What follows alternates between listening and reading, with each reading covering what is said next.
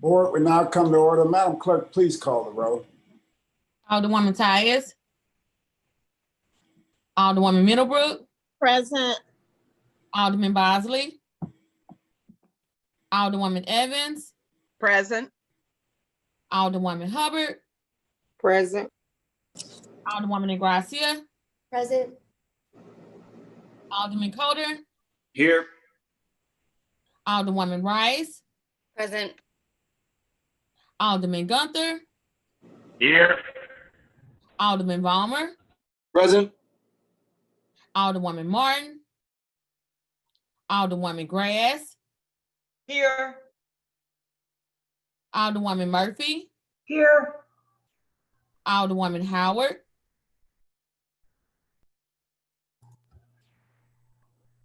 Alderwoman Green. Present. Alderman Oldenburg.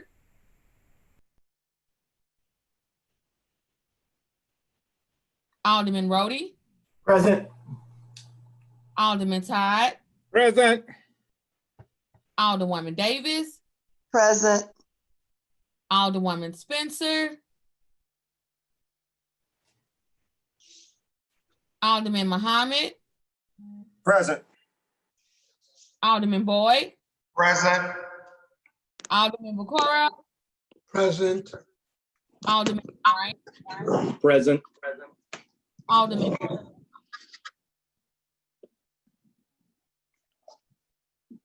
Alderwoman Clark Hubbard. Here. Alderwoman Boyd. Present. Alderwoman Navarro. Present. President Reed. Here. Alderwoman Tyus. Alderman Bosley. Alderwoman Martin. Alderwoman Howard. Alderman Oldenburg. Here. Present. Alderwoman Spencer. Present. Alderman Cone. 24 present. Being present, we will begin the day with prayer. But before we start with prayer, I'll ask everybody to join me in a moment of silence for all of the people that we lost to violence just this last couple weeks in the city of St. Louis. We've already had 32 murders already this month in the city of St. Louis.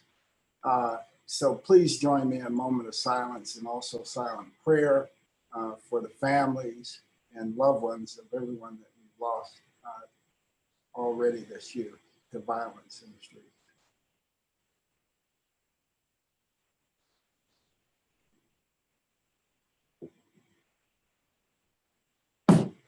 Giving all honor to God, Almighty God, source of all authority, we humbly ask guidance in our deliberations and wisdom in our conclusions. Amen.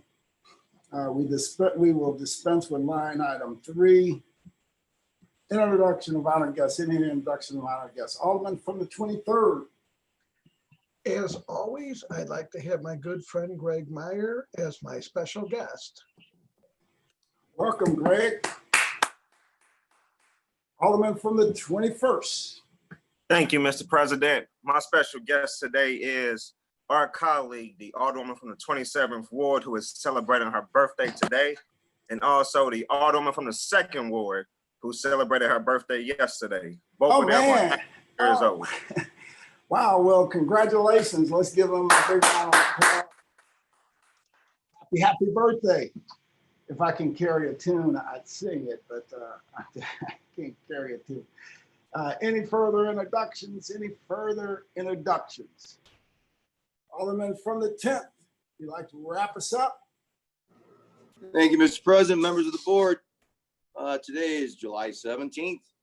On this day in 1967, Jimi Hendrix opened up a concert for the Monkees. Very unusual. In 1997, Woolworth finally closed all its stores. But in 1955, this is Disneyland Day. the day that the happiest place on earth opened, which I thought we were at the happiest place on earth in the Board of Aldermen, but apparently we were wrong. So enjoy. It can be, it can be. All right, approval of the minutes. Approval of the minutes for Tuesday, July 14th, 2020. Alderman from the 22nd, you recognize on approval of the minutes. Yes, good morning, Mr. President, members of the board. I move for approval of the minutes dated July 14th, 2020. Second. It's moved by Alderman from the 22nd, seconded by the Alderman from the 10th. Any discussion? All in favor signify by saying aye. Aye. Opposed, motion carries. Report of city officials. Report of city officials can be found in A, B, and C of the agenda and has been placed in the Alderman's mailbox. Members of the board, I have the pleasure to submit the following individuals for appointment to the Central West End Southeast Special Business District. The appointment of Mr. Douglas Anderson, whose term will expire on December 31st, 2021. The appointment of Mr. Oscar Kissel, whose term will expire on December 31st, 2021. The reappointment of Mr. Yusuf Scollings, whose term will expire December 31st, 2023. The reappointment of Mr. Marshall Missioner, whose term will expire December 31st, 2023. I respectfully request your approval of the appointments. Sincerely, Lyda Cruzen, Mayor. Alderman from the 17th, you recognize on the mayor's appointment to the Central West End Southeast Special Business District.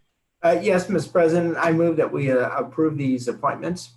Second. Moved by Alderman from the 17th, seconded by the Alderman from the 10th and Alderman from the 13th. Any discussion? All in favor signify by saying aye. Aye. Aye. Opposed, motion carries. We will dispense with line item 7. Would anyone like to take any bills off of any of our former calendars? Would anyone like to take any bills? Alderman from the 21st, you recognize. Thank you, Mr. President. I would like to take Board Bill 71 off the informal calendar. All right, Madam Clerk, please make note of that. Board Bill 71 as amended on the regular third reading count. So noted. Unless you all want it on the third reading consent calendar, he can request that. No objection. No objection. Yeah. All right, it's on the regular third reading. All right. Any further bills off of any of our informal calendars? Any further bills off any of our informal calendars? All right, we will dispense with line items 8 through 14, perfection consent.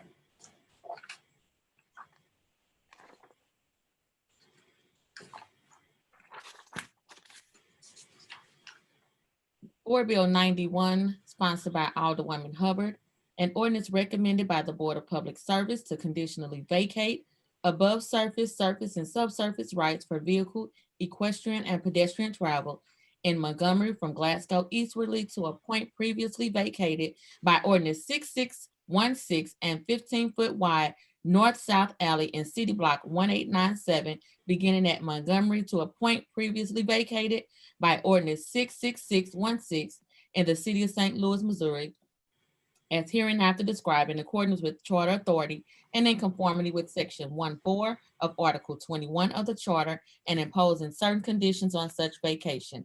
That is the extent of perfection consent calendar. From the 22nd, you recognize on the motion for the perfection consent calendar.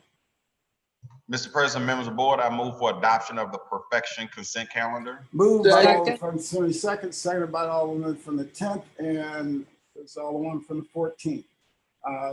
Any further discussion? All in favor signify by saying aye. Aye. Aye. Opposed, motion carries by your vote. Stay in the motion, Alderman from the 22nd. Perfected the aforementioned bills. Board bills for perfection. Board Bill 77 as amended, sponsored by Alderman Muhammad and Alderman Vaccaro, an ordinance submitting to the qualified voters of the city of St. Louis a proposed amendment to the charter of the city of St. Louis to maintain a board of aldermen as a body of 28 aldermen representing 28 wards and preventing its reduction beginning December 31st, 2021 to a body of 14 aldermen representing 14 wards as called for under Article 1, Section 3 of the City of St. Louis Charter, providing for an election to be held for voting on the proposed amendment and the manner for the vote and for the publication, certification, deposit, and recording of this ordinance and containing an emergency clause. Alderman from the 21st, you recognize on the perfection of Board Bill 77 as amended. Thank you, Mr. President. I move for the perfection of Board Bill 77 as amended. Moved by the Alderman from the 21st, seconded by the Alderman from the 23rd. Please proceed, Alderman. Thank you, Mr. President, members of the board. Board Bill 77, we are all familiar with. We have been debating this for roughly 3 years now.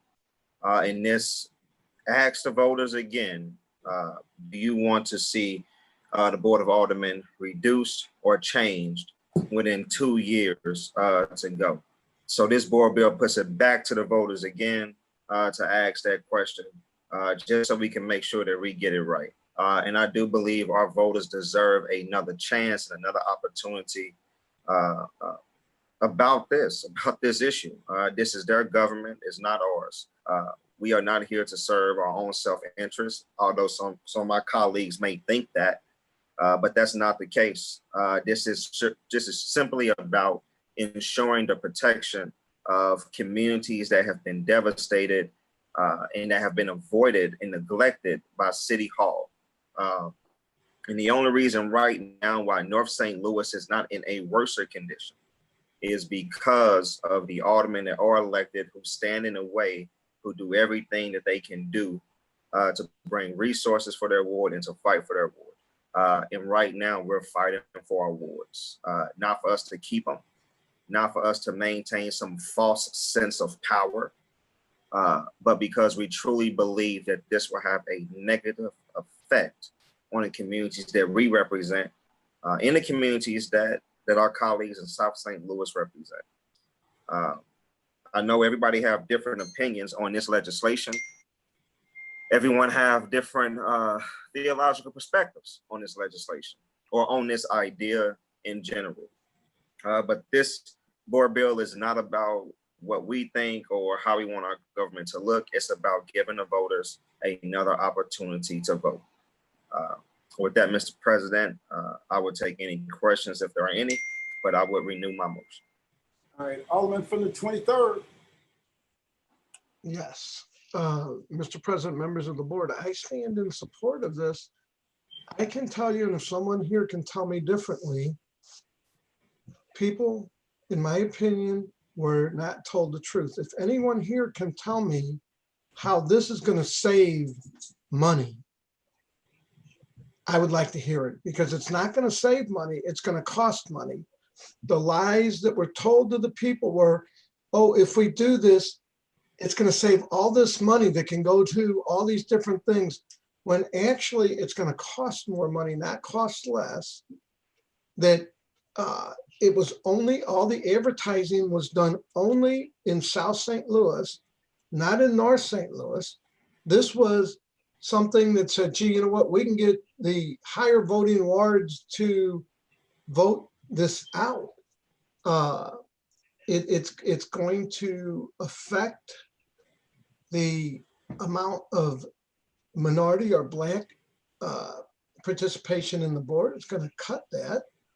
I don't think it's fair, however you want to consider, to draw the wards, because even if you draw the wards where an alderman in a neighborhood that has a neighborhood that's full of crime gets twice as much crime, I think that it was deceptive the way it was put on a ballot. I think it was sold to the people as a money-saving issue, and I think we need to put it back on a ballot, and I think we need to at least correct the part that says, gee, you know what, this does not save money. In fact, you'll be paying more money for less representation. For my part, it doesn't matter. I'm toward the end of my career. I'm not at the beginning of it. I'm not doing this because I feel it's self-serving, because it's not. I do believe it will keep the city in better shape because each ward deserves that alderman that champion for their neighborhood. And whether I agree with some of the aldermen and disagree, I will agree that every alderman here fights for their neighborhood. And I think when we take that away, you're taking away that bully pulpit or that fight for your neighborhood. We may disagree on citywide arguments, but I would have to say there isn't one alderman on this that I know of that doesn't wholly support their neighborhood, that fights against the crime in their neighborhood, that fights against bad housing, that fights for cut grass. So, you know, I think we're doing a great disservice to the people. They were misled. And I know people last week that were talking about that ballot initiative saying, gee, we signed something, but we were lied to or we were misled. I believe that the people were misled. And when I talk to people in my neighborhood and I explain to them what I believe to be the facts, maybe I don't know them, but what I believe the facts, the majority of the people in my neighborhood feel that it should go back on a ballot. And my neighborhood, again, all the advertising was done south. It was, and well, anyway, I can go on, but I stand in support of this. I think it needs to be put on a ballot. I think the truth needs to be out there. And for those that say this is self-serving, it's not self-serving for me. I think you need to look at the wards that have the high crime. And if the wards are drawn in a way that one alder person is going to have twice as much crime to have to deal with, that's not fair. And when the city founders founded the city of St. Louis, it did it with the 28 aldermen, and the population was less than it is now. So it was designed, you know, for that. And again, the size of the wards, the streets, the paving, all the different services in the wards, you're going to double it up on people. Anyway, I can go on and on. I stand in support of this. I think that the people have the right to at least look at it and get the facts out and not just sell one side of the city a bunch of nonsense. Thank you. Alderman from the 18th.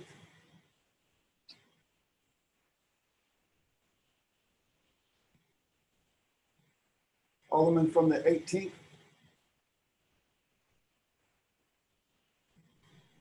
I stand in support of sending this back to the voters.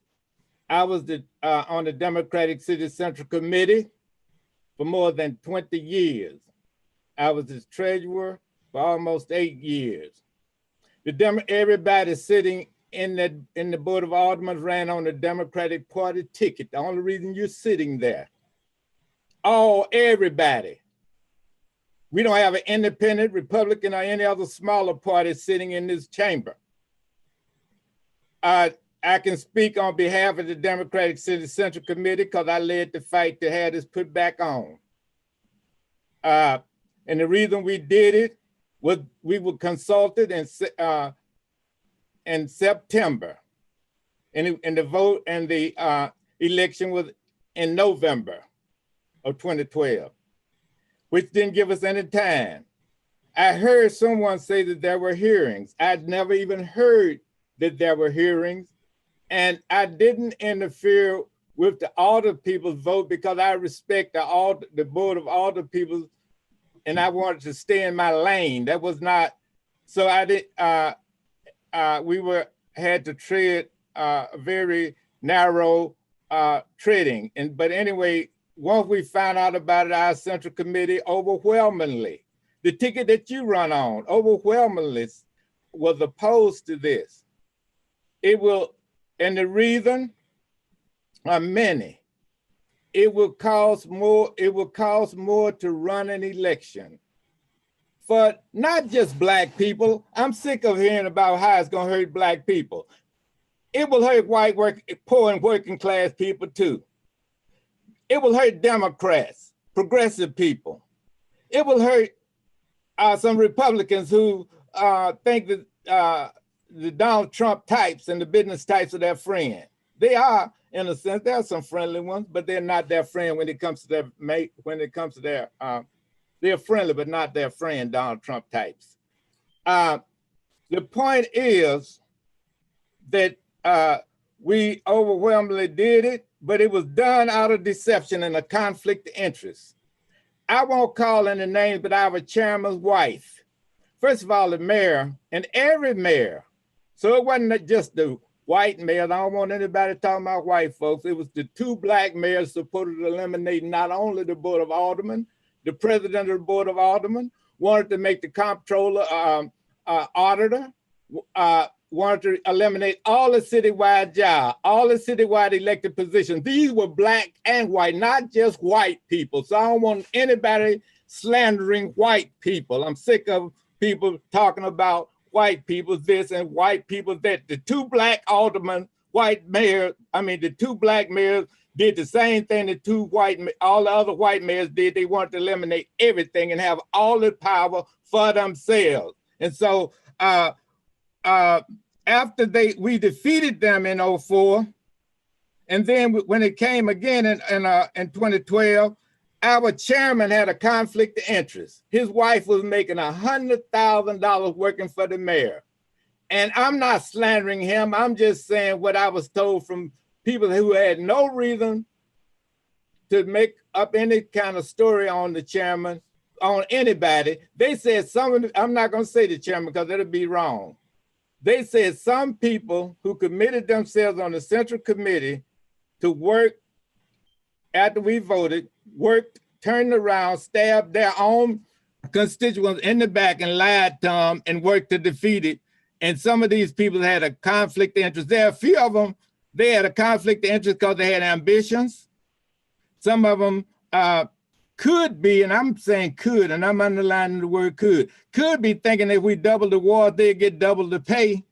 And I'm not gonna call any names. And some people say, I'm not gonna work twice as hard and double wards and then get the same pay. I've heard several other people, and I'm not calling names, they've said that you're not gonna do it. So don't sit up here telling me you're gonna do it because you're not telling the truth, some of you. So I know there's a few dedicated ones who would, but most of us is not gonna do it. I'm not gonna do it, I'm going on record.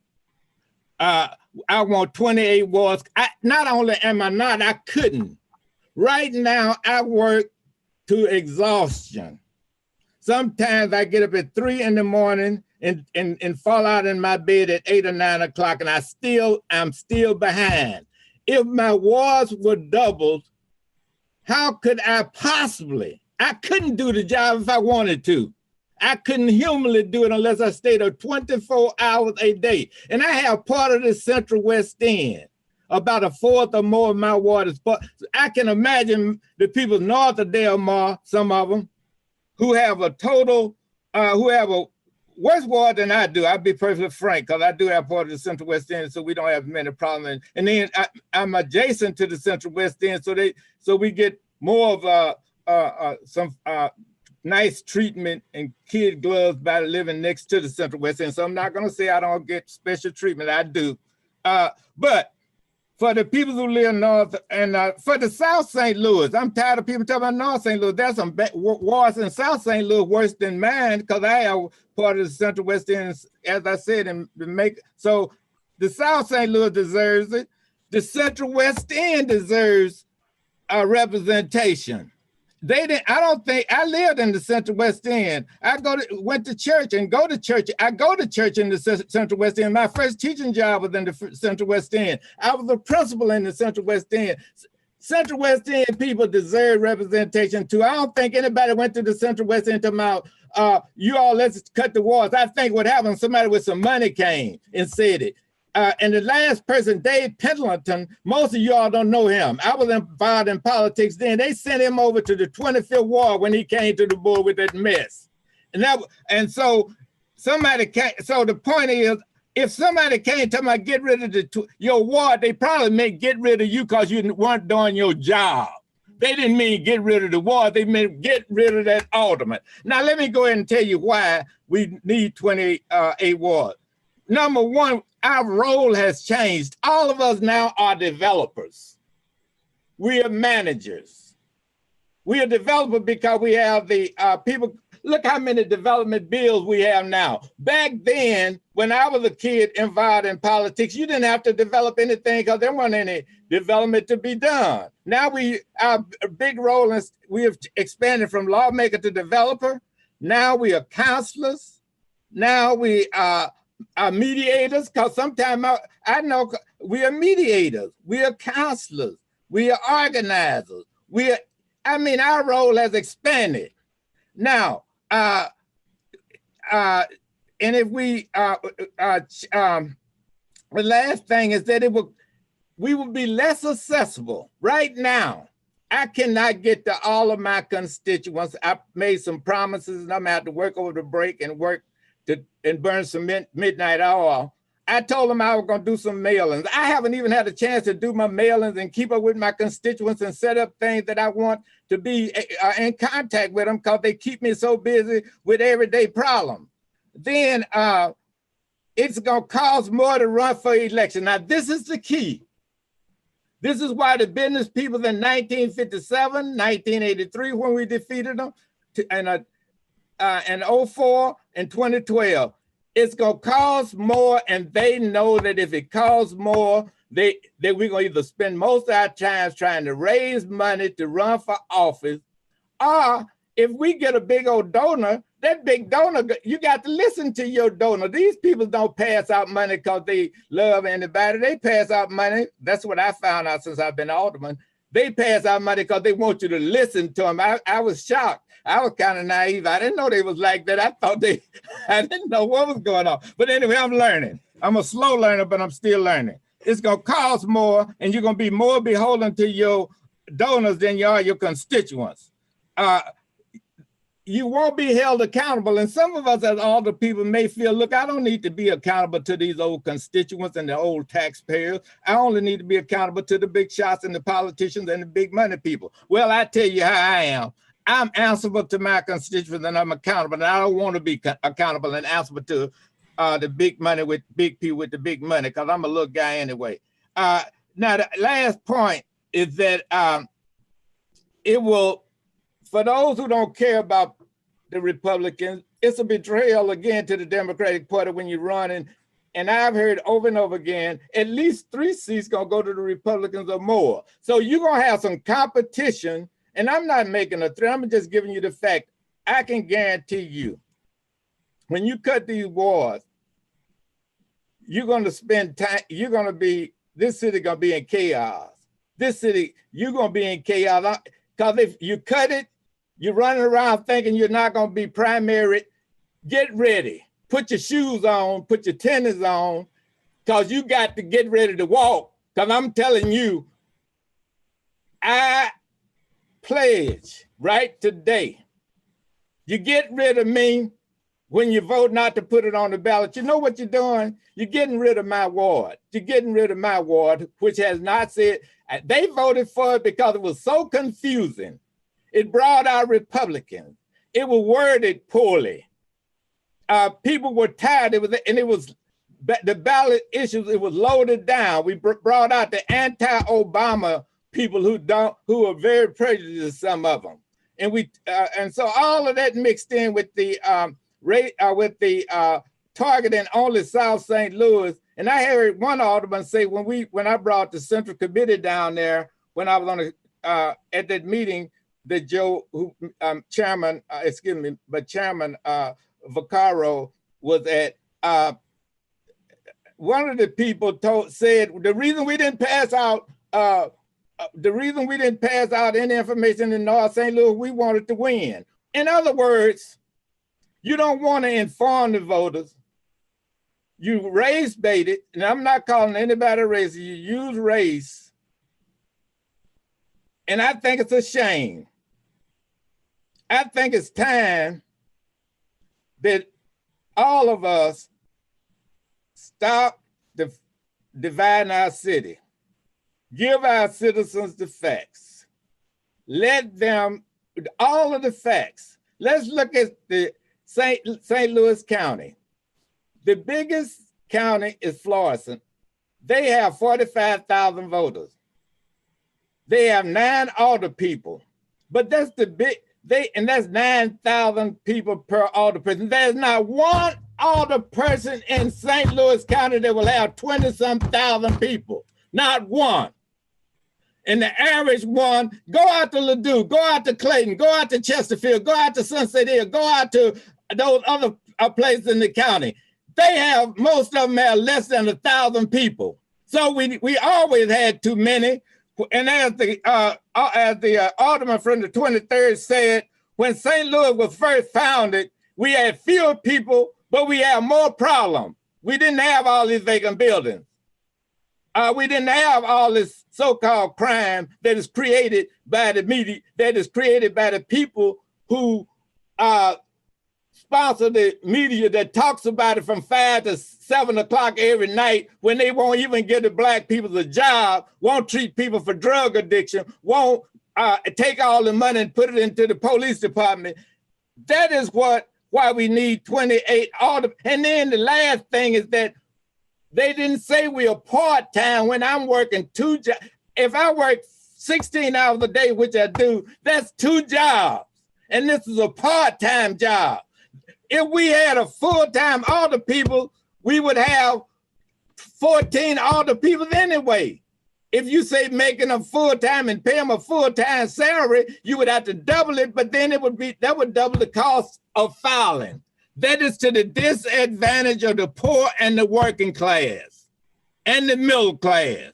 And it only advantage people with advantage have are the people are the people with money. And I'm sick and tired of people saying the rich has suffered enough. Thank you, Mr. President, and thank you all the people for listening. I stand in support of this bill. I ask all of my white colleagues to break ranks and don't vote white, vote right. Thank you, Alderman from the 18th. Alderman from the 25th.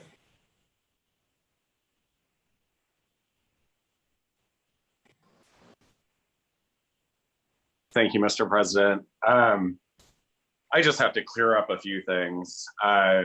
When this passed, the Board of Aldermen sent it out to the voters. It overwhelmingly passed by our voters. There was no advertising campaign. There was a PAC that a few of us started that had a few $1,000s. It wasn't even enough money to support an aldermanic election. It bought a few yard signs, but there was no broad-based advertising campaign that had, even tens of thousands or hundreds of thousands or millions of dollars. It was, very grassroots, very, small, in terms of what it did. So the other thing is, 2/3 of the board members that are on this call weren't even there when this debate took place on the floor of the Board of Aldermen. Myself, Alderman Vaquero, and those that are more senior than us were around at that point in time. But 2/3 of you all weren't there for the hours and hours and hours of debate on the floor of the Board of Aldermen. When that passed, it was very simple ballot language. It was like one sentence that said, do you support reduction of the Board of Aldermen from 28 to 14 members of the board? Yes or no. It doesn't get much simpler than that. So it's not trickery, it's not tomfoolery, it's nothing to pull the wool over the eyes of our constituents. It was very crystal clear, it was very simple language, and it was yes or no. And our constituents overwhelmingly supported the reduction of the board. Further, once it passed, we've had at least 2 attempts in the 8 years since it passed to actually do something in preparation for this board bill or this ordinance to take effect or charter change. We haven't done that. We have not done that. It has been met with opposition continually because of the interests of people who are down here, afraid of change, afraid of what the voters have mandated for us to do. This body has been derelict in its responsibility to our voters to adapt and adopt the change that they willed upon us. I find it really disingenuous that we've now had this board bill introduced twice and continue to have debate about it. But when we've had other board bills that have either tried to establish a citizen commission to deal with the reduction and actually talk through how those changes are going to impact our neighbors, our neighborhoods, our citizens, it's been met with ire and consternation and frankly, just carelessness. You know, I was there during the debate, and my colleague from the 23rd Ward said, you know, that the main talking point or selling point for this was that it was going to save money. I specifically was on the floor saying that this is not about saving money, specifically calling that out. This is not to save money. That was never, ever part of a pitch. You know, some people might have tried saying that, but I specifically called it out on the floor.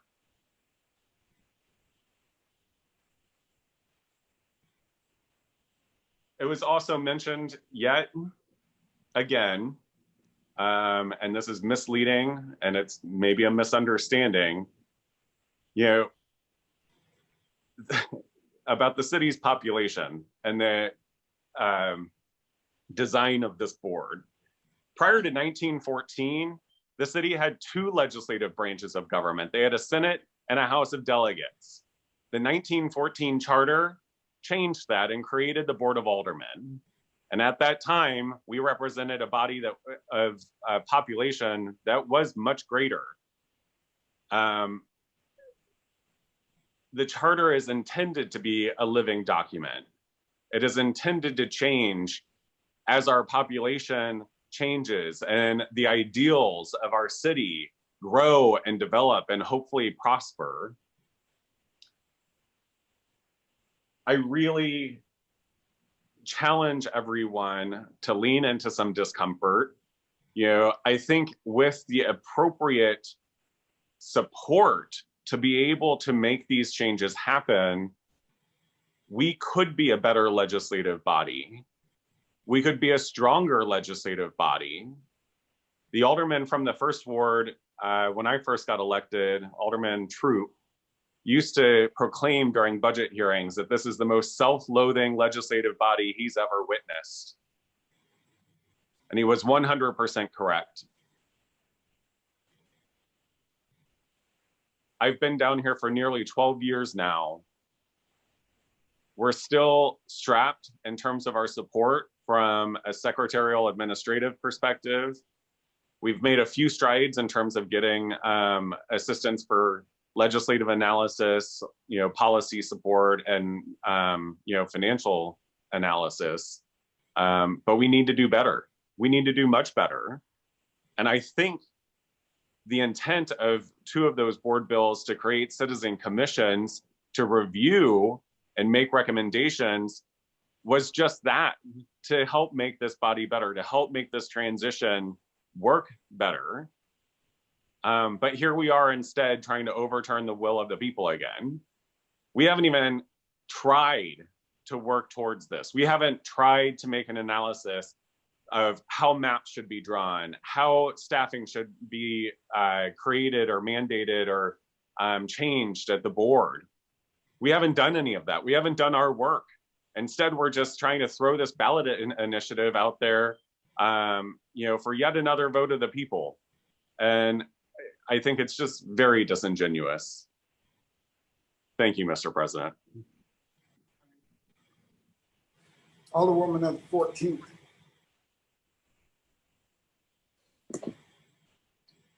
I guess my question is, this is to be on the April ballot. Can I inquire from Alderman Mohammed? Yeah, Alderman of the 21st, will you yield the questioning to the Alderwoman of the 14th? Yes.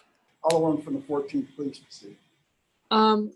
This is the ordinance deems the April election. Yes. Is that correct? Okay. Yes. I guess my concern is I polled my residents and I don't know. I've had people verbally tell me, oh no, we don't want to reduce that. We don't want to lose you. And I think they personalize it. However, it's not about me, as the alderman from the 25th said, it's about the city at large. And I did send a survey out approximately a year ago just to see what the temperature was for this legislation. And the response of, I sent out to probably 1,000, and we all know that we don't always get full participation. I received 316 surveys back, and 71% of those surveys said yes, they wanted to reduce the Board of Aldermen. Now, I don't know. I would, at this point, I feel obligated to my constituency to not put this back out on the ballot. But then I would not mind, doing another survey, just taking another field to see if they maybe change their minds. But because this isn't until April, I guess what I would like is maybe if we could take this up in September and get it on the ballot and give us some time to maybe poll our constituents and see how things are going. I don't want to vote white, but I want to vote right. And I want to represent my people. So I guess that's, can we defer this maybe until September, since we have until April to get it on the ballot? Would that be an option?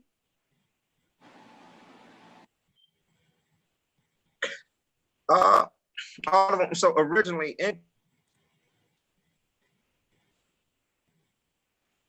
Alderman I think you're frozen. Alderman from the 21st, you're frozen. Alderman from the 21st. Alderman from the 14th, if you want to continue until the Alderman. I just think that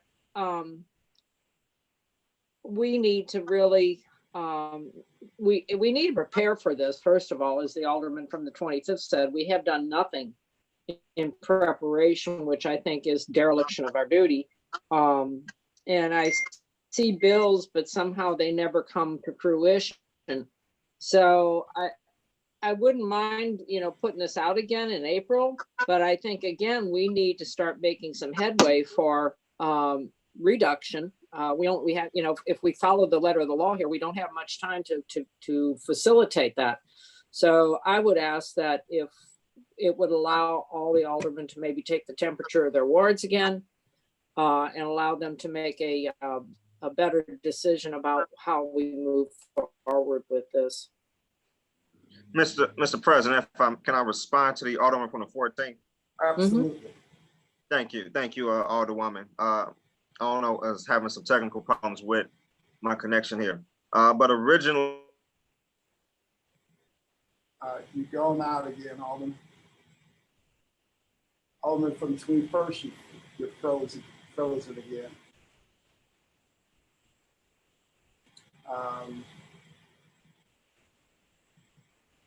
We'll come back to the Alderman from the. I just would like to say that I think that we need to be concerned about this in on many levels. And at this point, if I go by what my constituents have given me, I think that I can't vote for it. So that's why I would ask that maybe we defer this until September and allow us to get some more information from our constituency. That's all. Thank you very much. All right, thank you. Alderman from the 3rd. How you doing, Mr. President? Thank you. All right, how you doing, Alderman?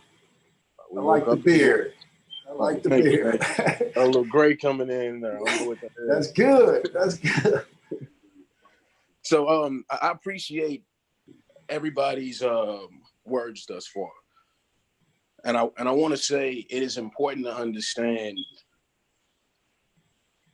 that we do have to answer to our constituents 100%. But they also put us in a position to be forward thinking and look out for their best interests in a way where even when themselves are not thinking ahead, we can be that process that gives them all future outcomes with our actions, because our actions directly affect every outcome within the city. So our constituents don't always know and understand what it is that they are asking for. And that's not to say that they're incompetent.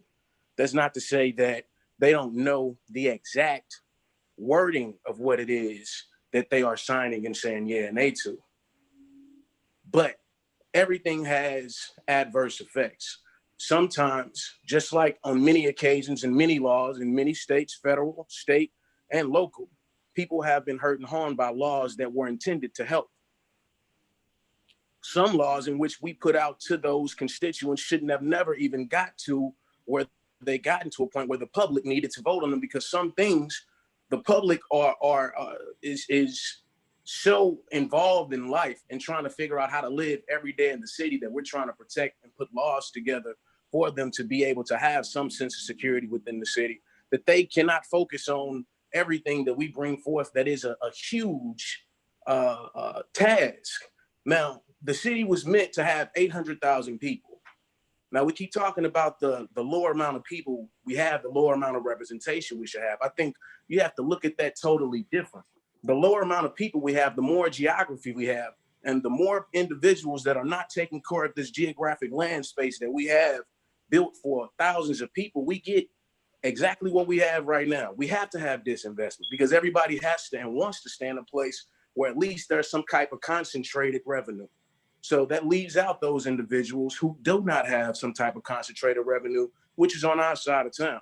Now, there is no amount of laws right now that we have on the books today, if the board reduced, that would fix the concentrated poverty in the city.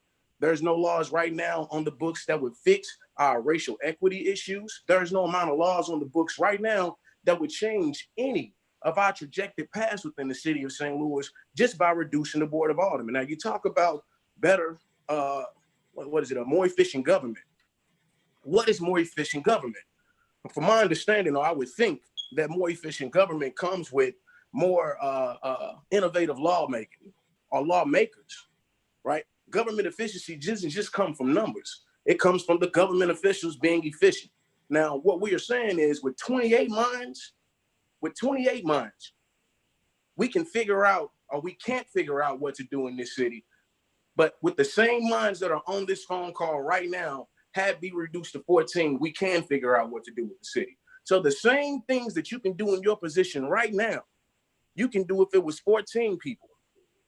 So whatever it is that you have as a plan or feel like we could do if the Board of Aldermen was to reduce, if you yourself feel like you're going to run when the Board of Aldermen reduces, then you should right now be proposing some type of plan, not for the reduction, but what are you going to do after the reduction? What are you going to put in place to ensure whatever it is that the city is having some type of detrimental problems or issues from, that you yourself have a plan to change? None of us have a really physical plan that every single one of us has endorsed as a whole and as a trajectory place where we all are going to go 5 or 10 years from now that says that the city will be in a better place. There's no plan for crime. There's no plan for better education, all these different things. We're getting reports on these things. We got equity reports, equity indicators. We got all these different things that have statistical data that we live through every single day. You don't live through, or a mass majority of the board does not live through gunshots and constituents calling them about those gunshots. So when you get them, you may not know how to deal with that issue. That's not to say that you don't understand how to deal with somebody who's grieving, but you may not know how to deal with so many people who are grieving at one time when you don't understand why these things are happening. You don't understand the culture of St. Louis if you have not taken a walk on the north side or the west side where there's poverty.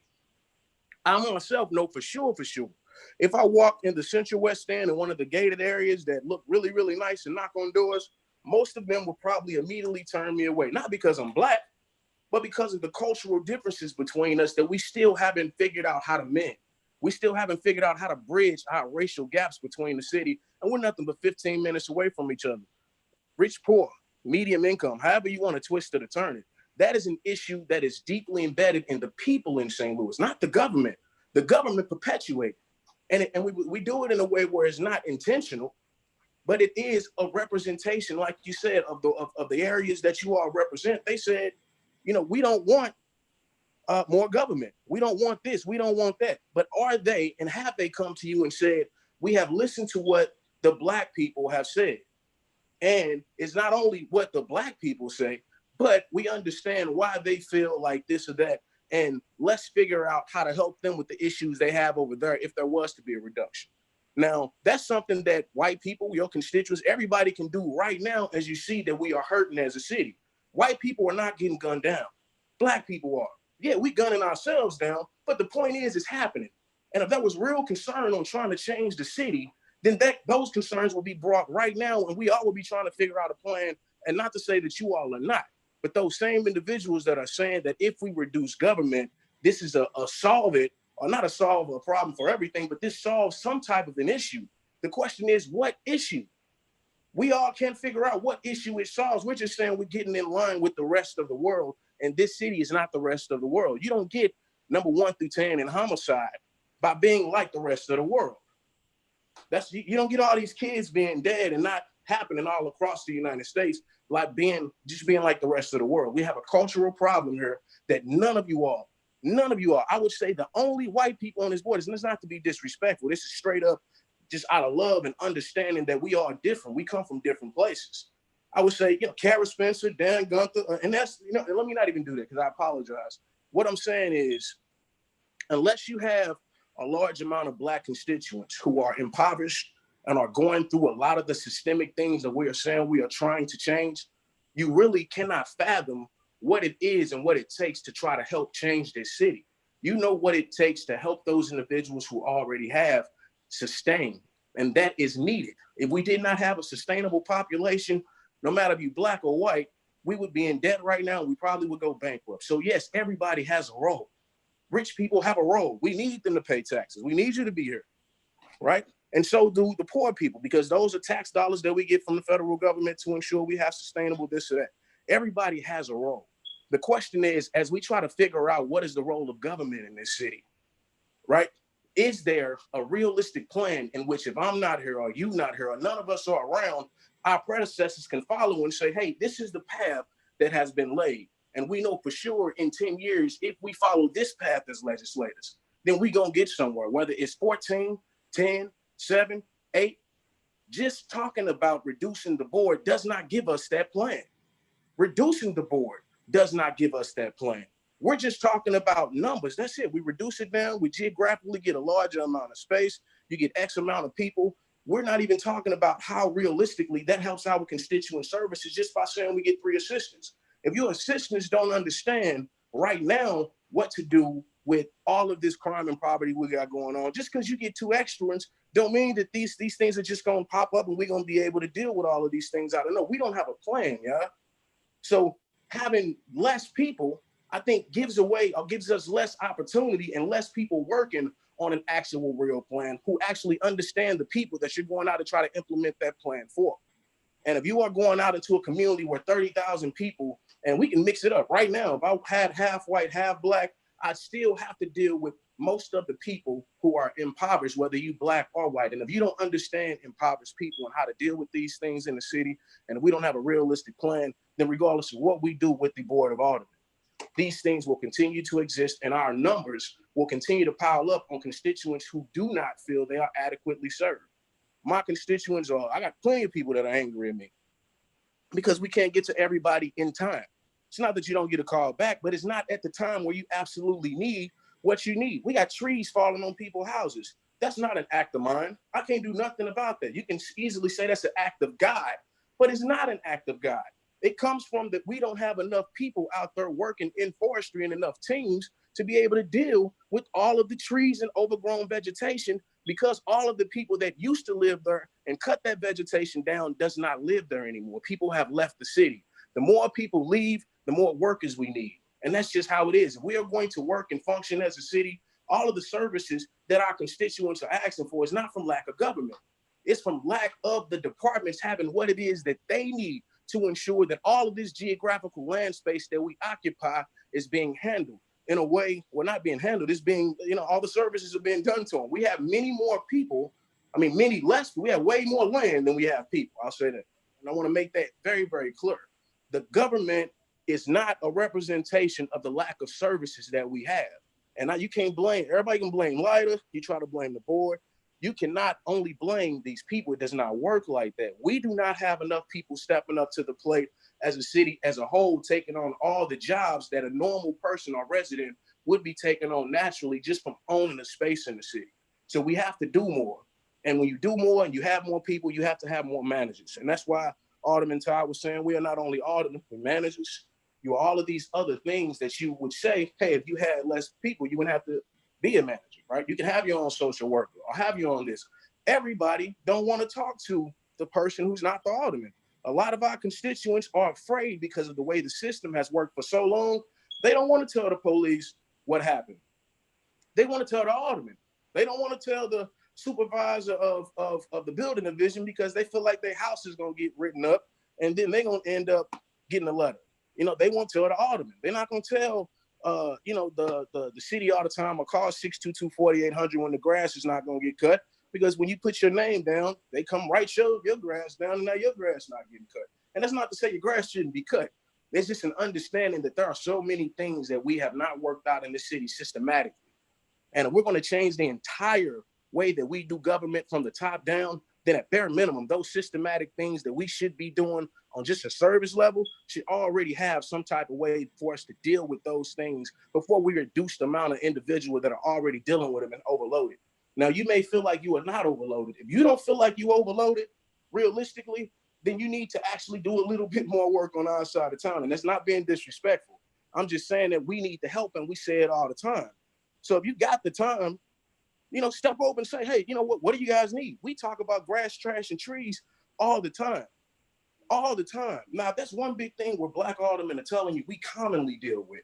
That's not a maybe. That's not a if. You can look at the records and see. Now, you may not think that that's a big thing, but that's a really big thing. When you got raccoons, you know, walking on your roof all day, and the grandmothers are calling us like, hey, what can we do about these raccoons? They only exist because LRA didn't turn down the tree line. The tree line grew up super duper high from a house that we had to tear down. And now you got raccoons and possums going from your house into the tree. Those are psychological issues. Those are things when your children grow up and all they're doing is walking past bushes and trees, because after a while, LRA does not cut them. And the city will not cut them when they become big, large bushes either. That's when the overgrown things get way too overgrown, and then we end up getting those phone calls. And that's a psychological problem that our children have to deal with in thinking when the gunshots are going off, are they coming from the bushes? Should I hop in the bushes? Is somebody gonna snatch me if I walk past these bushes? We have way more bushes sometimes than we have houses. I literally have blocks where one house is on the street and that resident lives there around all LRA property as far as the eye can see left and right. I mean, it's crazy. And when that grass grows up and it's actually belly high, once again, that's a psychological problem for those children because we don't live on a farm. It's perspective.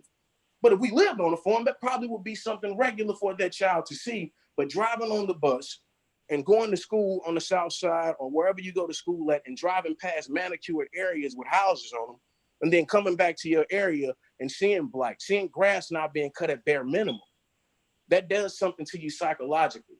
And it makes you think, why are these things happening to me? And it's not on the older people. We have lists and lists of us sending out emails to whoever it is that we need to send it out to, as far as these department heads, to get things done. But they are also servicing the rest of the city. And no matter how much we send out, there is not enough workers out here to get everything done. And that's not because we don't have enough people. We're not working at capacity in this city. And that's residency. That's a whole nother thing, which is also important.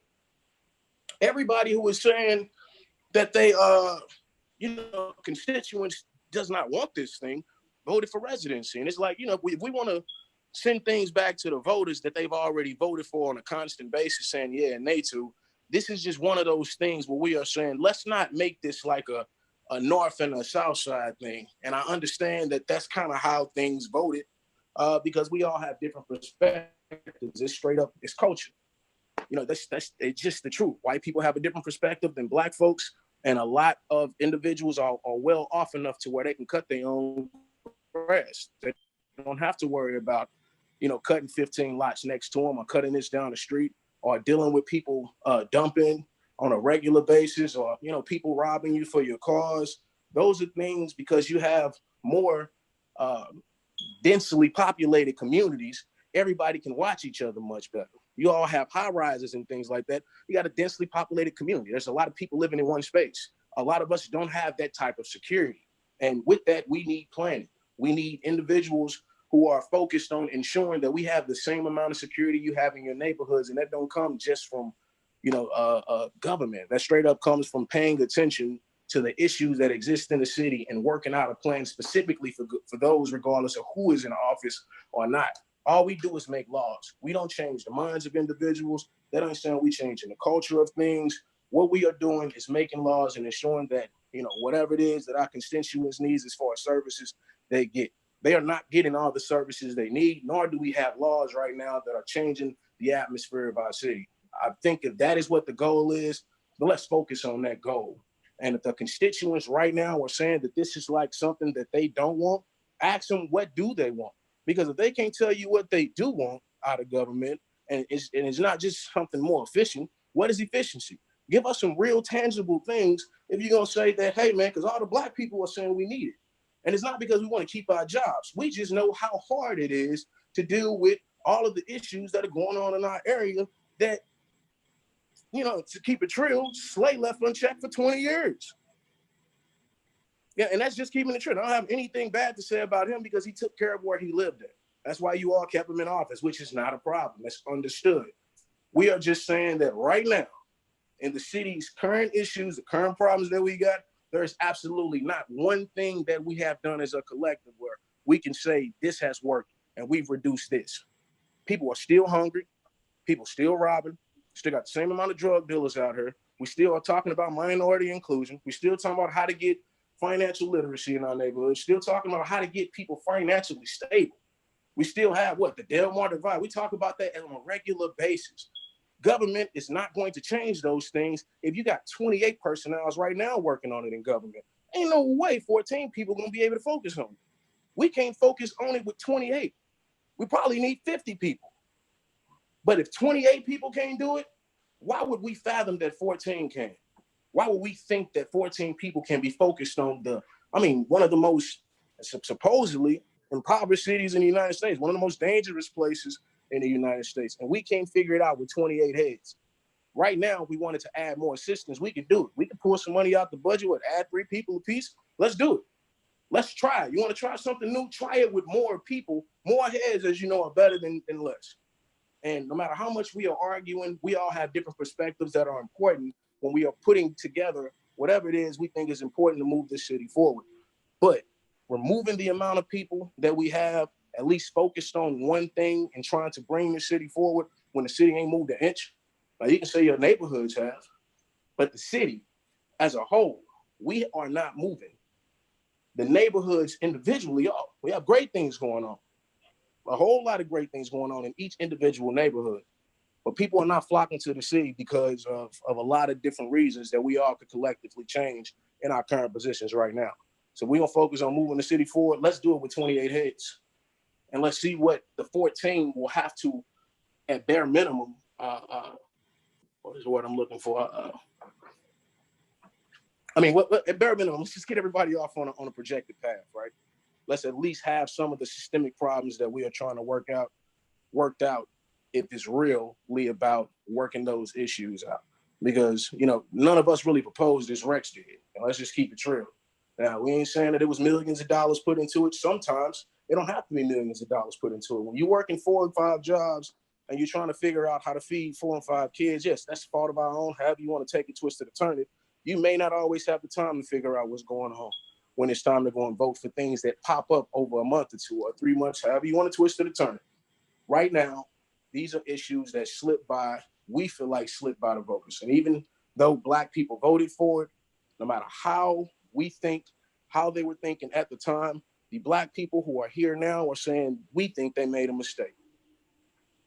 We think that the people need to really understand why this may be a bad idea. So with that, I appreciate it. Is John back? Yes. Alderman Muhammad. Yeah. Alderman from the 21st, you lost your connection. Looks like you're back with us. Thank you. Yeah, I am. Thank you. Alderman from the 3rd. Thank you, Mr. President, and thank you, Alderman from the 3rd Ward. I just wanted to dispel some of some of the lies that were told by a colleague. There was definitely a massive voter push in South St. Louis in 2012 for Proposition R, ward reduction.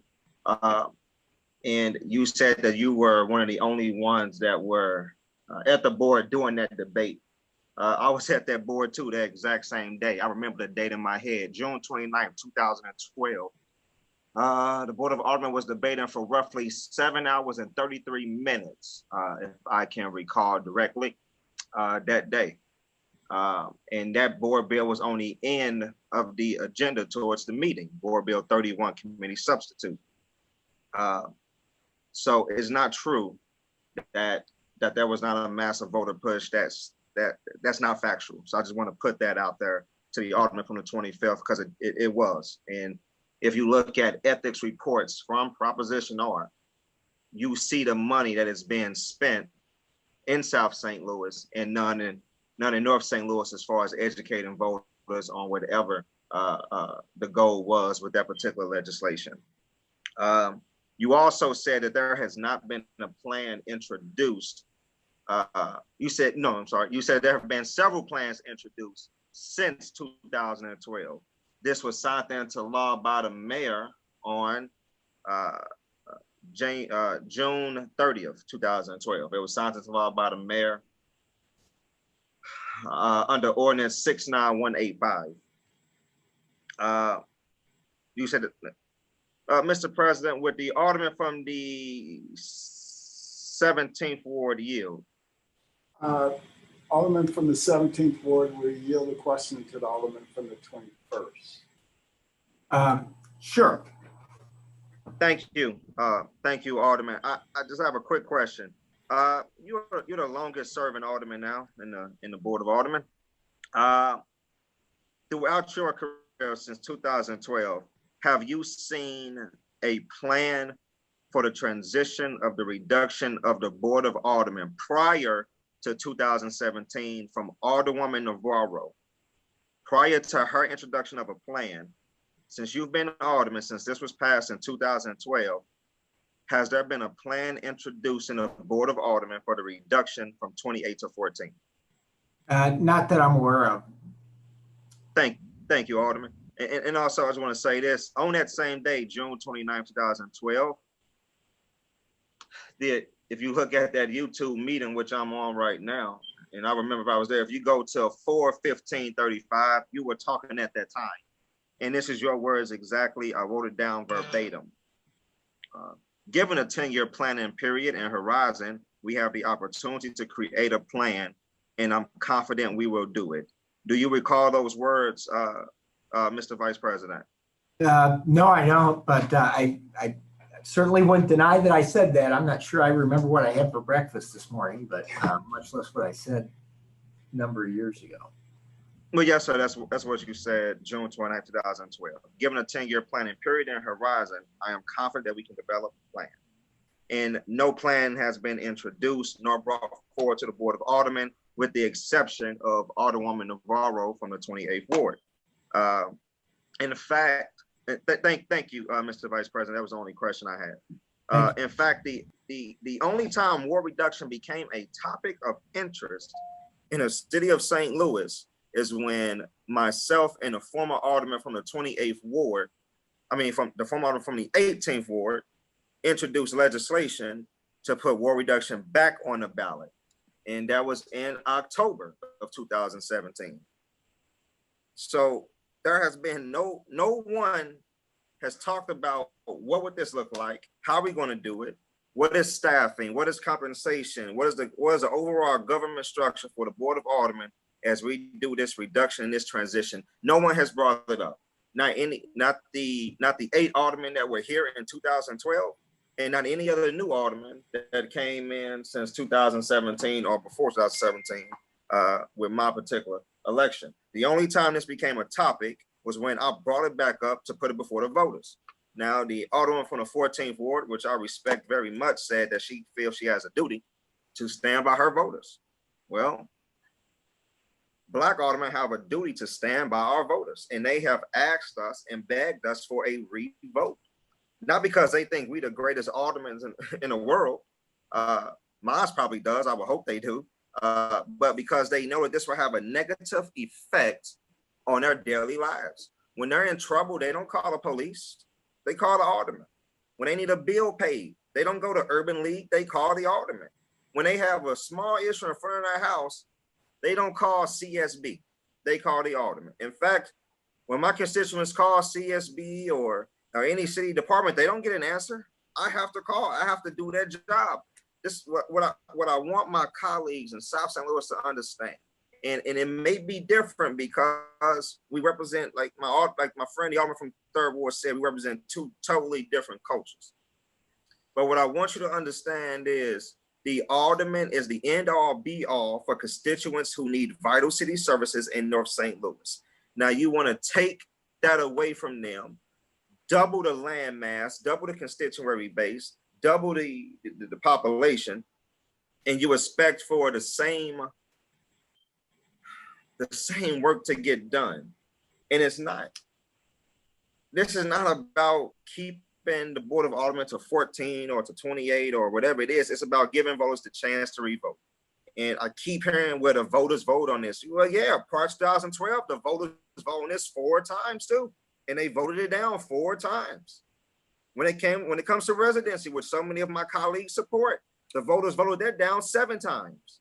But we passed it again. We sent it back to the voters. I don't see what the problem is letting the voters vote again. What are my colleagues so afraid of? What is the real reasoning not to support a revote for a side of North St. Louis that has been disadvantaged, that has been disinvested and just overall taken advantage of? I don't understand the issue. I don't understand the problem. We're not doing it. We're giving it back to the voters again to choose. Our former colleague from the 4th Ward, the Honorable Sam Moore, once said that white folks in South St. Louis live like the Jetsons and Black folks in North St. Louis live like the Flintstones. He could not be farther from the truth. Could not be. And I tell you what, just a few days ago, Mr. President, I said to myself, I have not been to every street in the city of St. Louis. There are some streets I don't even know what they look like. So I decided to take a drive. And I drove to Devonshire. I drove to Holly Hills. I drove through some portions of the Bevo neighborhood. I walked certain blocks in the Central West End.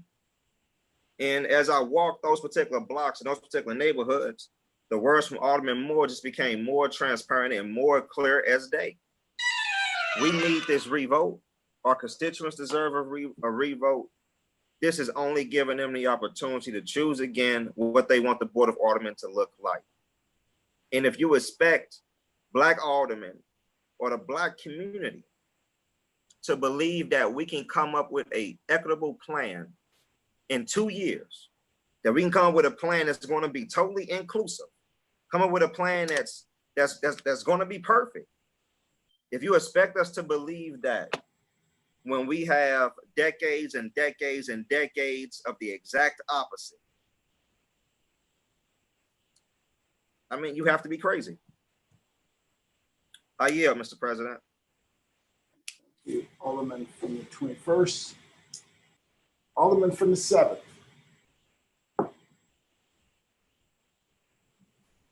Thank you, Mr. President, members of the board. This debate's been going on for a while, so I'll be brief and just make my position clear on this. I will be opposing this board bill. I understand it's a controversial topic. My predecessor was one of the primary sponsors of the effort to reduce the size of the Board of Aldermen that led to Prop R in 2012. It received, I think, 61.5% approval citywide, which exceeded the limit for a charter amendment. It got almost 75% of the vote in my ward.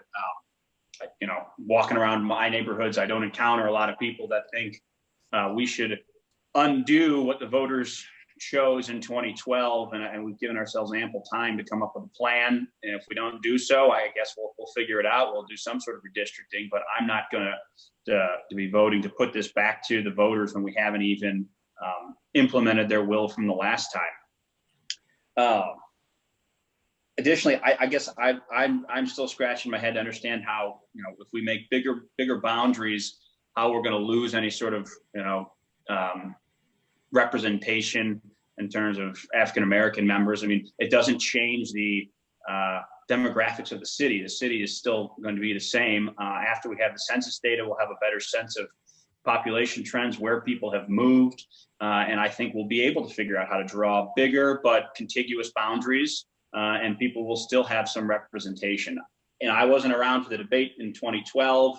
I would agree with some of the comments made that no, this isn't going to necessarily save any money. If you look at the grand scheme of things, the Board of Aldermen is a small percentage of the city budget. I would suspect if this redistricting plan actually comes to fruition and we shrink the size of the board's members, we will have to get more staff, and we probably will have to pay the aldermen more.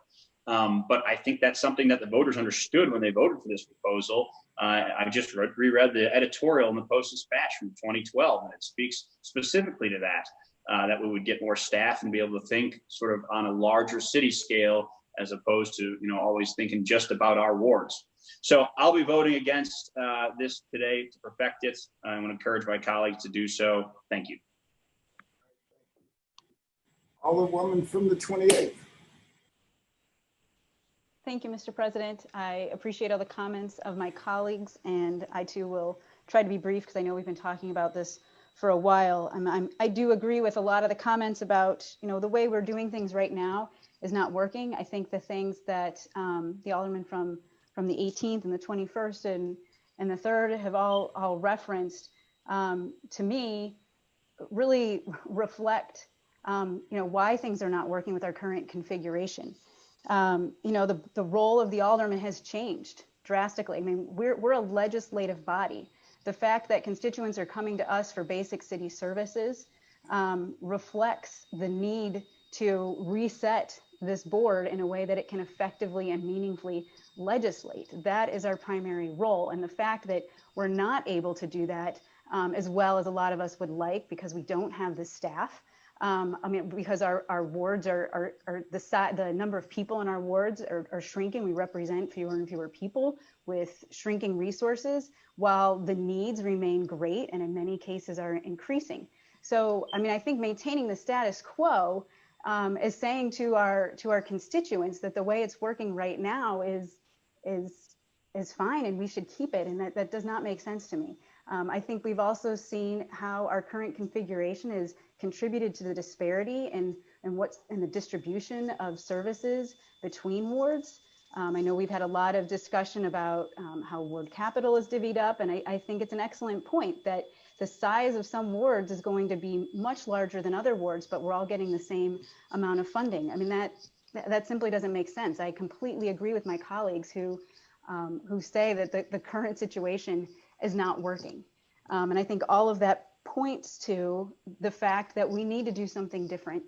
I would like to address a little bit about this idea of having a plan. I know when I first started the board, I immediately went to the president's office and I was like, hey, what are we doing about ward reduction? I think a lot of us have been asking about this for a while, seeing that it is coming. And I know that the advisory committee that I had attempted a couple of years ago was not the first attempt. And I would like to inquire of the alderman of the 25th if he is willing about his previous attempts. Alderman of the 25th, will you yield to question to the alderwoman of the 28th? I will. Alderman 28th, please proceed. Thank you. Alderman, could you describe the effort of, I believe it was Board Bill 225?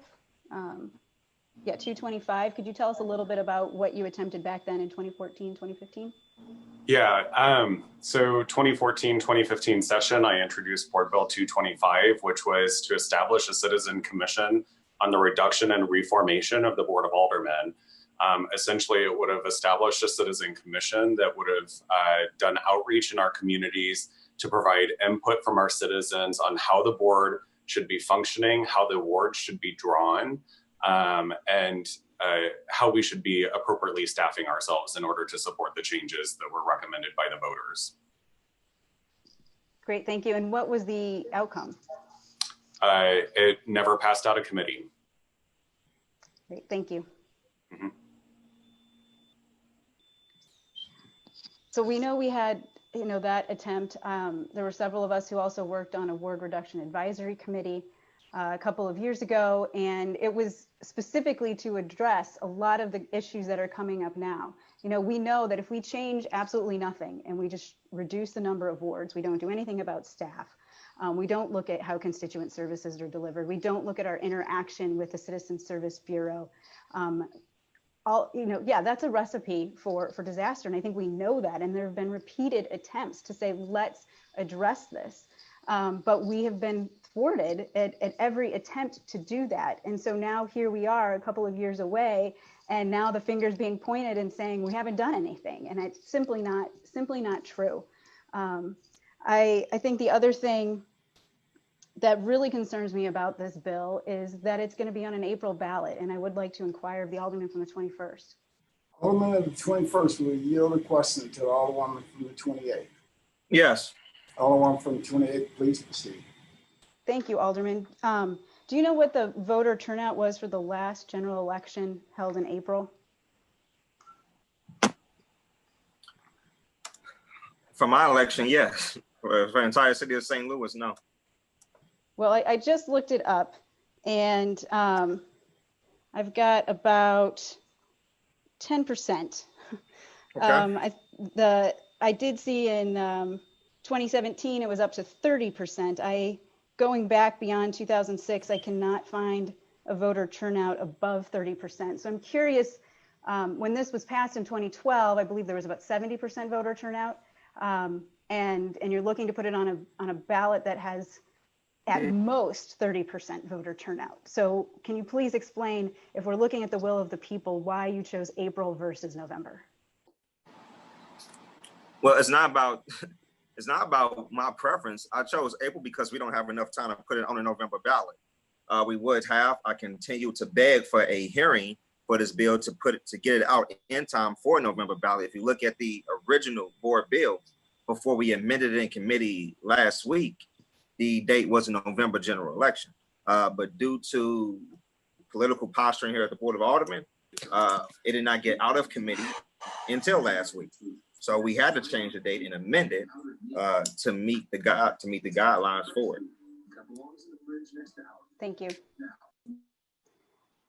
Well, I'll just say in closing, to me, the most important thing is that we respect the will of the voters, of the people. This is not about any one of us. I think as many of us have said, but I think, I don't know if I'm going to be here when we reduce the wards. I'm certainly not doing this for my own benefit. I'm doing it because I want to live in a city that has effective, meaningful, significant legislative representation. And I think that we don't see that right now. I don't think that this board functions at its highest capacity. And I think that I know that we've heard from a significant portion of voters about what they want. Every time we've tried to have conversations to implement the will of the voters, they have been shut down. So we have not given it a meaningful chance to succeed. And I think placing this on a ballot that is not going to, it's hard to imagine it's going to have more than 30% is just ridiculous to me. I really think if what this is about is what is best for our citizens, what is best for the people of St. Louis, what is best for our city in the long run, then we deserve to give it the best shot we can. And even though I agree with my colleagues, the Alderman from the 25th, who laid out, what this looked like. I was a voter in 2012. I was not on the board, but I do remember what was going on at the city at the time. I remember why I voted for it. I respect the voters voted for it. And if someone thinks that did not go down the way that people have suggested and that voters were misled in some case, I simply don't understand why we would not put it back on a November ballot. If this is about observing the will of the people, then it absolutely should be on a November ballot. I do feel, though, that putting it back on the ballot is really a slap in the face to our constituents. They have spoken overwhelmingly about this. And if we are seriously going to take into consideration the concerns, then we should be talking about a transparent process for redistricting, and we should be talking about how we're going to reform the Board of Aldermen and make sure that we have the infrastructure and the administration to support whoever is in these positions for years to come. So I will be voting no, and I urge my colleagues to respect the will of the voters on this issue, and for us to get moving on what they told us to do years ago. Thank you. Thank you. Alderwoman from the 5th.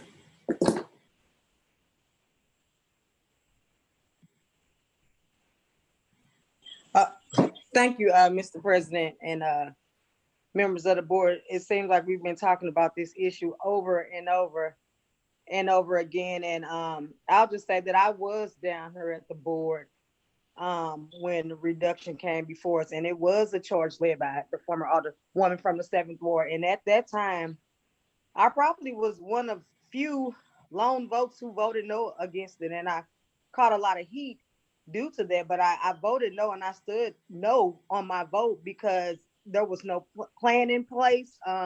Initially, it did say that, oh, it would save us money, or then it wouldn't save us money. There was no plan for additional support staff or where we would get the money from. I simply saw it as room 200 wanted to be in a place where they only had to court 14 instead of 28. And the only thing that they brought up was the fact that, okay, well, such and such a city has this population and they only have these many members on their council.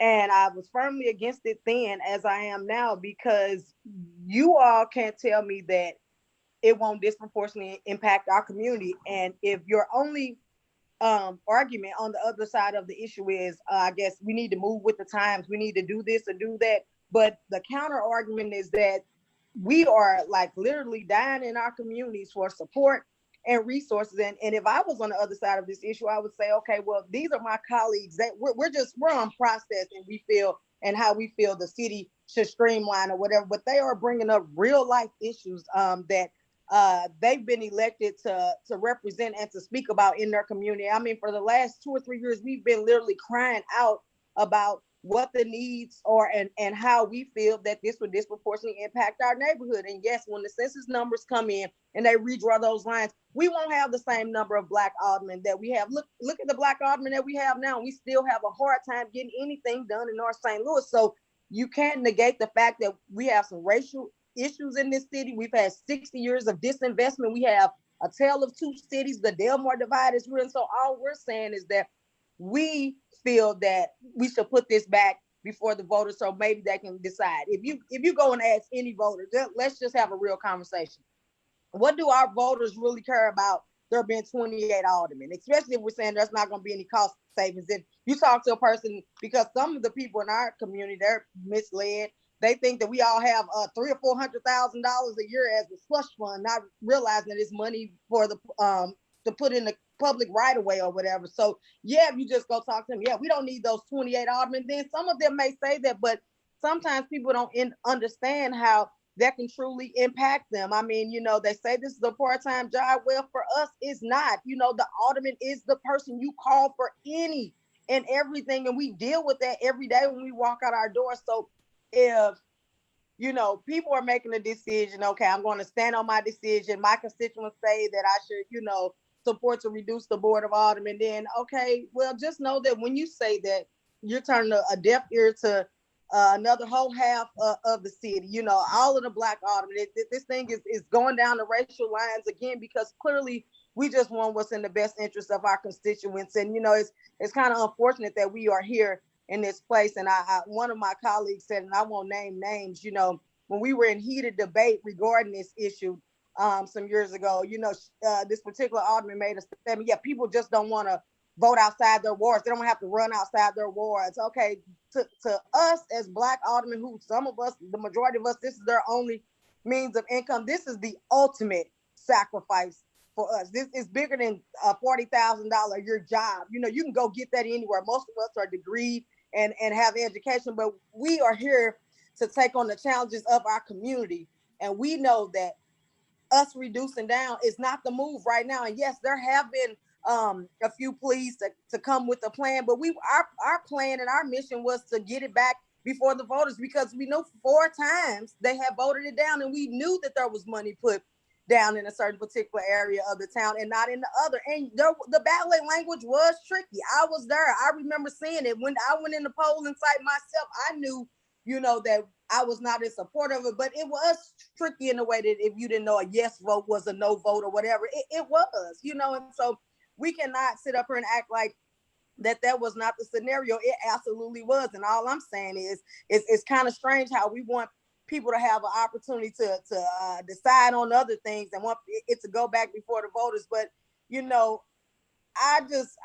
I'm kind of saddened by this process right now, because I get it. People can be strong in their convictions or whatever, but it's two different sides of the spectrum.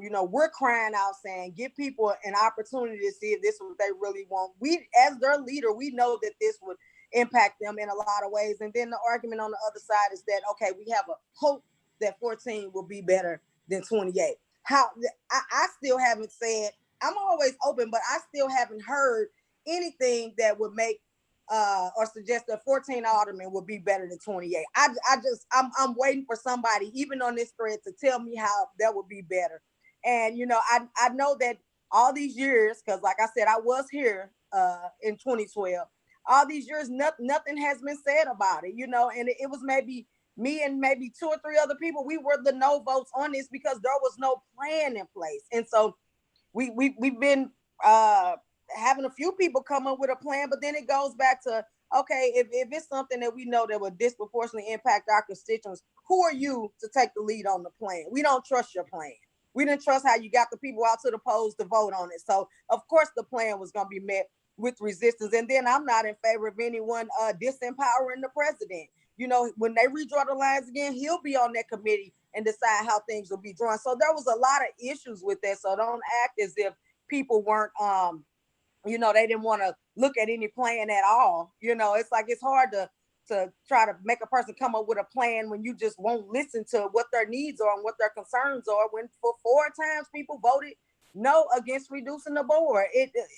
I'm still waiting right now. Anybody on this thread, tell me how 14 would operate structurally better than 28 or whatever. We still have the same issues, and that's a testament to what the Alderman of the 3rd said and spoke very compassionately about, because it's a real issue. So if you say you just want to follow the wishes of your constituents, I challenge you to educate your constituents on how a whole half of the city is saying how this would impact them and how they feel that they were bamboozled when it came to a vote. So if you want to follow the wishes of your constituents, go back and tell them that and see how they would feel about it. Because they just want their services fulfilled. They don't care if it's 50 aldermen, 28 aldermen, 10 or 12. So I can't believe that it's this really big push that, we need 14 opposed to 28.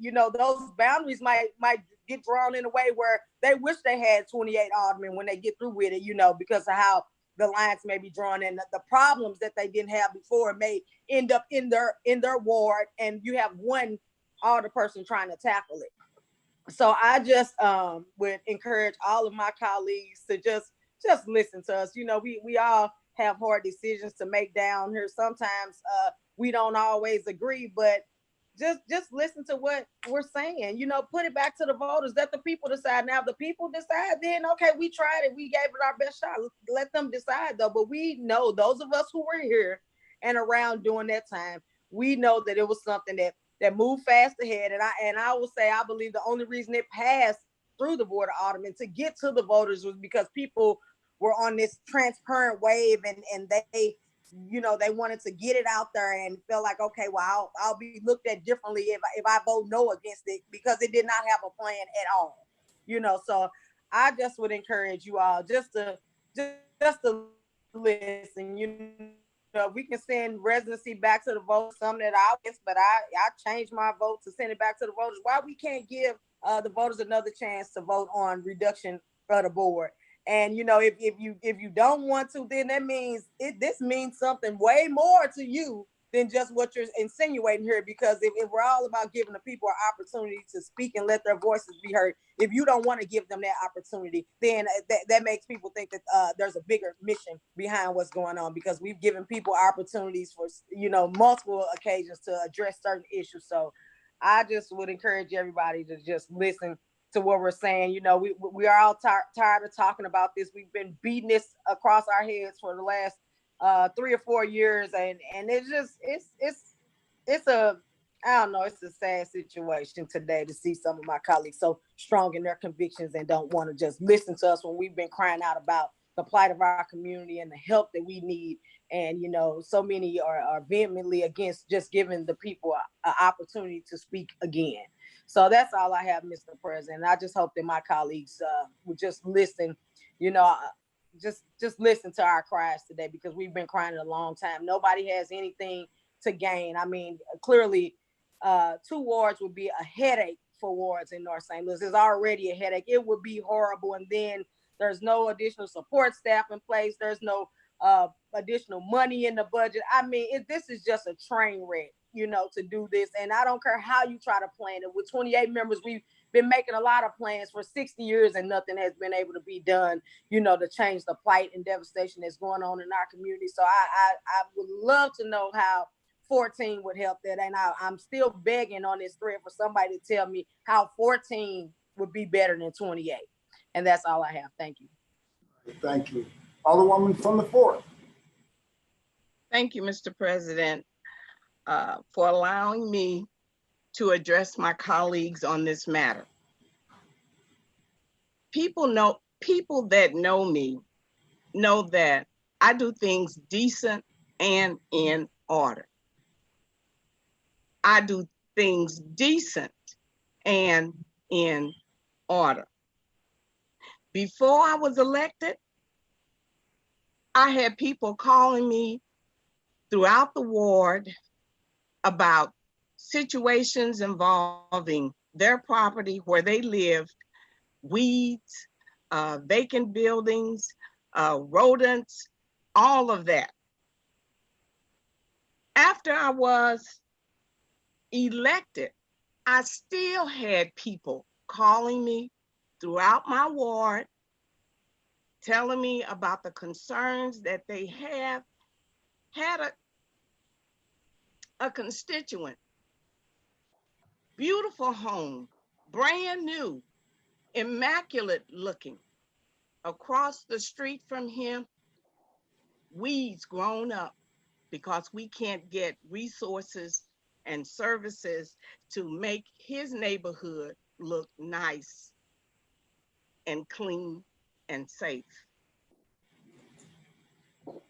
Before I was even sworn in, I still had constituents calling me because of the concerns that occur in the 4th Ward. I challenge all of you, not just the North Side, but the South Side too, to accompany me when I go to these constituents' homes to address the problems that they are having. I'm sorry, sometimes I get emotional, but that's because I have my constituents at heart.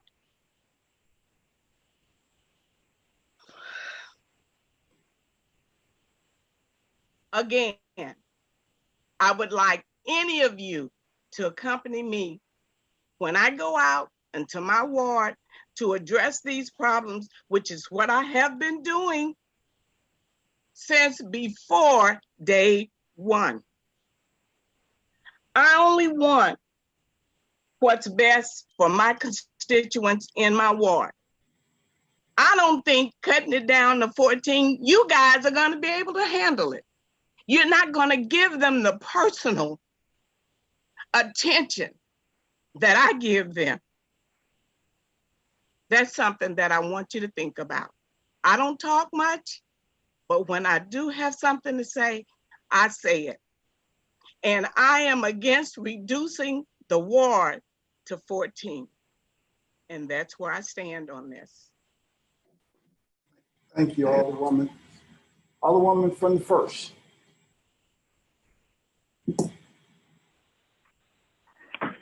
Mr. President, members of the board, I wasn't here when the redistricting bill was passed, but if the former Alderwoman from the 7th passed it, that's part of the problem right there. She's also the person that thought that while everyone talks about poor North St. Louis, that the most middle class ward in the city of St. Louis, in North St. Louis, which was the real 20th ward, should be tore up and placed into other wards. At a time when we lost 30% white population, we lost a black alderperson. When the president became on board, he and the former alderwoman from the 2nd became the 12th and 13th black alderpersons. But now we only have 11. We went back to the 1980s when Burvis Jones became the 11th black alderperson. We're back in the 1980s, even though we are the majority population. I bring that up all the time to say to you, so you know things are not fair. So when you sit there, when the alderwoman from the 5th talks about there's another agenda, there he is. It's about keeping control. Nobody likes to take over control. I'm old enough to remember the beginnings of the ERA fight, Equal Rights Amendment, which I never have understood why people could not understand why women should get paid the same as men if they're doing the same job. But we've been going on with this fight for years and years and years, and brought it back up last year or earlier this year, thinking that we might finally get it passed. So that's what I hear is that I hear that, oh, I'm not responsible for the past sins of my elders, be it slavery, reparations, or whatever. But you are, because you take all the benefits. You got a benefit right now where we don't even have 14 black aldermen. That's a white benefit that you have. I wasn't on the board, wasn't even intended to come back. And we defeated it in our ward, the 1st ward, which is really the 20th and the 1st ward, because I can tell you what the difference in representing a ward that when I got into office, I represented a compact and contiguous ward. Compact and contiguous. I could drive my ward really easy. And so we thrived. We built new things. We didn't have vacant properties. We were black and middle class, and we didn't want to move out of North St. Louis. We were proud to live in North St. Louis. This is where I live. This is where I want to live. And everybody doesn't have to be poor and monolithic. Okay, that's a thing that people like to portray. And actually, I got attacked when I first came down to the board because I talked about that there was a middle and upper middle class black people. They lived right in North St. Louis. Still is. It's less and less because of that 2001 racist redistricting, because middle class people, black or white, will leave. They expect certain services. They don't get it. They will leave.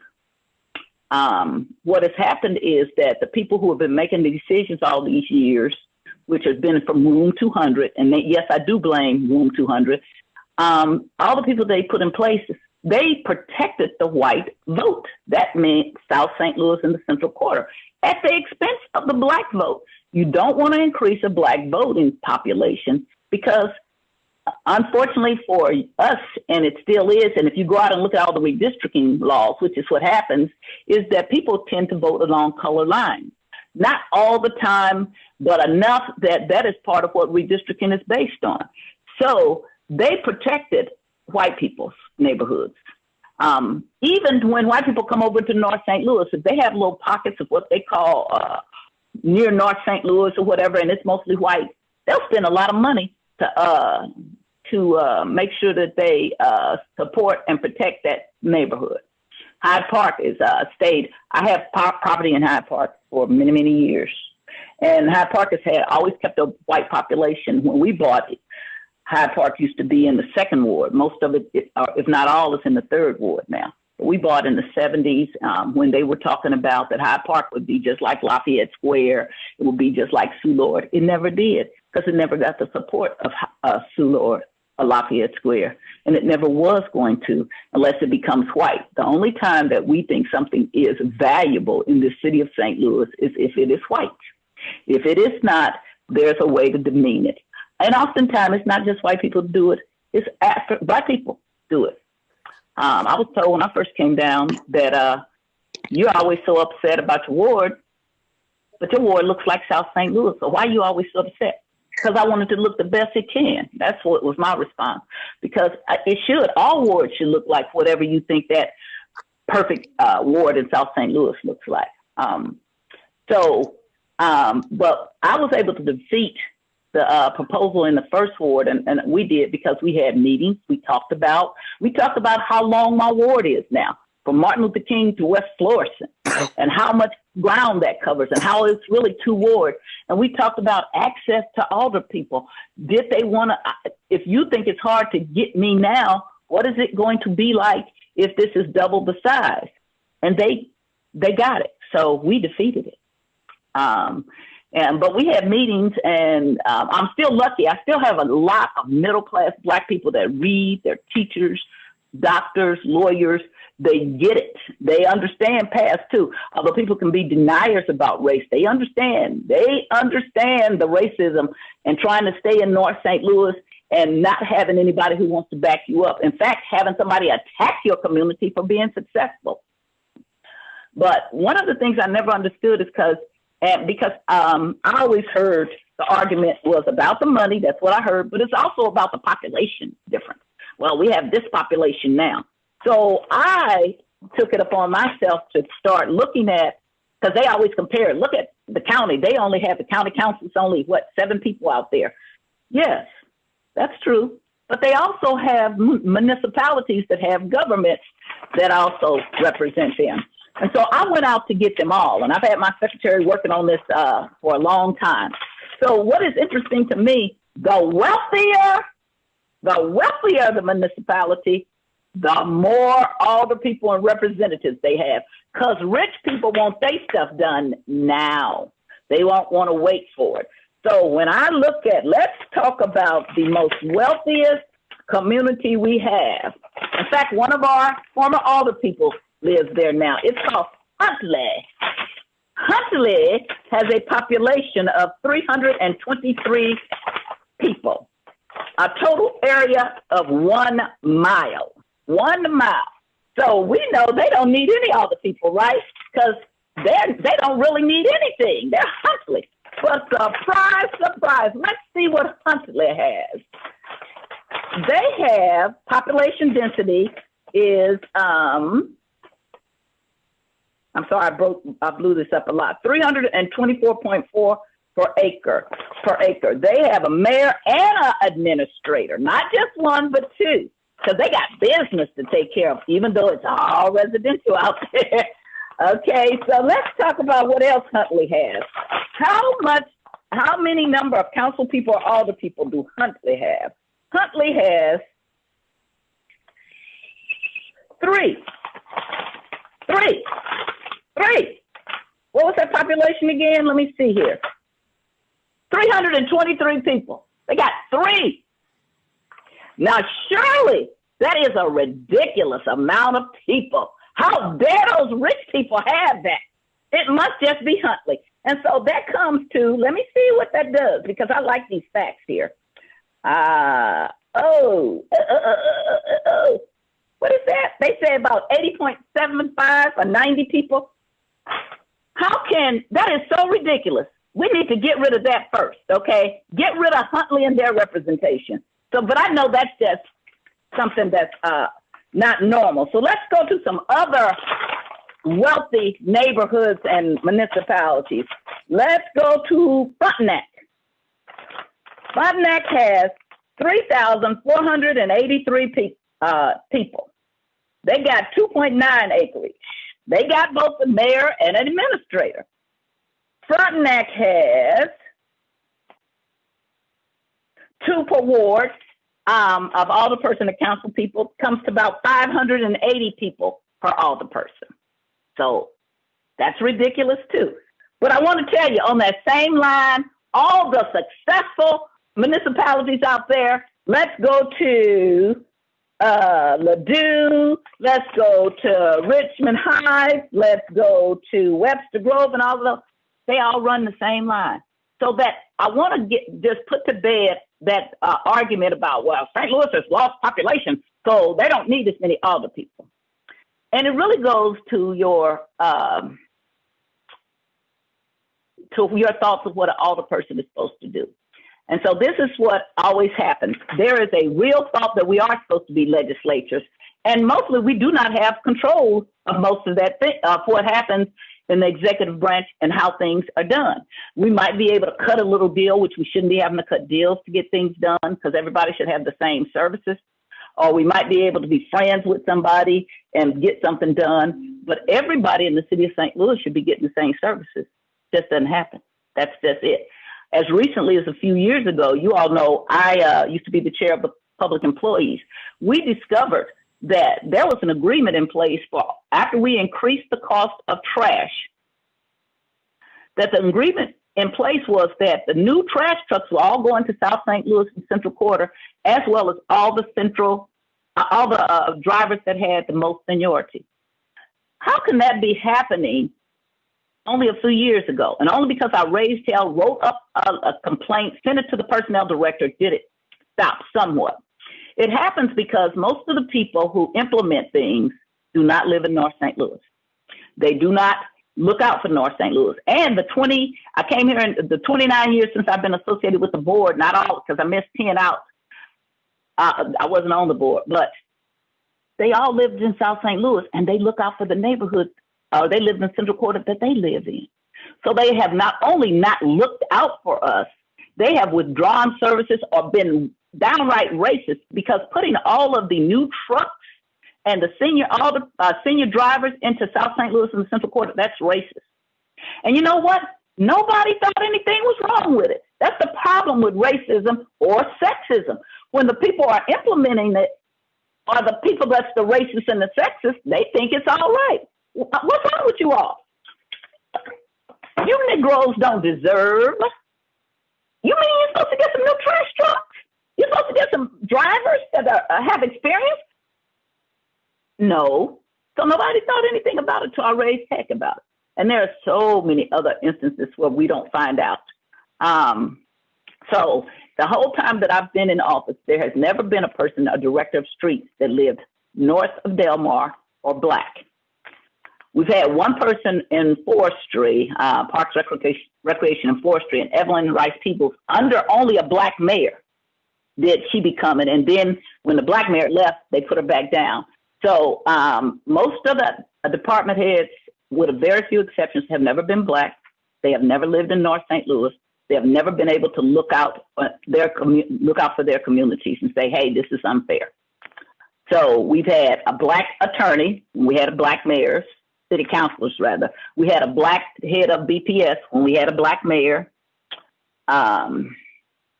The black jobs, some of them public safety director. There have been several black people that were under white mayors, but mostly we don't, we get the services. And right now, the person who is in charge of services, and this happened, and people know about this happening, the former 16th Ward alderwoman was complaining about something in her ward, and the person who was in charge of getting things done in the mayor's office said, maybe we need to get you another NSO. Really? Because she was having problems, because his perspective is white people got problems. So let me fix that. The perspective in North St. Louis is we break the law. We don't cut grass the way we're supposed to in North St. Louis. That's the city breaking the law. That's the city breaking its own law. Because if you grow grass in a neighborhood tall, they will send you a letter and say they will cut your grass and charge you. But the city itself breaks its own law, because the standard from the mayor's office, which is racist, says you cut the lots every 3 to 4 weeks. But the houses and the property, you cut them 6 to 8 weeks. And there's a big backlog of houses in North St. Louis right now that they don't cut the backyards at all. And it's a health hazard because it has all kinds of things going on. So that is coming from room 200. So what I guess my question becomes, and I'm hoping that the alderman from the 25th Ward, my friend, would answer this question if he would yield, Mr. President. Alderman from the 25th will yield the question to the Alderwoman from the 1st. Alderman from the 25th, will you yield to questioning to the Alderwoman from the 1st? I guess, Mr. One more time. Alderman from the 25th, will you yield Yes, the question? I will. Alderwoman from the 1st, please proceed. All right. Hello. Thank you, Mr. President. Good morning. I mean, is it still morning? Good afternoon. I think it's afternoon. It's still now. morning. No. It's 11:50. It's almost Perfect. afternoon. So you were here when they did this, and so I'm trying to find out. So I heard money, that we were going to save money. I heard this ridiculous thing about because of the population. And I will go into that population thing again, because you can have been a teacher and had 25 kids that were all straight A students, and you were like, oh, great. Then you can get students that have problems, and 25 students is too much for you. So you have to look at base things on the situation. What was, from your perspective, what was the whole reason that we should have gone from 28 wards to 14 wards? So, as the alderman from the 21st ward mentioned, it was a 7-hour discussion on the floor that particular meeting. Behind the scenes and in committee and on the floor, at least from my perspective, I can't speak for all of our colleagues, right? So, you know, from my perspective, it was about creating a stronger board, being able to leverage for those who are elected to office, you know, that they would have more leverage as a smaller body over the affairs of the city. And so, and in some sense, have a stronger tie back to the communities in which they represent as well. Because frankly, you know, I mean, the adage down here is that you need 15 votes to pass anything. And so, you know, not to disparage any of our, you know, colleagues in particular, but sometimes not everyone is super engaged on every particular topic or issue. And so it's pretty easy to pick off a few folks or more with respect to some of these more citywide issues that, I mean, in the 12 years that I've been down here, there have been a lot of them, whether it's soccer stadium, football stadium, you know, all of these things that ultimately end up benefiting the central corridor. They don't benefit our neighborhoods in North St. Louis. They don't benefit our neighborhoods down in particularly Southeast City. So I think, you know, from my perspective, it was, you know, just about having engaged representation for our neighborhoods, for our city. And frankly, part of the rationale for my board bill to establish a citizen commission was to evaluate how the wards should be drawn. You know, should they be neighborhood based? Should they be like quadrant based? You know, obviously our wards have to be drawn by population as well. I mean, that's a federal mandate that they are, and they also have to be contiguous and compact. So I think that at least at the time that we were discussing this, it was about helping to, one, streamline our body, our legislative body, and bring more engaged representation to the table as well. Okay, so in this engaged representation, since it's going to be approximately the size of a legislative body, was it, and again, I'm just asking your perspective, did you anticipate that, one, we would have to pay aldermen more because it's twice the size, and or two, that aldermen would have some kind of staff, because my community is often still cannot believe that we share a secretary, 4 or 5 people, and that they really do think I'm in charge of trash, you know, or I can tell the trash people what to do. And so I have actually done a table an organizational chart showing them, here is Jamie Wilson. He's appointed by the mayor. Up under Jamie Wilson, blah, blah, blah. This is the trash people, the light people, the streets, and they are commissioners. And then they are in charge of these people, but that all goes to the executive branch, not the legislative branch. But people do still, that if their expectations is something different. There's what really supposed to happen, and then there's the realism of what really happens. So in your expectation, or your looking to change the board, did you anticipate we would also have to have some kind of whoever's here at that time would have to have some kind of assistant or aide, much as they do in Jefferson City? 150%. That is certainly my expectation, and it was something that was the intention as well with establishing that citizen commission. They were supposed to also evaluate how the board should be structured in terms of staff, and how And these would be our citizens, our neighbors, who would be putting that body of work together to get community buy-in in terms of how we should be structured as a body, in terms of having staff. I personally, in the years since then, irrespective of the redistricting and, reformation of the board, I've had a conversation or two with the president and others about even chairmen and chairwomen of committees should have staff, those committees should even have staff dedicated to them specifically, because right now the chair people of these committees are doing all of the work on their own. We'll get some assistance from the clerk or the assistant clerk with respect to scheduling or, the votes and all of that, obviously. But from a legislative perspective, we should have support staff for each one of our committees as well. So it's not just a matter of having, administrative support as an alder person, but the body as a whole, we should be looking at how we're structured. And specifically with committee chairs, you should have folks that are dedicated to that committee as staff to help the legislative process to develop policies that are more sound for our city and respective of equity and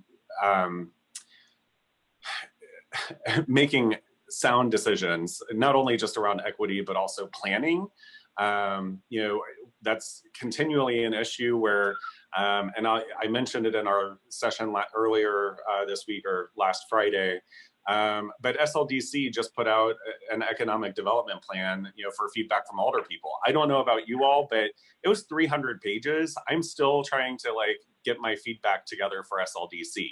I personally, just from the items that I was able to read, I think it's personally crap, and there's going to be a lot of feedback. But I as an individual am doing all of that work on my own.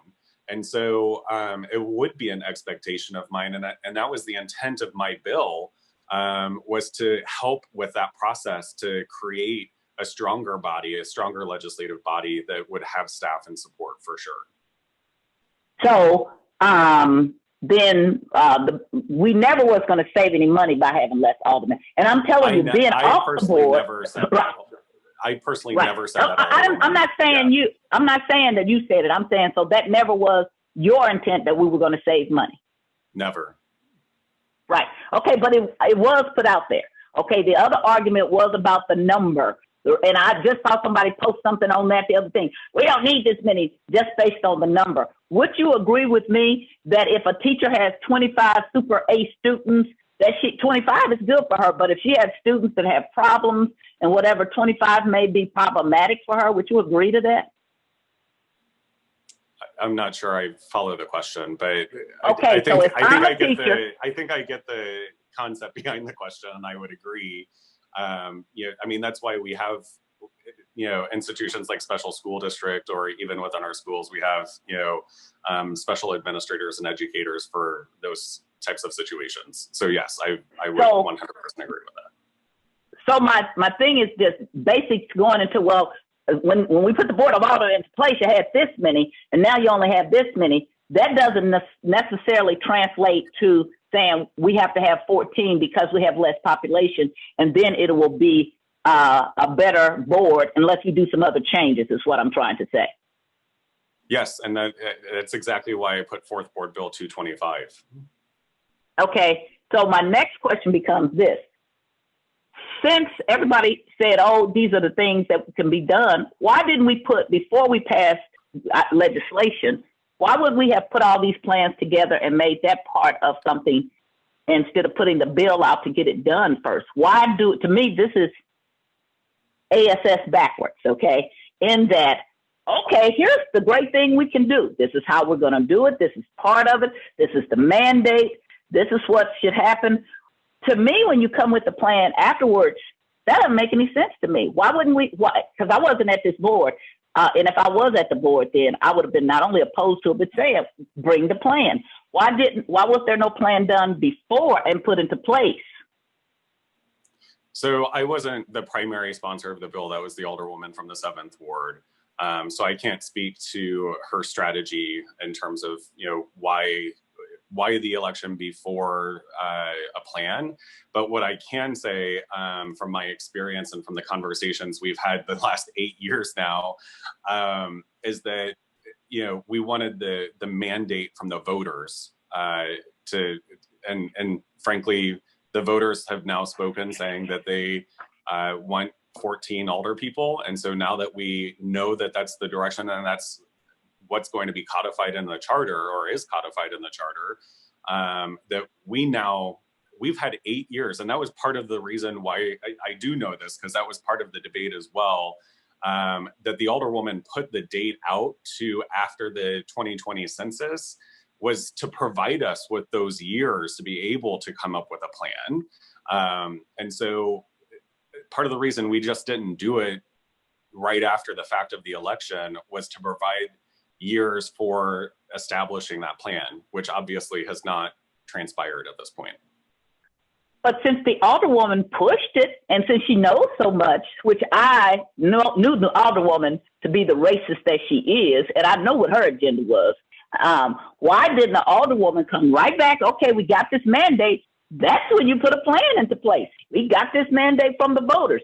Then why don't we put out how this will work? Why don't we say, let's start it on it right now where it's fresh? The voters have said, this is what we want.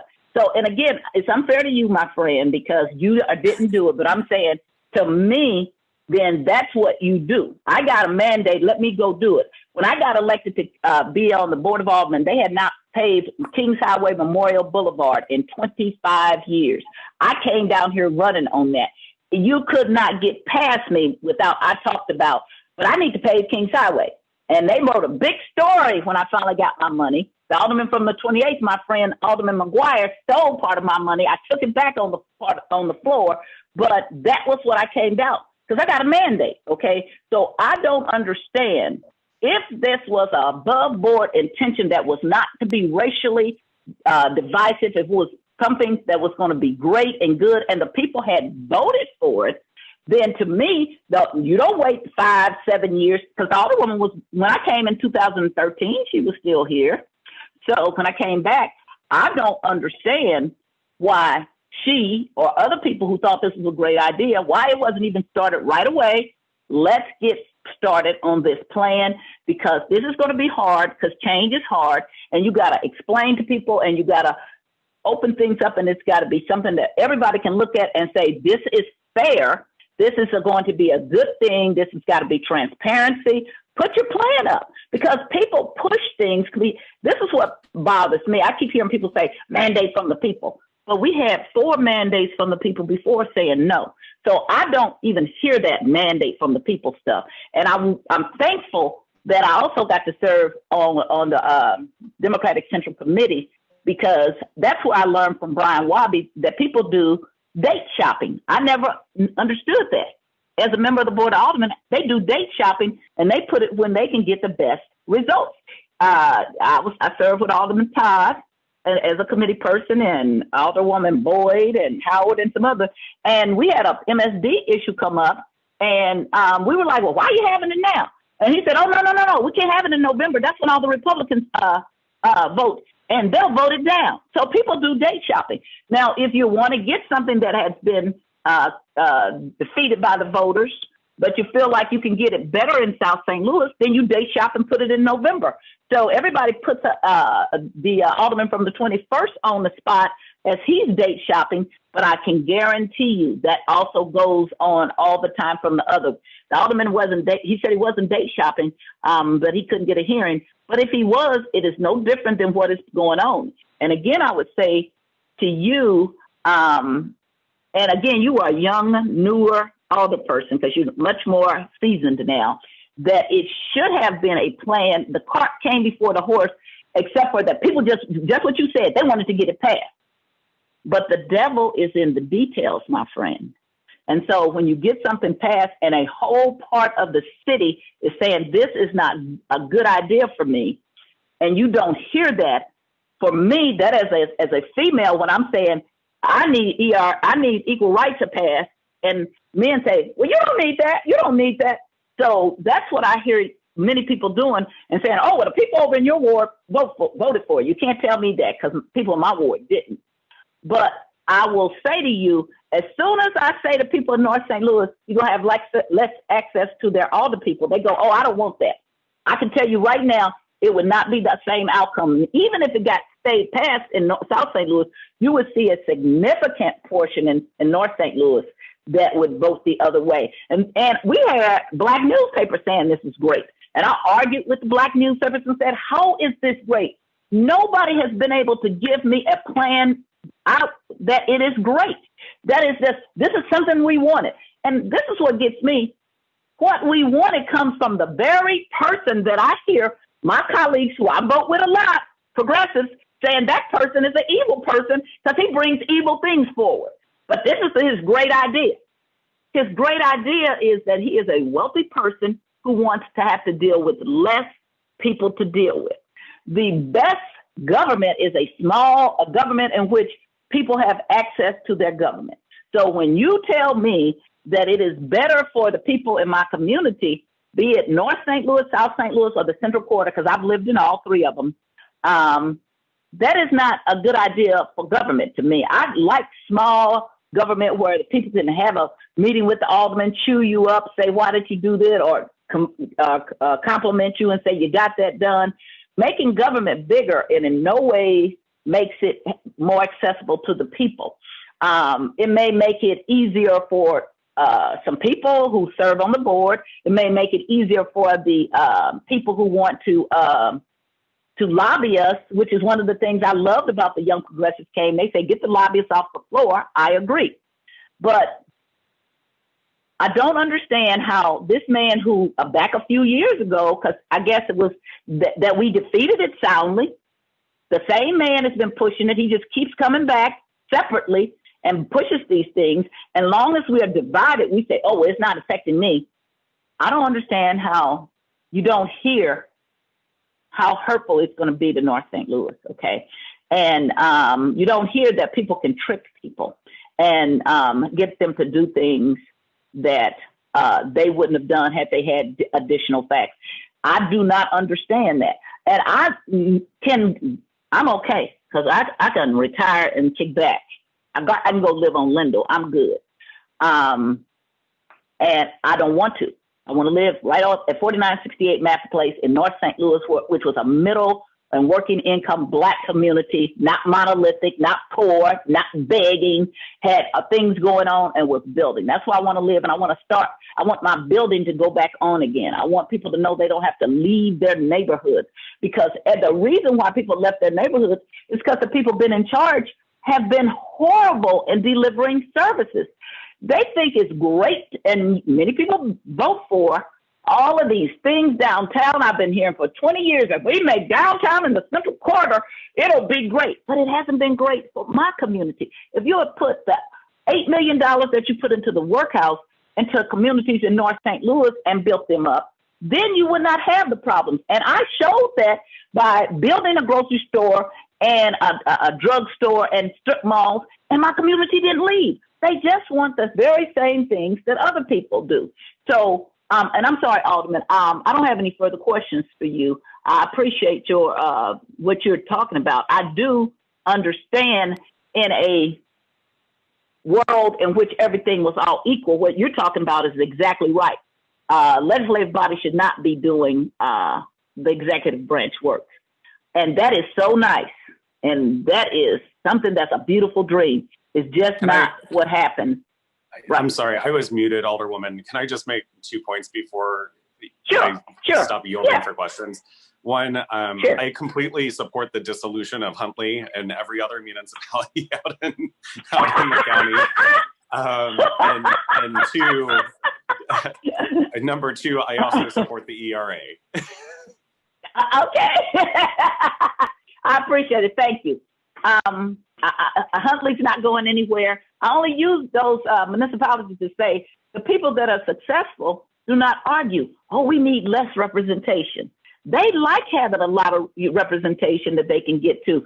And my community too, I'm talking to you about a community that's been divided and tore up, not by them, lost their seniority, not by them. They resent that I represent a whole another section when right across the street from them is the person who they represented and who they elected all these many years, okay? And for that compact and contiguous, it's hardly a ward in the city that's legal. We do not have compact and contiguous. It is gerrymandered, long wards. That's ridiculous. So we do not have compact and contiguous. It makes it hard. And coming up with a plan, telling me now, well, see, we can come up with a plan after you have passed legislation, to me, says that you had another agenda. Since I know the person who was sponsoring it, I already know what her agenda was. She absolutely had another agenda. She told me when they gerrymandered me, they had another agenda. And she told me we had an all-white meeting with all the people first, and then brought the black people in and said, this is what you're going to do. That's not governing together. That is an attack on a community. And let's talk about the big elephant in the room. We have had a plan that has not been adopted, that has been implemented over and over. And I'm going to say it again, the Team 4 plan. And if your agenda is to tear up or to withdraw services from a certain part of a community, what better than to find the most successful community in that part of town and attack it? Because that's how you make black middle class just like white flight. And then you make this big thing about, oh, the people all voted for it. I still am waiting for the teacher to tell me. I'll be for this the day I hear a teacher say, I got 25 kids, but I want to have 50 kids. And that's not a race thing. It is a realistic thing about service to people. When you have 25 kids and you're a teacher, you don't ask for 50. And I don't care how many people will tell you how great this is.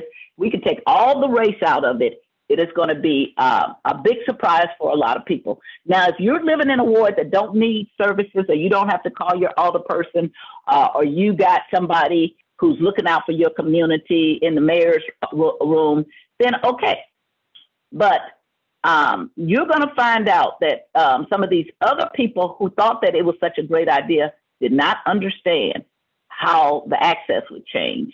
And you're going to find out that although you think things could be different, if you have not put in a plan into place now, and you didn't put it in before, because that's how you tell me you were serious. Here's my plan. This is how we're going to make it different and better. This is what we're going to do. This is how it's going to be good for everybody. And we acknowledge, North St. Louis, that there has been some disparity. I mean, we acknowledge that clear up until 2 years ago, we're taking the new trash trucks and putting them in South St. Louis, and we don't think anything's wrong with that. We think that's what we're supposed to deserve. Imagine the things that they think they're supposed to deserve that we don't know about. But I can tell you one. By moving the 20th ward, they moved just from the 20th ward, almost $9 million of ward capital out of North St. Louis. That's just the ward. Let's not talk about the other wards in which people have bigger pieces of land and got less money. Then they started taking money off the top, giving it to BPS and streets, which we never agreed to. So when I came back and started asking, everybody starts hemming and hawing, because of course we have a lot of new people who don't know that. We never told them they can take that off the top. And when I have asked for them to produce what we said they could, they have yet to produce it yet.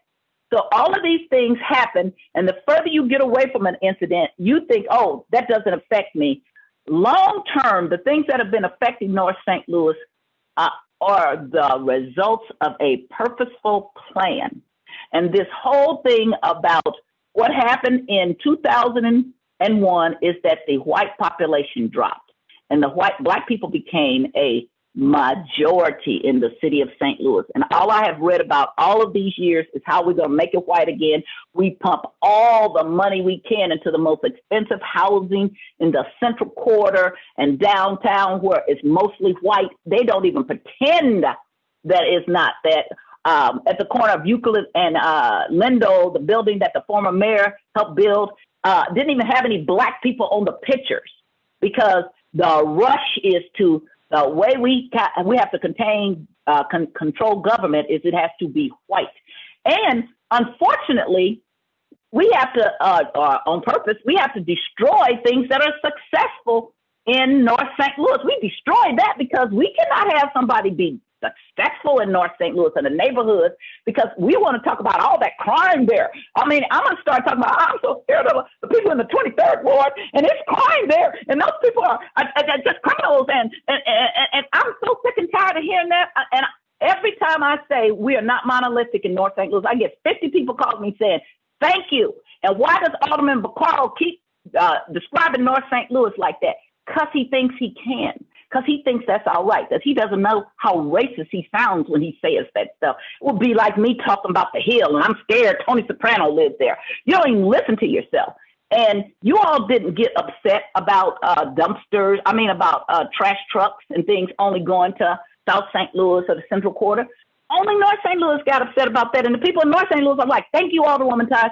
You don't have to worry about that because it's not happening to you. And when I say to you, if you don't have empathy and sympathy and you dismiss people saying, oh, they just scared to run against some people. Okay, my ward was taken from me. We didn't lose population. I'm not scared. I came back and took it back. So I'm not scared, and I still don't support it. I do not support 14 wards. Let me be clear. If I was against it when I'm off the board, I'm just as equally opposed to it on the board. Not because I'm with somebody, Vaccaro or Alderman from the 21st Muhammad, because I'm with the people, because I do believe they were fooled. And I will come to any ward who says this is great, and I will put the same question to your constituents who voted for this. Tell me, give me the plan, how this is going to be implemented, and it is going to be good for everybody. Because if you're telling me it's going to be good for me, but I don't care about what happened to you, you're also part of what's wrong with St. Louis. When people cannot hear that unanimously a whole part of the city is saying this is not going to be good for us, this is not going to be good, and you're just like, I don't care because it's going to be good for me, and you didn't have a plan in place first, that is a mistake. That is bad legislation. That is a bad legislation. It is not good for the community to come back and say, well, now that we got what we want after 5 tries, because 4 of them we failed, but now we have it. And so we have a mandate. Why didn't we have a mandate all of those times when we said no? And why didn't you then figure out with 28, why can't we get better services? What is going on? Why weren't we taking hard looks at what has been going on that allowed this to happen? Why would the Room 200, because that's who dictates development, not the alderman, why would Room 200 and Board of V&A, including you, Mr. President, why wouldn't you all hear the cries of we don't have a hardware store in North St. Louis? Why wouldn't you hear we don't have sit-down restaurants in North St. Louis? Why wouldn't you hear we don't have this, this, and that? That is indicative of the problem of I don't live there, so I don't care. Now, I've lived on Waterman around the corner from the mayor where she lives now in the 50-100 block of Waterman. That's where I lived when I first moved to St. Louis, because I'm not a native St. Louisan. And I was just like people. My husband's from North St. Louis, and I knew where I live now to be where the black upper middle class people live. I was like, when I met him, do you know any plumbers? Because they were very middle and upper middle class. And then I moved to South St. Louis when I went to law school. And then I was not, even though I knew these black middle class people, I was a little hesitant to move to North St. Louis, but that's where my husband wanted to move because that's where his family is from, and his mother and his father and his grandparents, and they've been there. And this was a cohesive neighborhood until white people tore it up. Not black people. It was 5 black people, and I tell all the time the president was one of them. But you tore up something that's successful. So you know there's another agenda. You don't tear up success unless there's another agenda. If you're saying, well, you're failing, we got to do something different. But when you say to black people, if you're successful, and I'm not the only one that has happened to my community, you've done it in other states. That's what white people do. Because if their narrative is something and they want it to be, they don't want it to be something different. And that's how men do women. When women say, but I work and I should get equal pay. Well, the little woman should be at home. I've been hearing this since I've been a little girl. Well, women don't need as much money because they have their husband. That's how you sound when you say, oh, my ward's not voted for this, and so it's so great. Not even hearing tone deaf to the problem. A lot of this is falsely created. It is false. When the mayor does not put enough money to cut grass, that's a health hazard in our community. When you don't have it, but it's in my community, I see my constituents used to get on me all the time. How come you can't get this done? I love when the Rams won and there was all this trash downtown, and then the next day or so it wasn't. They called me and said, "Okay, Alderwoman, we hear you now. That ain't you, because we know you like a clean community. What we know is that's coming from room 200, because she made sure that got clean. She makes sure the city hall, I want to see the grass up to city hall up to the knees. I want to see it in every place where people don't live. This past budget, the mayor's office kept money to cut Forest Park, took $3 million from the demolition. If you all don't believe me, I had already put in amendments when we didn't pass this budget to take that money back.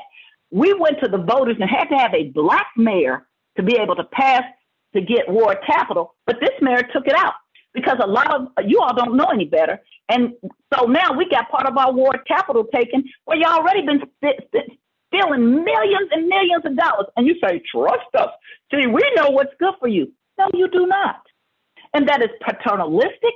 That is racist.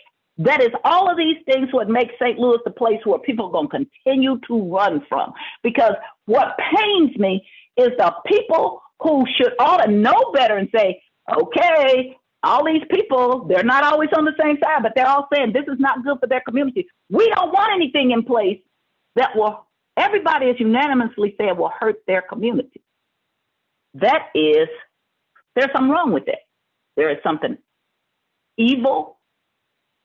Another plan that's being hidden, tone deaf, and you're like, well, your people voted for it too, as though you don't believe people can get tricked. And then this narrative about, well, see, we're going to have better people who are going to be more engaged. I heard we're not going to have automatic courtesy. Yes, you are. There's nobody that does not have some form of automatic senatorial legislative courtesy. You're still going to have it. You're going to have it because that's the way things are. Okay. Now, you think that's bad, but there's good reasons for having some automatic courtesy, not for every little thing and not for some big things. But when you start to make decisions about communities, you want somebody who's from there, because we already found out that if the mayor who's currently in there makes decisions about trash trucks, she thinks that all North St. Louis should get is raggedy trucks with drivers that don't know what they're doing. And that's just, I use that as it's so easy because she came in and raised the cost of picking up trash and then said, okay, you can get this secondhand stuff. She thinks it's okay for all these years, because I want to tell you, before the Alderman from the 23rd came, you can go back and read how many times I've talked about basketball court in Forest Park. She was there for 20 years, didn't want any basketball courts. Everybody knows that's race. Everybody knows that's race. You can't hide from that. That's race. That's why you do that. So then you want the black people in North St. Louis to trust the people who represent that, oh, we're going to put something in place for you, and you guys are fighting this plan because now we came up with it.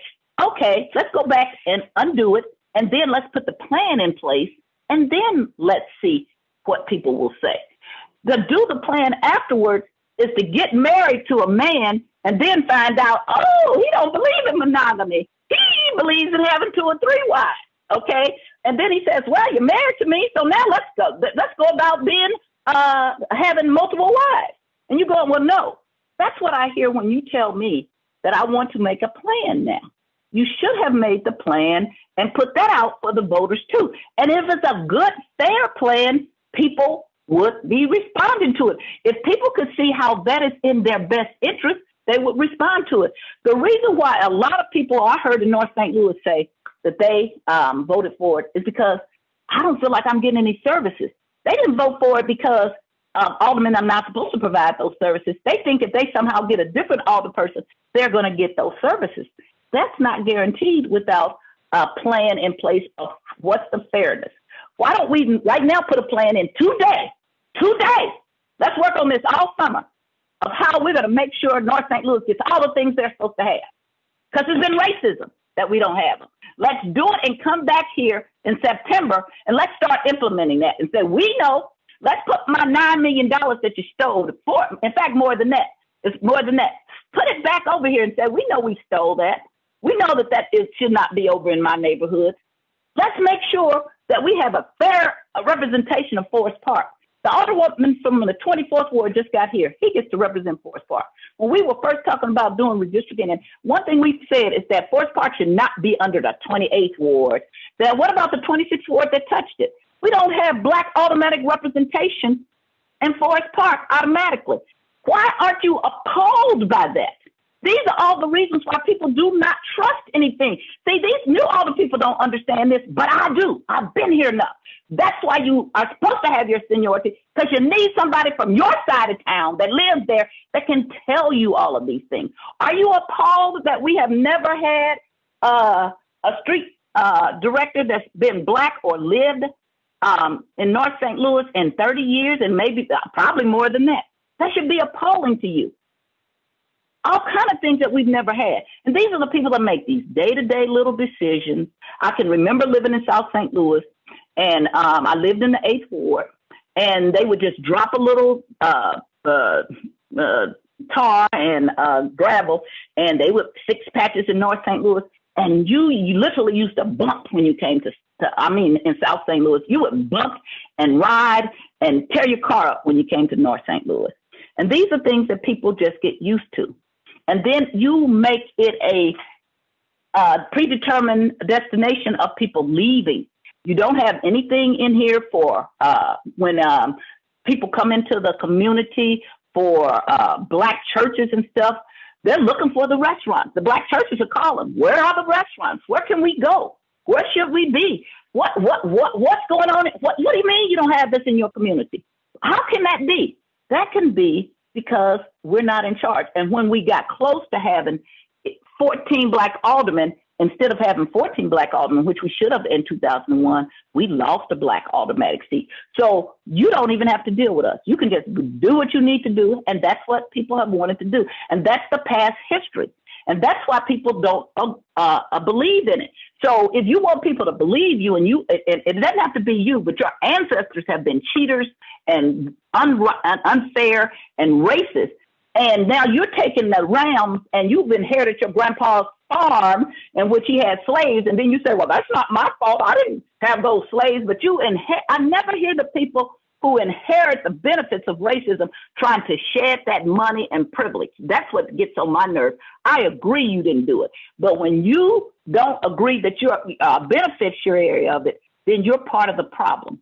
I'm a light-skinned Black person. Let me tell you how I get that benefit. All of my life, my dark-skinned brothers have had to deal with a form of racism a little bit more than me. Not that I didn't still deal with racism, but there was a thing out, if y'all white, y'all all right. If you're brown, stick around. If you're yellow, you mellow. And if you're Black, get back. Okay, that's what I grew up with.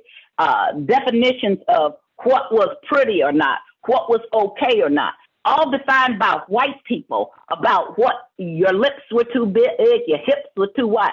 All of that is still in our community. That's what we're dealing with. So when you think that I'm going to trust anything that you're doing now, but you couldn't put the plan up front, I don't trust it. I don't want to be part of your plan now, because if it was a really good plan, you would have put it out there as part of the vote. And again, I will tell you, and I will end with this, Rex Singfield has been pushing this because it is much easier when you have to run in a bigger ward or whatever they will call them, districts or whatever, then you need money. So you can't be that person out there representing your community and being a voice. I am often told in my community, Sharon, you say what the people say in the barbershop and the beauty shop, except for you have a law degree, so you can say it a little different.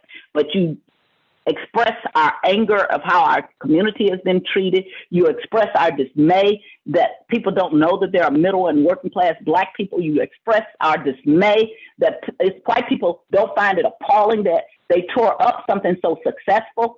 And if you said I was going to come do it in the 16th, 28th, they would all say, oh no, but you're comfortable with that. You're inheritance of that, and you're not finding a way to get rid of it. You want to keep it and find a way to say, well, okay, that just happened, and so now let's go on. No, let's address what happened. Let's make it equal. Let's have 14 Black aldermen. Let's get rid of 3 white aldermen right now and get 14 Black aldermen, and then let's draw lines. Let's talk about how we're going to address this plan. Don't tell me I've beaten you up, I've cheated you, I've done everything to you, but trust me, we're going to be fair. No, you're not. You're not going to be fair because it's too hard to be fair. And I always tell people, read Brown v. Board of Education. Read it. Please get it out and read it and understand why Plessy v. Ferguson did not work. The Supreme Court said, because white people are not going to do separate but equal. We didn't say it. They told you. You're not going to do separate and equal, so we have to do Brown v. Board of Education. So when you tell me, oh, we're going to be fair to you, all this, no, you're not. It's not going to be fair. And it's not been fair. And until you acknowledge that and try to make it fair and then try to make changes, I don't hear you. Whenever white people are losing control, they will do everything. They will make wards bigger. They will start to say, let's run by citywide. Whatever it is, they figure it out how it's best in their interest. That's why the park money didn't go equally to North St. Louis, South St. Louis, and the Central Quarter shouldn't have got equal because there's supposed to only be 4 wards. That's why Forest Park got $45 million since we passed this stuff. But North St. Louis only got a couple million because they figured out, let's make the parks by acreage. And that's what they did. And they put that in. And the new black mayor didn't understand what he was passing was something that the mayor from the 28th ward wrote. And it was all in their favor. A lot of times you all have lawyers down here at the Board of Aldermen. And I'm not down there now. We got all these white lawyers. It was only 2 black lawyers in a long time. That was myself and the alderwoman from the 1st ward, the former alderwoman. She was a lawyer. And you know what the white people thought was a good idea? We've got 2 black lawyers. That's one too many. Let's get rid of the senior black lawyer that has the history, and let's leave the other one here. How can you think that's all right? That's unfair. That's like, oh, let's bring Michael Jordan in his heyday and his friends down, and we're going to play with people who have a lot less skill. Unfair. There's no fairness. Now, is politics fair? No, but that's what they like to tell us in our laws and our Constitution. Equal rights. We don't have them as women, and we don't have them as black people. And I am going to support this legislation, not because of the sponsors, because it is the right thing to do. And there is no high moral ground about this is what the people have said. When it took 4 other votes, they said no. If it had never been another vote, okay. But you cannot take a high moral ground if this is what my people have said when you kept coming back. And this is the guy. Either Rex is a great person and we ought to let him buy our airport, or he's not a great person. And we ought not to let him also be the person that was in charge of stealing money to get the vote. You can't have it both ways. Who is he? And this is to my progressive friends. Who is he? Because I'm going to tell you, I'm not for airport and I'm not for 14 aldermen, because that's that same person. And he's the same person out there spending money right now against Medicaid expansion for people 19 to 64. This is all the same billionaire. So do not tell me he's a great man for one thing, but all the other things he's bad. Thank you, Mr. President and members of the board. Thank you. Alderman from the 22nd. Thank you, Mr. President, members of the board. I want to appeal to my colleagues to not be tone deaf. There's not a whole lot I can say that has not already been said about the genuine concerns about representation in North St. Louis. I want to find how representation looked on the East Coast. So I happened to find a city called New Haven, Connecticut. New Haven, Connecticut is the 3rd largest city in Connecticut. They have approximately 130,000 people that live in New Haven, Connecticut. And they have 30 aldermen. 30. They have more than the city of St. Louis. They have 1 alderman per 4,320 people. It's already been said about St. Louis County how that representation looks. So I won't belabor that, but I thought it was real striking that this 3rd largest city on the East Coast had 30 aldermen. The alderwoman from the 1st brought up something very interesting. She talked about date shopping. And as I thought and I reflected upon who really cares about an alderman? Who really cares about an alderman? The people that care about our aldermen are the people who vote in municipal elections. See, there's some voters, they're just August and November. If you check their voter history, you will find they rarely ever vote in a municipal election. Now, of course, the November voters is always going to be the largest turnout. But do you really think it's fair that people who really don't care who their alderman is should be voting on whether we should have 14 or 28 wards? I mean, just think about that for a moment. People are voting to reduce the size of the Board of Aldermen who really don't care who the alderman is. But when you have an agenda, I get it. You want to date shop and you want to go where you can get the highest turnout, where people really don't care, and they'll probably sway your way. I heard people say the people have already spoken. And you've heard the testimony from the alderwoman from the first over and over again. Well, residency, the people have spoken about residency over and over and over again. And I never like to make things about race at the Board of Aldermen. And everybody that knows me, that's just not my style. But when you have aldermen on the north side that is willing to be open-minded and look at the city as a whole and make decisions that, you know, will be representative of the whole city, we voted for residency. It didn't come out last year. It didn't come out last year, but it came out over 20 votes this time because we listened. There's no guarantee that the voters are going to approve residency. No guarantee. And then we'll have to govern ourselves accordingly. I think everybody would agree with that. There's also no guarantee that if the reduction of the Board of Aldermen goes back on the ballot, that it will pass. And we'll have to govern ourselves accordingly. I'm speaking on behalf of the Black Caucus because I'm the chairman of the Black Caucus. And we feel like we're not being listened to. And that's not right, and that's not fair. In order to get things done at the Board of Aldermen, we all have to build relationships. We all have to have solid relationships with each other. We don't always have to agree, but we should be listened to. I want everyone that's on, every one of my colleagues to play the tape back today. Play the tape back today and ask yourself, were the members of the African-American community listened to? Were they listened to?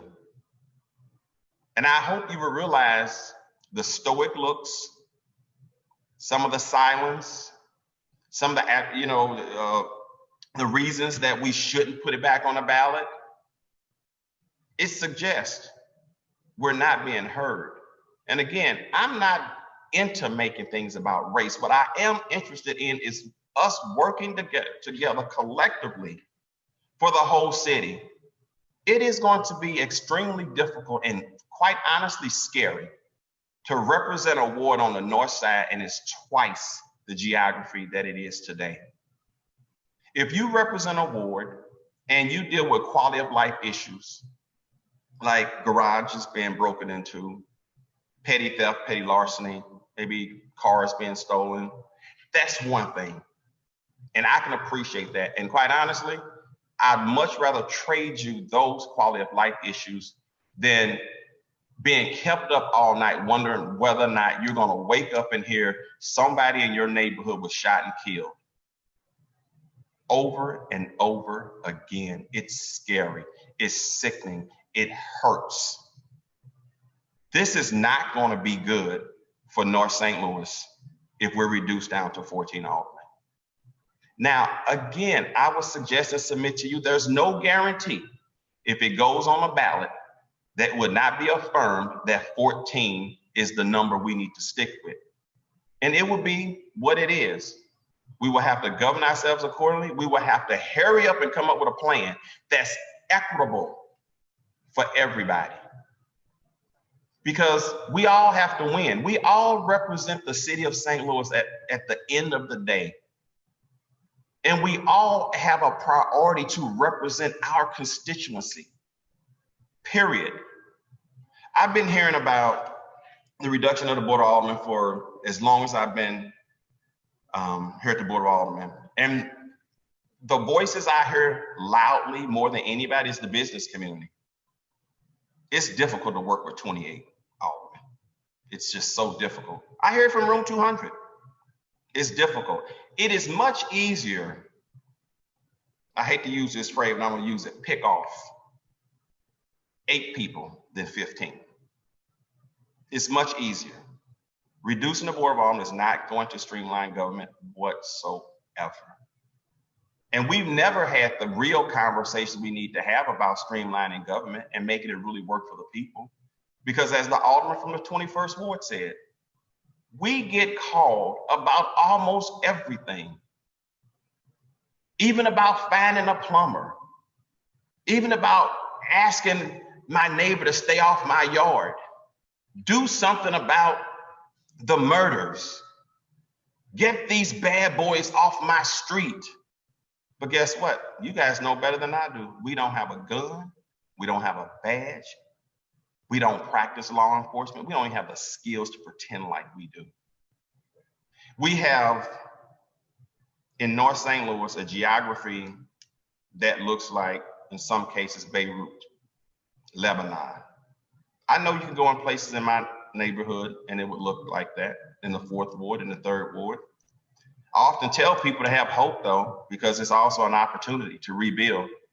But it's hard to convince people that you're willing and you're supportive of rebuilding when there's no action taken to really do it in your community.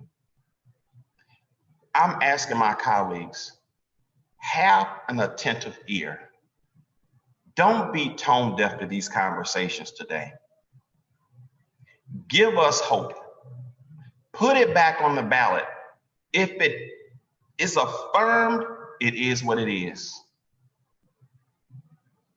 Please.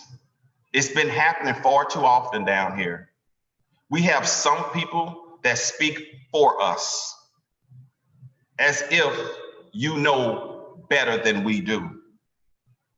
And it's not ill will. It's not because you think that you know better. It's just that you want to be helpful. But the best way to be helpful is to listen to the voices of those who know better. And then we can be allies, and then we can work together. We can build a better St. Louis if we work together and we actually listen to each other. It sounded like one of my colleagues was about to cry in the testimony that was given. That's pain. That's real pain. That's not theatrics. That's real pain. It's the business community that wants this. It's room 200. And I'm not slighting anybody because, heck, if I was mayor, I'd want to have only 4 or 5 to make my job easier. But at the end of the day, it's not about who the mayor is and what the mayor wants. It's not about just what the business community wants. It's about how do we provide the best representation for our constituents in the whole city of St. Louis, not just in pockets. Because I want to be able to go anywhere in St. Louis and feel safe, period. Period. Let's build a better St. Louis. Let's not be divisive. Let's figure out a strategy how we can work together. Let's get this done. Thank you, Mr. President. Thank you. Alderman from the 23rd. Yes, I'm not going to go long, obviously, because I'm getting texts from some of our colleagues that say they have to leave, and I want to make sure we get this vote in. But I do want to just real fast. First off, I want to thank the caucus members that took my plead and said, you know, we get it and we'll put it on the ballot. And I agree with the alderman for the 22nd. We don't know if it's going to pass or not. I'm saying let's vote this out today because it's not going to come up until we come back from break to third read and final pass this. Man, you know, in comments, just quickly, and I don't want a response from I agree with the alderwoman from the first ward. I know some of these aldermen that voted on this that already have left the city, that don't live anywhere near the city. They moved out to better and bigger places that they feel whatever. Had they would have felt this, they should have stayed in the city. And I'm going to move on, because if I don't, we're going to lose the people. And I sort of believe we have the votes to move this forward. If everybody stays with what they said, I believe we'll have the votes. Just because we're perfecting it today doesn't mean we're even passing it today. All we're doing is moving this to when we come back from break, and everybody will have a chance to talk to constituents, and maybe you can make a more informed decision. But I'm going to jump out because I do not want to lose the votes. So I'm gonna jump out. Thank you. All right, thank you. Alderman from the 21st. Thank you, Mr. President. I just have to say this again, going back to one of the comments or remarks from one of our colleagues earlier, that it was a few of us who donated money to educate voters on this proposition R. It was called Reduce and Reform St. Louis. And he said that it was a few of us giving $100, $300 here and there. Well, that's not true. Reduce and Reform STL raised approximately $15,000.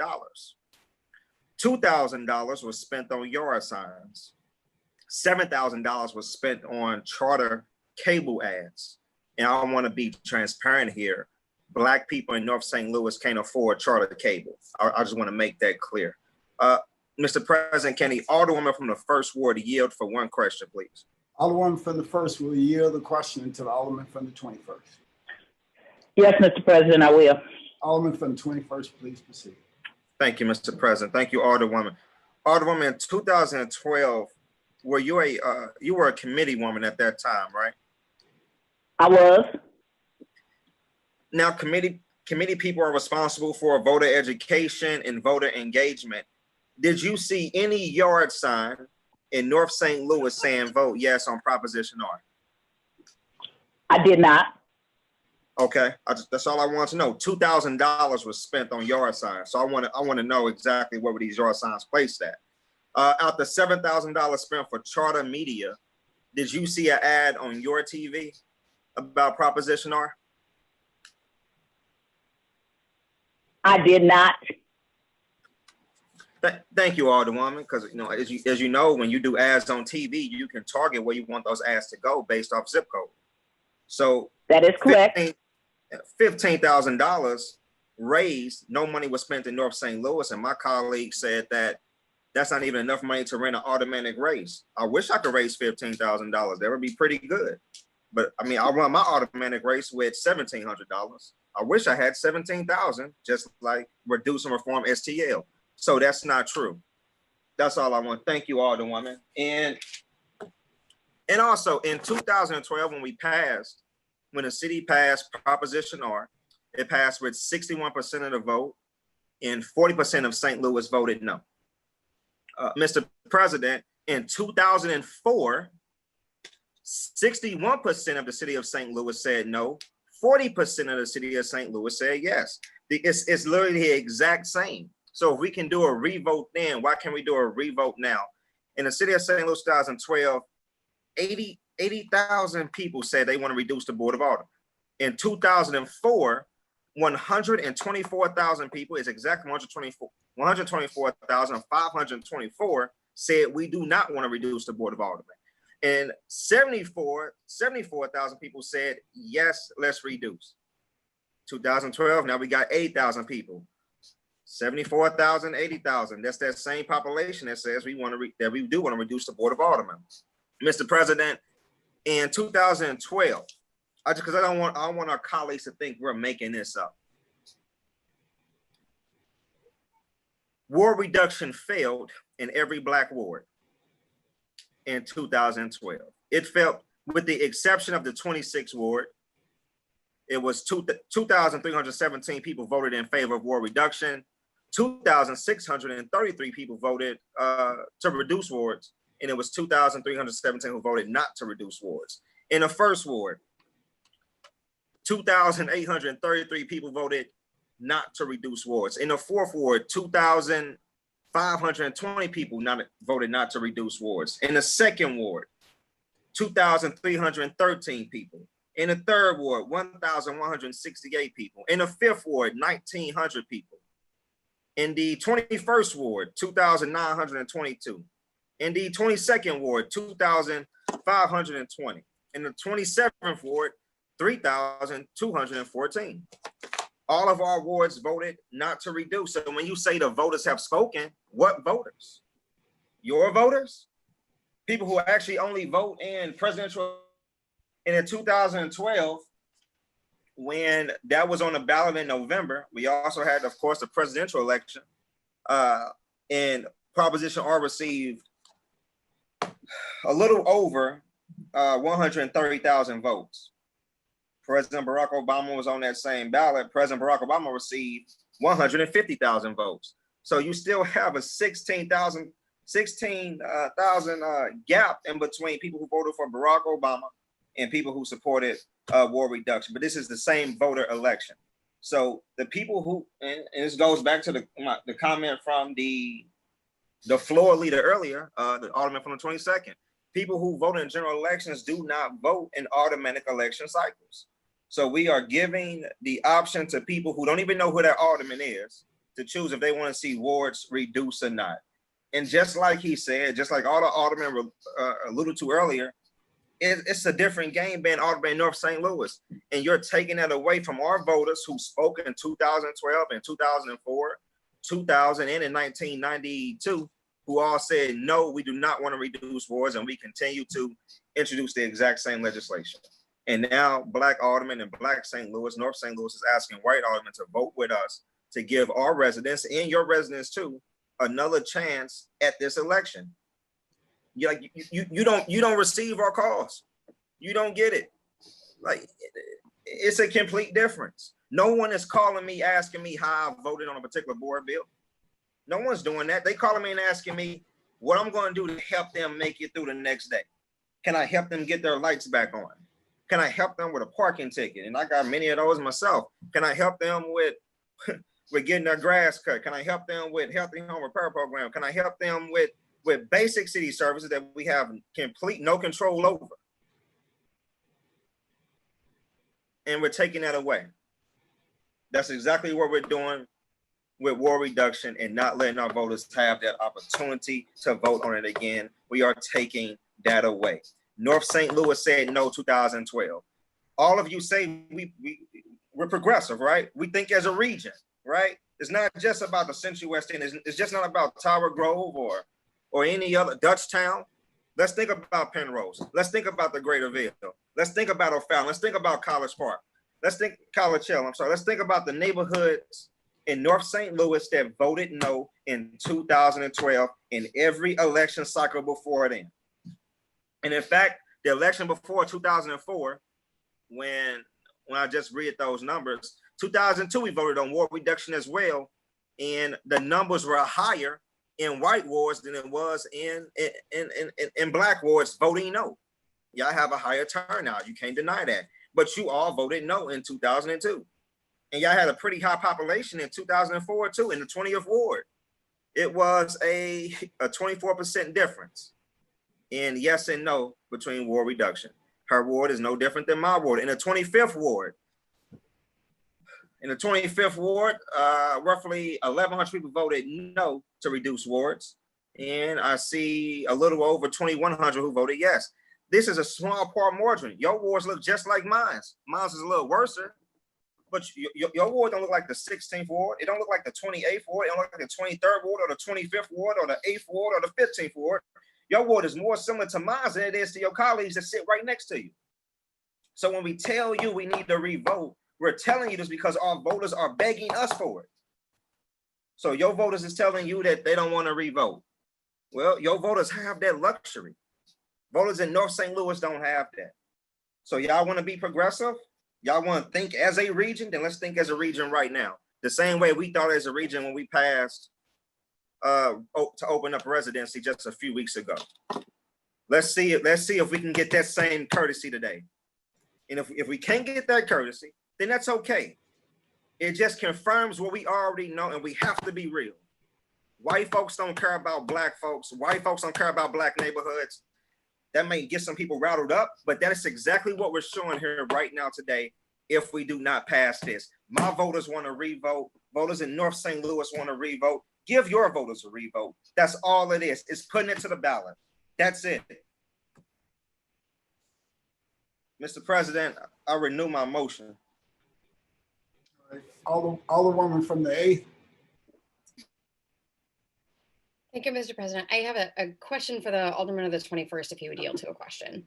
Alderman from 21st, will yield the question to the Alderwoman from the 8th. Yes.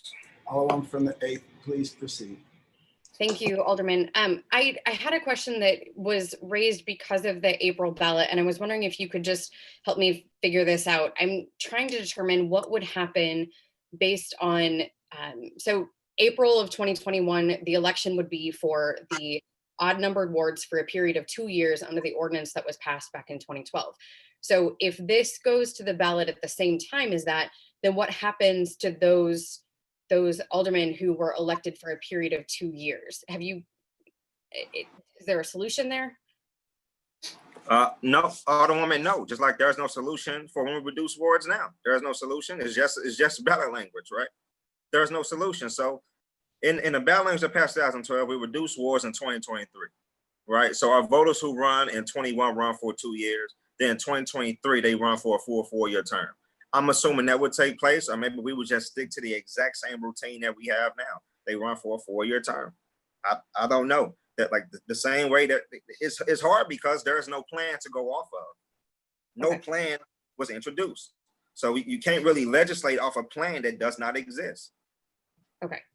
All right. I appreciate your answer to the question. I just, my concern is, particularly since we're moving it to the ballot, the same ballot that has those 2-year elections, and the enabling ordinance back in 2012 was what set forth the pattern on the 2 years and then 4 years thereafter. The 2012 ordinance also, going back and looking at the ballot language, it looks, it doesn't mention 28 and 14, it just mentions 14, and it looks pretty straightforward to me, but I wasn't actually in St. Louis in 2012, but my constituents were and voted 74% in favor of reduction. And so I just want to say I'm listening. I hear you, I hear my colleagues, and what I've come to understand in the last 2.5 years, the roles of aldermen, the administration just keeps dumping more and more and more onto each of us individual aldermen,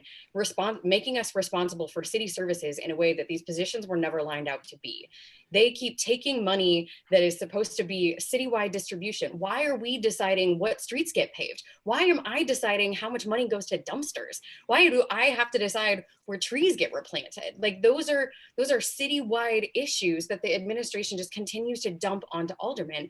And I hear the frustration, and I share the same frustration. People call me and say, well, why didn't this thing get done? Well, because I have to call refuse. I've got to call up to the director of operations. I have to call to the mayor's office to get this thing done. And that's not how our jobs are supposed to work. We are the legislative body of the city of St. Louis. And I want us to get to that point. I want us to push back on the administration and say, these things are not our jobs. These are citywide roles. These are citywide functions that need to happen. And I think that this is one way that we can push back on the administration. And I'm also reminded of upstream and downstream problems, right? We have the downstream problems that keep us occupied all day, every day are the streets, are the trash, are the trees, are the shootings, or the violence, or the dumping that's going on in our alleys. All of the lights are out, all of those things that are keeping us so preoccupied that we can't even get to these root causes. We can't get to the structure of our government that is impeding the lives of our citizens. And that's across the board. And if we can push back on on the administration and say, hey, these things are not our job, then maybe we can get the space to actually address the basic structural functions that are really the problem here, the things that are inequitable across the city. And so I mean, at the moment, I'm still really confused on how April is going to go. You know, and I want to say, I hear you, colleagues, and I want us to have the space to fight these things out, to fight for equitable solutions on this from the root of the issue all the way down, because we're exhausting ourselves on what's coming downstream at us. We're completely burned out. Like, look at the last couple of weeks. I don't know about you all, but this is madness what we're facing in these last couple of weeks, on top of everything that's legislatively happening that needs our deep attention. And then we've got more murders than we've seen in a month, right? We've got all of these other issues that are still continuing to be there, and our citizens are frustrated as we are. We have to push back on this stuff. And I think continuing to relitigate ward reduction is difficult. And we put forward a bill on redistricting. Alderwoman Ingrassi and I put something together that would be a citizen commission to look at redistricting and how we draw our lines, because I agree our lines are messed up. And especially as we move into a body of 14 aldermen, if that's what continues to happen, then we need citizen input into how our lines get drawn. That is not a shot at the president of the Board of Aldermen. That is empowering our citizens to be a part of their government and letting us be legislative leads as we take this on. So I very much appreciate all of the conversation, and I appreciate each and every one of you for all of the work and all of the heart and soul that you invest in the communities, because the city would be so much worse off without the kind of dedicated people that we have here.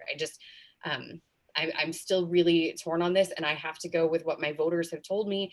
And I have not heard massive pushback to put this back on the ballot again. And thank you, Mr. President. Alderwoman from the 13th. Yes, President, members of the board, I hate to pile on again, but I wanted, in 2012, I was on the Central Committee also. I remember with Ms. Alderman from the 1st, I'm sorry. And the Central Committee was against the vote, and I was against it. I voted against it in 2012. But my ward voted 70% for it. And I feel obligated to honor their vote. And I worked against it at the time. I was a committee woman at the time.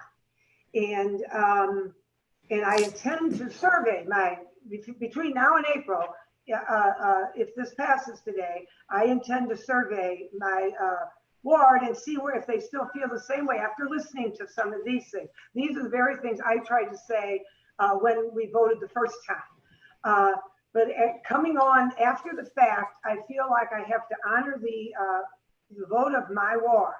I do think one thing that would change, I hear my constituents say that we would become more legislators if there are only 14 of us. And I'll say one thing that we will say, the alderman from the 1st said, I know for one thing, when there's only 14 aldermen, the city department heads' phone numbers, cell phone numbers are going to be out there for everyone, because that's who they need to call. And that's who they will be calling instead of us. For I get the same calls everybody else, maybe not the volume as some of the North St. Lawrence, but I get the same thing, from bees and trees to carjackings, and why can't I fix all this? And but I feel obligated to honor their vote today. And then I will certainly survey, which I intend to do about all these issues that came up, survey my ward between now and April, if it passes. But I just had to say that I was against it, but I feel obligated to honor my ward, and that's all I can say. I'm sorry. I'm done. All right, thank you. Alderwoman from the 1st. Mr. President, members of the board, I just have a few things I want to talk about. The alderwoman from the 8th talked about how will this affect legislation and going into effect.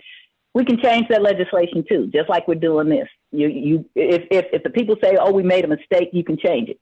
I will make my offer to come to the most hard set of people in any part of South St. Louis and have a conversation with them about, tell me how this is going to be better for us, okay? Because this is what I want to say to people. So you let this go into effect, and it devastates North St. Louis. Are you comfortable with that? Because after all, my people want it. So if my people say some things, and they have said some things that I disagree with morally, and I have said, no, this is why you are wrong. Okay. It's not just you always go along with the people that you represent. Sometimes they are morally wrong. If they're for slavery, I'm not going to say, well, my people voted for slavery, so this is a great idea. I'm going to say, this is why you are wrong. If they're for bigotry or discrimination, I will not go along with that. If they're for telling jokes that I find offensive for not just me or anybody else, I don't go along with that. In the Black community, for many years, there's been some people who are very homophobic. Not everybody, and that's in other communities. But back in the 90s, I voted for domestic partnerships because that was my role as a leader to say, hey, look, I know you may have some problems with this, but this is why this is the right thing to do. So it is not just to follow our community. It is also to lead our community. We are leaders. This false narrative that people won't call you if you go to 14 is a false narrative. So I'm friends with some of the county council people. You don't think they get the same calls we get? They get them. Okay. So they won't magically say, I'm not going to call the alderman anymore. If this stays put, as far as saying it's not your job, you can say it now. They don't care. They call you right back, because if they don't get response from City Hall, the closest thing, which is what we're supposed to be, is the alderperson. That's why Congress people run every 2 years, not Senate, because they're the federal people that are supposed to be close to their constituents. This vote removes us from being close to our constituents, and you're not going to get the pushback until it goes into effect. I'm getting the pushback now because mine went into effect without us having a vote by joining 2 wards. So I get that effect already. I get that pushback. As I told you, the people on Euclid say, I don't want to be in the 4th ward. How am I in the 4th ward? I never okayed that. So I'm getting that pushback, okay? No one stops people from voting in April. I've heard this thing, well, more people vote in November. Is there something that says you can't vote in April? Because that's another false narrative. Well, they don't vote in April. Well, that's on them. If it's really that important to them, they really want us to have 14 wards, then they can come out and vote in April. What I have found, I have people who only vote in November. And the reason they only vote in November because they live in the county. And they kept their parents' addresses, and people don't want to talk about that. And then they come in because the president's race is something high profile, and they come in and vote for the president's or the governor's race. I am not comfortable with making a decision for you, and I hope you won't be for me, in which you have told me this is going to be devastating. And I say, that's what my people want, so I'm going to do it. I'm not going to give you another chance.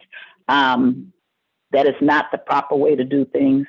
It is wrong thinking. It is wrong to think that we're going to be so much more professional. And again, I want to underline, why didn't we have a plan in the first place? That's a major mistake for something like this. If we're still asking questions, it was done wrong as legislatively. And stop hiding behind your voters and stand up as legislators and say, if we haven't been able to get a plan since it's been passed, why not? And why didn't we have a plan? Because there's not going to be a good answer. And so it doesn't hurt you any to say, let's have another vote. It doesn't do anything to you. If the people say no, and then this time we need to be out talking, because it pained me the Black newspaper was saying that should happen. And afterward, I remember so fully about us in the first ward defeating it, we also defeated the takeover of the police. And I remember the former alderman from the 27th who became the comptroller called me and saying, what did you all do? We educated our community. We spent that extra time.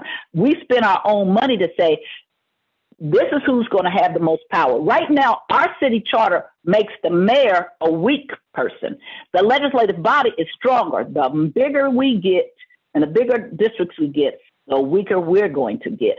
And I don't think that we're the checks and balances. When the former alderman from the first ward said that we don't like ourselves, Representative Troop, I call him, and that we don't have respect, we keep giving and chipping away from the power. We're the overseers. We're the people that oversee the budget, look at who gets appointed to committees, and we don't do our duty. And hiding behind, okay, now we got this vote. and people not going to call me, and now we're going to be a legislative body, is just not true. It does not hurt you to put it out to the citizens. The citizens going to be so upset when they finally understand what this is about. And they, maybe not you, but the next person who's in office, and they're calling, they're mad, and they're saying, I used to get, Alderman Vaccaro used to cut my grass and come see me every week. And now he has 500 more people that he has to do that for, so he can't give me that services. You may think that that's not what a legislative body should do, and maybe it isn't. But for many people, the reality is different than your image in your mind, okay? There is an image in your mind of how things are supposed to be, and it may even be legally how things are supposed to be. But reality tells me that people should be able to get a job and work, but if they don't, we in the government shouldn't just say, well, they don't have a job, so they don't eat. I do not want government to be so efficient that it does not serve the people. That's what we go for every time we serve big business at the expense of Main Street. I want to remain the Board of Aldermen to be Main Street, not Wall Street. And please reconsider and hear, this is going to be a painful thing. And if it destroys my community, I want all of you all who think this is good to commit today. I'm going to move over here and live with the consequences of my action. I want you all to move to North St. Louis because that's where I live, and I can live wherever I want to. If you think that's all right, I want you to commit to live to North St. Louis. And if you cannot commit to moving to North St. Louis, you better listen to us. Thank you, Mr. President. All right, Alderman from the 21st, you recognize to close.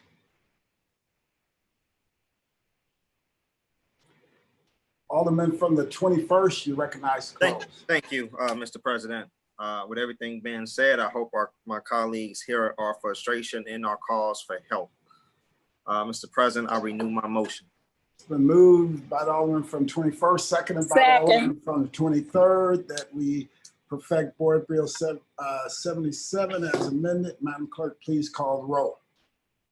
Alderwoman Tyus. Aye. Alderwoman Middlebrook.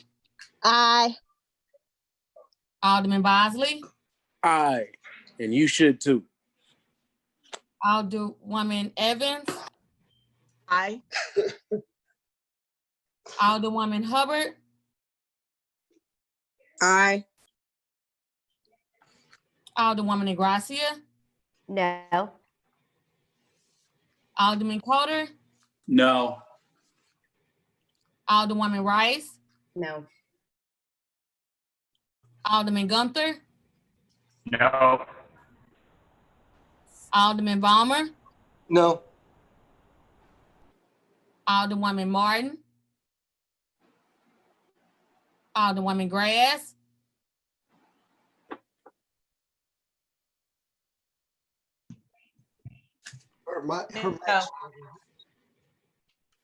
Where are the people left? Alderwoman No. Grass. No. Alderwoman Murphy. No. Alderwoman Howard. Aye. Alderwoman Green. No. Alderman Oldenburg. Pass. Alderman Rhodey. No. Alderman Todd.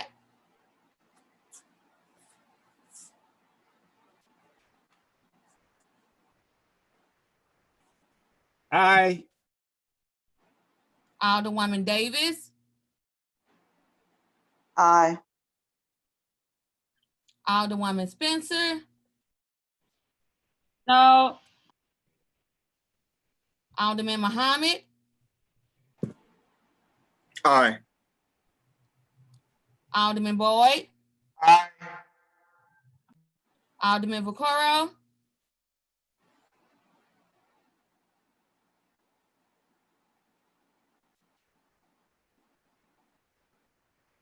Alderman Vaccaro, I didn't hear you. Oh, I'm sorry. Aye. Alderman Ryan. Aye. Alderman Cone. No. Alderwoman Clark Hubbard.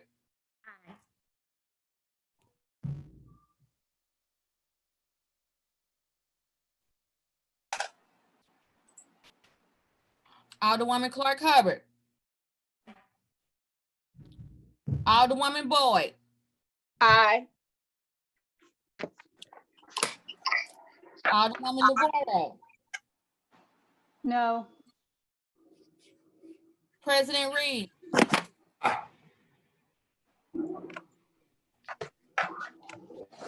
Alderwoman Martin. Alderman Oldenburg. Nope.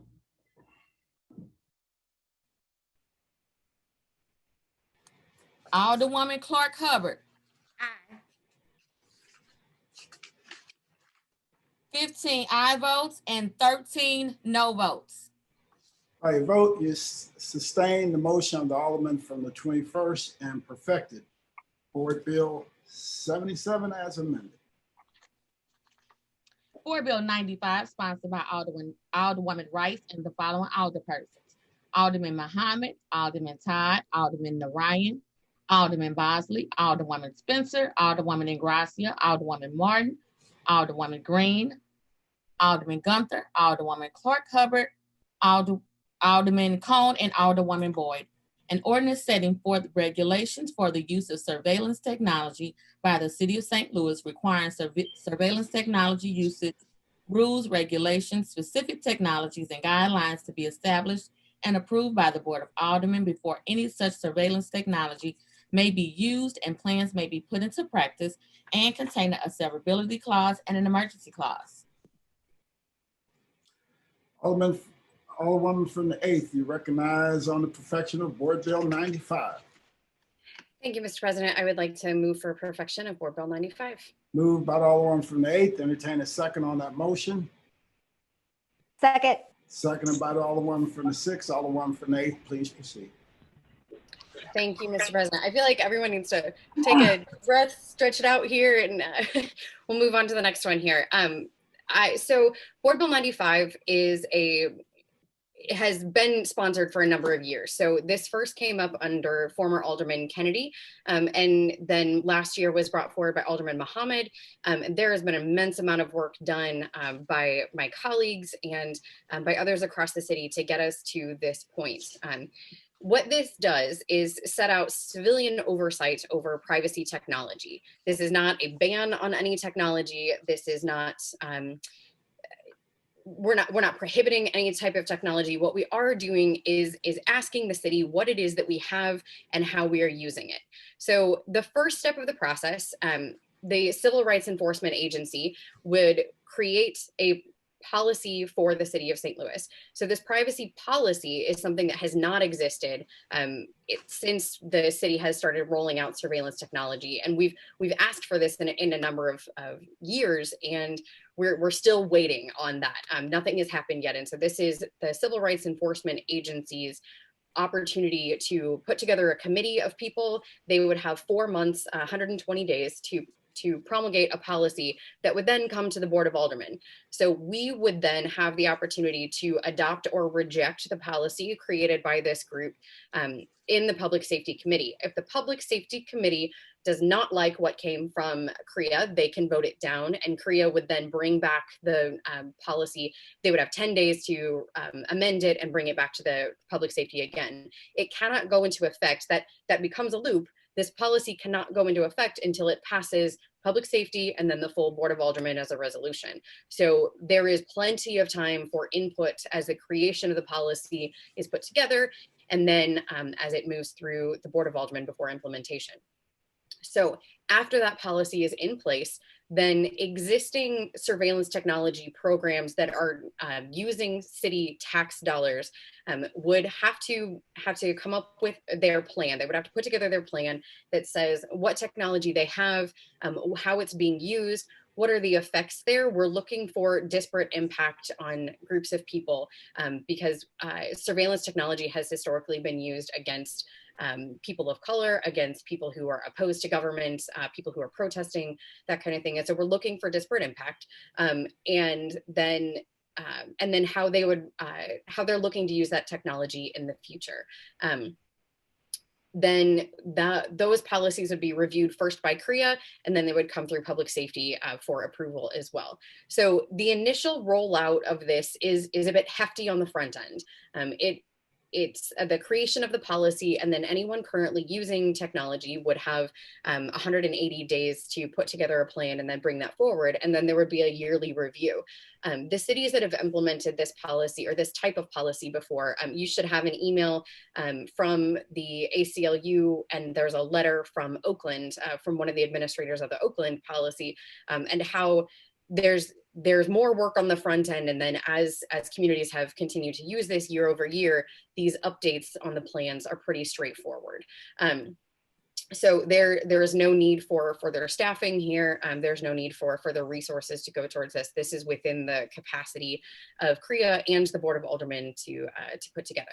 So you know, we debated last week. I'm having a hard time keeping track of days and meetings at this point, but we debated last week Resolution 24 on the surveillance planes, and a number of my colleagues expressed support for Board Bill 95 as a transparency function to go along with any rollout of that type of surveillance technology. So I do want to address also, I know that there has been some pushback from the public safety director to this bill.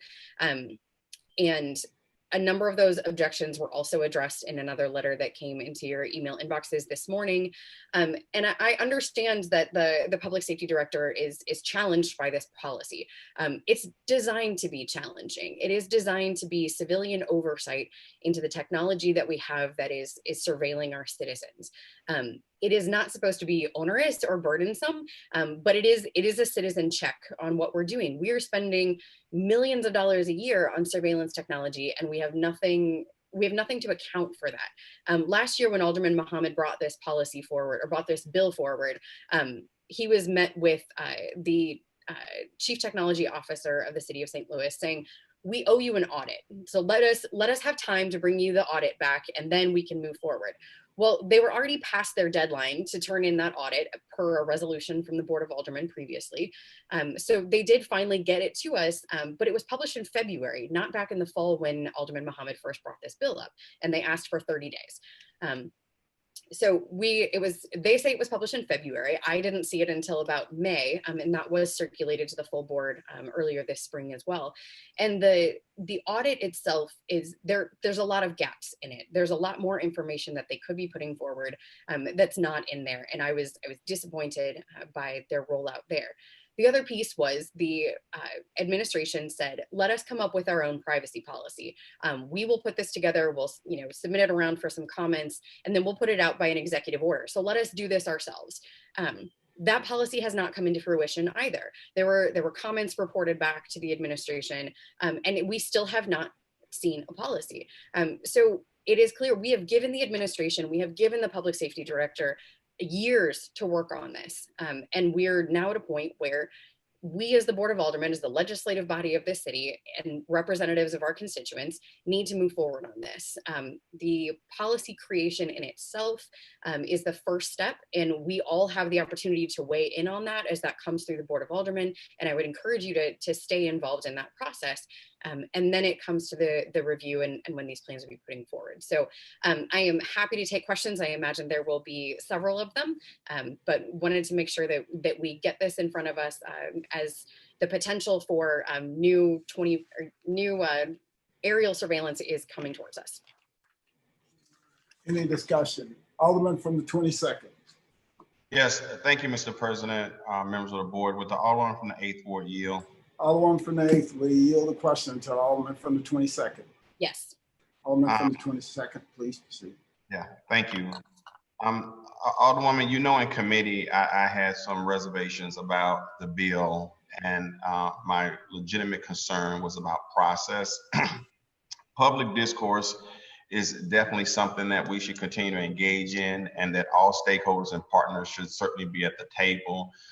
I was concerned because we didn't hear testimony from the public safety director, and we didn't hear testimony from the police chief. We did not hear testimony from Mr. Charles Bryson, who's the director of Civil Rights Enforcement Agency. We did not hear testimony from Mr. Robert I have problems pronouncing his last name, but the technology information officer. And I think that's important and that's critical. And I clearly understand and respect that you said we've had a lot of debate about this a year ago, but I still stand on the fact that people can change their mind in the course of a year. And I just think in the spirit of transparency, we owe it to the public to hear right now the latest, how they think about the process today. I don't think it's fair. I was a little disappointed that it came out of committee. I don't think we did our work on it. I voted present. I was the only member to vote present. And I still have those legitimate concerns today. So I just wanted to kind of put that out there. But I also ask you, was there a formal invitation that you sent to the police chief or the public safety director or the director of CREA about the hearing to ask them if they would appear? I notified CREA. I did not have any correspondence with the public safety director or the chief. Okay, and there's a particular reason why you didn't feel that you needed to correspond with them so that we can hear testimony from them? Partially because there were 3 hearings on this bill last year. Okay, but you would agree that last year was a long time ago, right? The last hearing, I believe, was in January. So it was not that long ago. This year, so it was this year? Well, last legislative year, but yes, this calendar year. So January 2020. Okay, and so has there been any other conversation with them since January 2020? Not directly, no. Okay, so but would you agree that when we put forth a board bill and we're having public conversation about a board bill, that it would only be fair that every stakeholder that's part of that process should be there to provide input? Would you agree that that would be healthy for our discussion? I think that this bill has been worked on for a number of years with a number of stakeholders at the table each time, and that I felt that it was time to move this forward because we're being faced with some dramatic new technology in the city. Okay, so but we did hear testimony from the same people we heard testimony from the last time we heard this bill. Is that correct? I believe so. Okay, so what you're saying to me is that it's okay to have testimony from people who may be supportive of your bill, but don't worry about people who may object to your bill. It's not important to hear their testimony. Is that what I'm hearing you say? No, that's a bit of a twist on what I'm saying. But I think that is what I hear you saying, because that's not fair and that's disingenuous, because you can't tell me that it's okay for people who are the proponent of the legislation to appear a second or a third time, but the people who may have a challenge with it, you don't need to communicate with them because you've had enough discussions with them. But yet we heard from these same people, the proponents of the legislation. I don't see how you could say that that was fair. Alderman, do you always invite all opponents to your bill before a committee when you debate it? I like to invite all stakeholders. If I'm going to introduce an ordinance that involves any person that works for City Hall, it is important to me that they are present. If I'm doing a board bill that has to deal with the building division, I want to make sure there's a building inspector or a building commissioner or somebody there to talk about the bill. And we oftentimes will present bills that we already know that the people were doing it on behalf, well, no, not the people doing it on behalf, but we already know that if we're going to introduce this bill, the people that we're directing to do something may be opposed to it. But that's not fair to not invite them to the table for discussion in a public forum, because what I know about you is you're about transparency. I mean, you believe in transparency, am I correct? Yes. I mean, you have demonstrated that over, and you've said it over and over again, transparency. I just want to make sure, I'm not going to put words in your mouth, but would you agree that you're real big on transparency? Yes. Okay, so I want to be big on transparency too. So if I'm going to be very transparent, I want to make sure that everybody gets a chance to share their viewpoint, even if I have a different view from them. It will be no different than having an award meeting and you shut down people that you know are adversaries to you. They still have a right to speak because you still represent them. So absolutely, I have an open ward organization. I agree. So I just want to make those comments because I am genuinely concerned about the lack of participation from City Hall personnel, but yet the openness to have participation from people who don't work inside City Hall. So I just want to make that clear. Thank you so much for yielding. All right, Alderman from the 17th. Yes, Mr. President, members of the board. I had emailed the Alderwoman from the 8th yesterday. What prompted my interest in this, I usually am pretty much a fan or supporter of the committee system. And of course, this kind of caught me by surprise. I guess it was introduced last week and reported out of committee right away. I was notified by one of my taxing districts. Portions of my ward have invested very heavily in cameras and have found them to be a very valuable resource. And the images on the cameras have contributed to the successful apprehension of a number of suspect, and we've gotten a number of convictions as a result of the cameras. And so obviously our special taxing districts have a very strong interest in this. I was contacted by the person who runs that program for us, and they had a number of questions, which I, not wanting to surprise or frankly, just wanting to kind of make sure that I understand it, forwarded to the Alderwoman from the 8th, who graciously called me yesterday, and we had a brief discussion. But in addition to that, I had forwarded, and it's probably my email that got the Director of Public Safety's interest, because he had sent me an email in response saying that he was unaware that this was even going on, and that they had a hearing, or that it even passed out of the committee. So it had caught him by surprise, and he had sent me initially an email outlining some additional concerns. And then I guess subsequently late afternoon yesterday, he sent out another one. In addition to that, I received an email kind of expressing the same frustration from the gentleman who runs our technology division. The Alderman from the 22nd had referred to him. It was Dr. Robert Gaskell Clemens. This is the person who runs our technology in the city, and is, the city itself has invested literally millions, I'm sure, in our real-time crime center downtown. And of course, the police department is, vested in that, and which falls under the Director of Public Safety.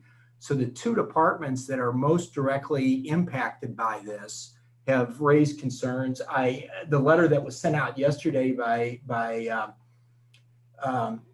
our public safety director raises some, but there's a whole nother list of them that I got last evening. And then evidently the city councilor had a whole series of concerns as well. And evidently they weren't weighed into or addressed either.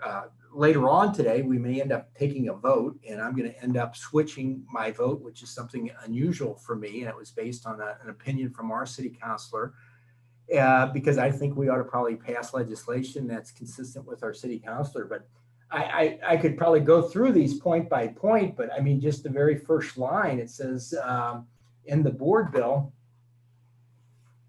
pull this up.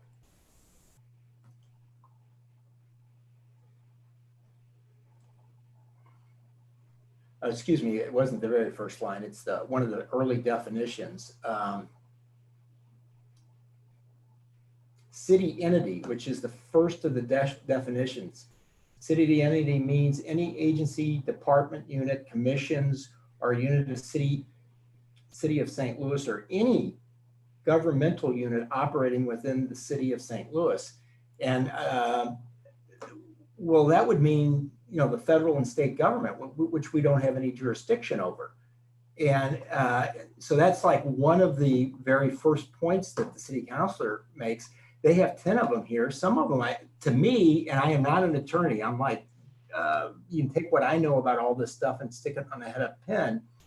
But they talk about city entities, and then they talk about destruction of evidence, and how, I guess there's elements of this ordinance that requires the destruction of images and stuff like that. And if that's potentially evidence in a trial, that's a violation. Anyway, there's a whole series of them here, and it's it doesn't sound like any of them have been addressed. And that's my concern. I had shared these yesterday. I'm not here to.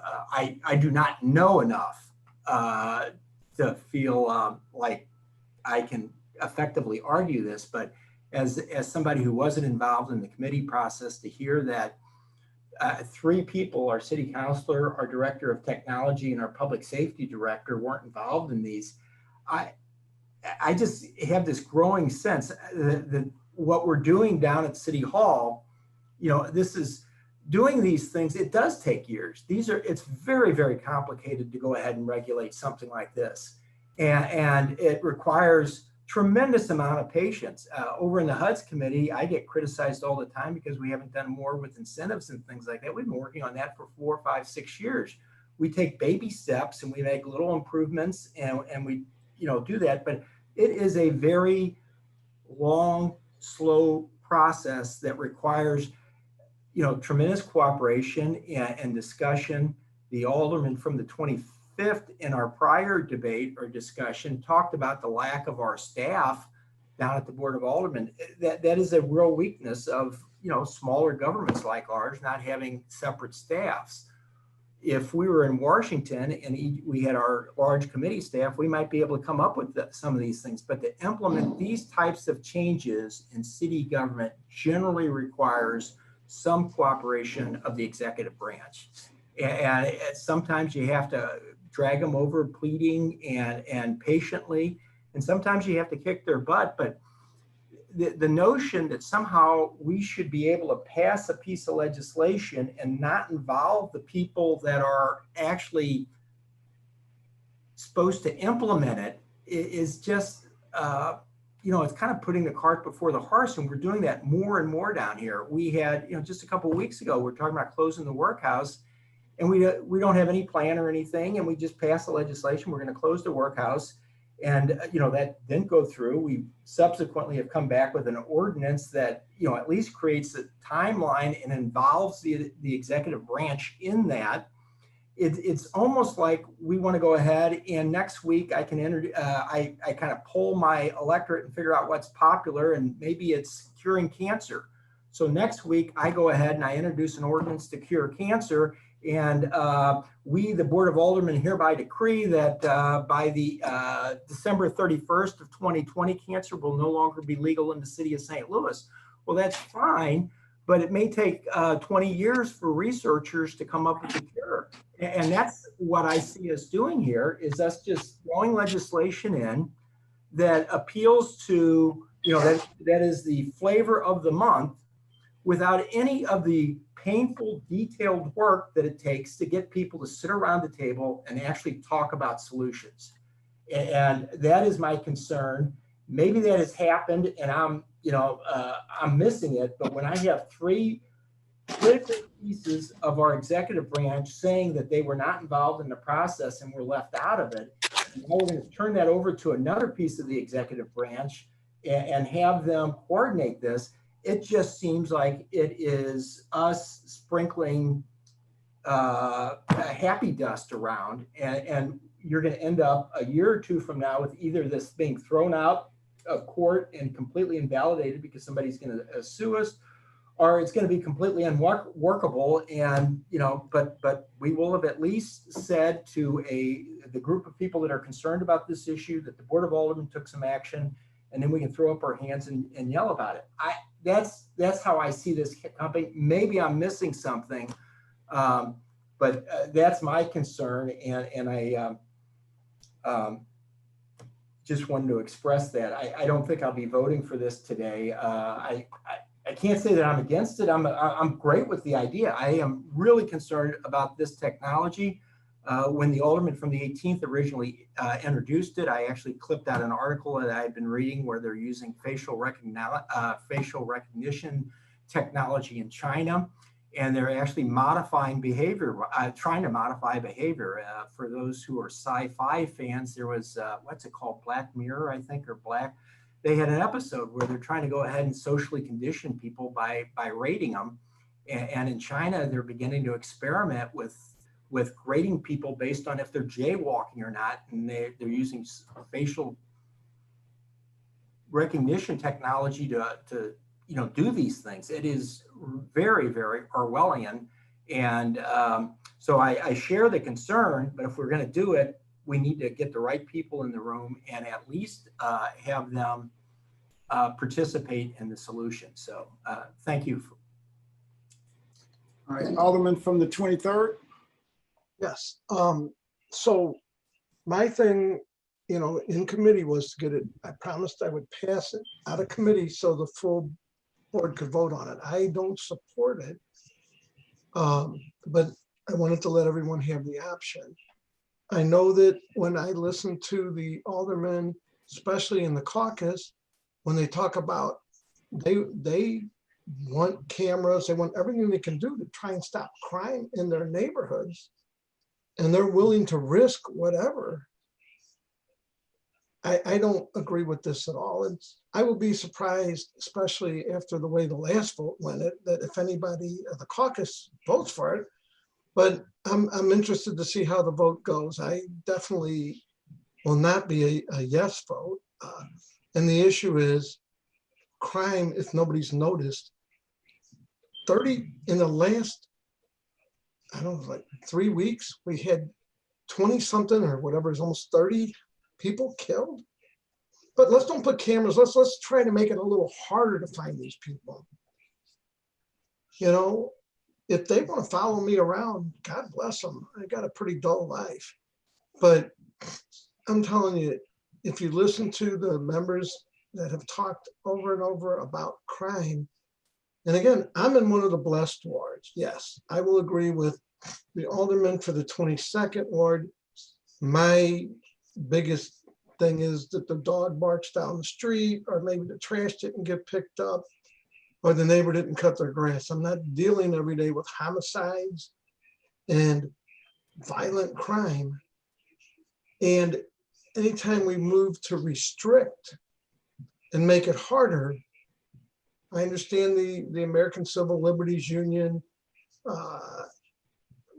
probably is all for this, but I'm, you know, and when you look at last week's vote on the airplane surveillance, how that went, I think people that have a lot of crime in their neighborhoods are very concerned, and they're not worried about civil liberty rights, whatever, if it helps solve crimes. But I'm anxious to see how this vote goes. And again, after the last vote, it'll be interesting to see how this one goes. And that's really all I have to say. Alderman from the 28th. Thank you, Mr. President. I definitely support the idea of of a surveillance bill like this. I'm all for transparency. I made my opinions known about persistent aerial surveillance last week. So I understand for sure the frustration with the lack of a city policy, and especially that that's been on the table for a while and we have not seen it yet. My concerns with this bill really have to do with some of the things that the alderman from the 17th brought up in terms of some of these special taxing districts that would fall under this bill, and their engagement in this process. I mean, I can say, when this was brought up before by the previous alderman of the 18th, I had a discussion in my neighborhood, and at that time, the bill didn't go anywhere. And since then, the folks that I've been talking to, have not really been approached about this. And these SBDs, these are taxing districts that, their commissioners are volunteers. The Central West End Neighborhood Security Initiative in the 28th and in the 17th, has a pretty robust system. They do have a policy, and from everything I know, they are, that believe in transparency as well. I very much believe that any governmental entity that is using surveillance in the city should have a policy, and that policy should be made public. I think the concerns that haven't been vetted, yet with this bill, just regard the process for that. And I think the concern is that even though this bill doesn't outright ban any particular type of surveillance, if you've got to go through these various levels of approval, what's going to be the impact? And I think what's the impact? The reporting the question of, there's just a variety of questions, I think, in here, and some of them have been raised in the last week. This bill was introduced 7 days ago. It had a hearing on Monday morning. I have to admit, with everything else going on at the board, I was planning to get to this once we got through some of the other big issues, So, I'm at fault for not getting that out to my folks, but I do know these SBDs have been here for a long time. We know that a lot of them have cameras, that these taxing districts have cameras, and I have not seen them at the table. I do think they have something to offer. My experience is not that they're all holding up their hands saying, hey, we don't want anybody looking at our process. We don't want to be transparent. That has not been my experience. What I have heard is, yes, we think it makes sense for there to be a policy. We have no problem sharing our policy. We have no problem with our policy being reviewed. But that they should be at the table in terms of looking at those logistics. And I think some of the issues that have already been raised in terms of what does this cover, what is it going to require, I think those are all legitimate questions. And I wish that we had some more time to work on this before we go on break. But in light of what I'm hearing from a variety of districts in the city, and especially in the 28th ward, I will have to vote no on this today unless we can find a way to make some more time to talk about these issues and get this to a really good place. Thank you. All right, thank you. Alderman from the 7th. Thank you, Mr. President, members of the board. I feel like I'll be echoing some of the comments of the Alderman from the 17th and 28th. I've looked through this bill, and I don't know if we're trying to just pull a fast one on the police departments or the taxing districts or really what happened here, but it's baffling to me why we wouldn't involve the individuals who utilize some of this long list of technologies in this discussion. I'll start by saying I don't oppose some sort of, policies for city entities. I would question whether or not we actually can even govern some of the taxing districts that we've discussed, which are, separate and independent government entities, such as some of the SBDs and community improvement districts. I also, reading this, I know it was brought up that this could impact some of our state and federal partners who operate within the city of St. Louis. It could also, impact MetroLink. I don't know what the ramifications would be for the surveillance, and I don't know what technology measures they use on MetroLink. I think they probably need more of them, but certainly from their surveillance camera systems, I guess would they have to turn those off if they're in the city and they don't have a policy that's been approved by CREA and the Board of Aldermen and the Public Safety Committee and everybody else? So I think there probably is a way to get these folks to the table, and at least especially for the police department and other city agencies, to, if they don't already have policies that they've publicized, to put them together, to publicize them. I don't even think having some citizen committee to review those would be a bad idea, but I also don't want to hinder, especially with the police department, the ability of the police department, when we've got all these homicides, to run their investigations. And I know we have to be very cognizant of civil rights, and some of the technologies they use are very powerful and very invasive. It's my understanding that those are generally deployed with, upon a review of a warrant application by the circuit attorney and signed off by a judge. And some of those technologies we probably aren't listed here, and we don't even know about them yet. So I am going to be voting against this. If we take a vote on such thing, I would ask that we either send this back. I'm not going to make a motion. I'll let people keep talking, but maybe the best thing that should happen is this goes back to committee for further discussion, and we can get something that's workable. But I think simply saying that, no one raised any objections and it's the same bill we looked at earlier in the year when we've rammed it through the committee, I don't think is appropriate, especially given the serious nature and how this could impact law enforcement agencies and just other government agencies. Again, I go back to MetroLink and some of our SIDs and SBDs. I think they need to be part of the discussion. The police department, the public safety director, and whoever else is using these technologies. So with that, I'll yield back. All right, thank you. Alderwoman from the 15th. Thank you, Mr. President, members of the board. Would the Alderwoman from the 8th please yield her questions? Alderwoman from the 8th, will you yield the question to the Alderwoman from the 15th? Yes. Alderwoman from the 15th, please proceed. Thank you. Alderwoman from the 8th, can you tell me, does this at all prohibit special taxing districts from having cameras? No. Does it require that special taxing districts have a plan Yes. about their cameras? Yes, it would. And does it require that that plan gets submitted to the Board of Aldermen for approval? Yes, after it comes through the Civil Rights Enforcement Agency. Okay, but there's in no way, shape, or form we're saying that special taxing districts can no longer have their cameras. Correct. There's no prohibition in here on any technology. This is merely transparency. Okay.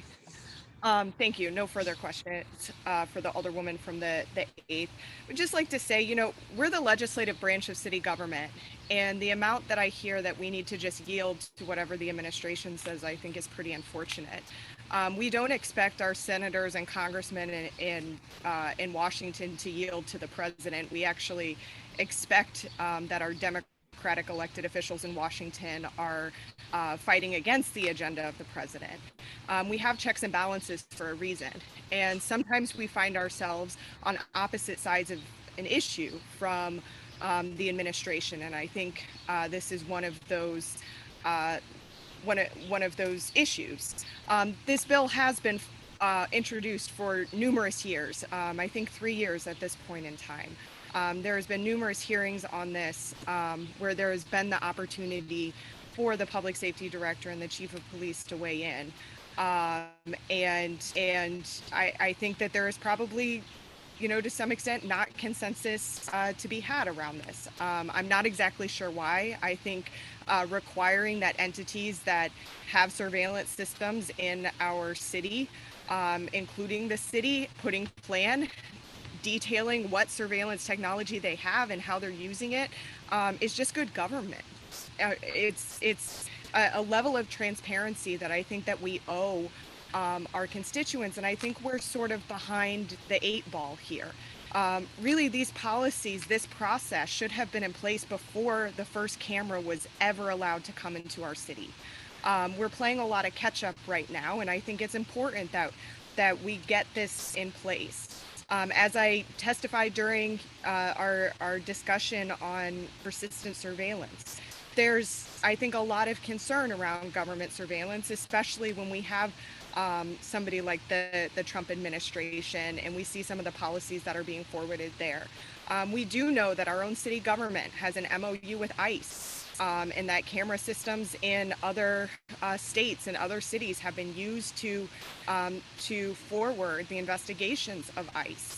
And I think that we need to have policies in place to know if this is the type of ways in which our surveillance systems in this city are being used. No way, shape, or form does this say that we cannot have cameras.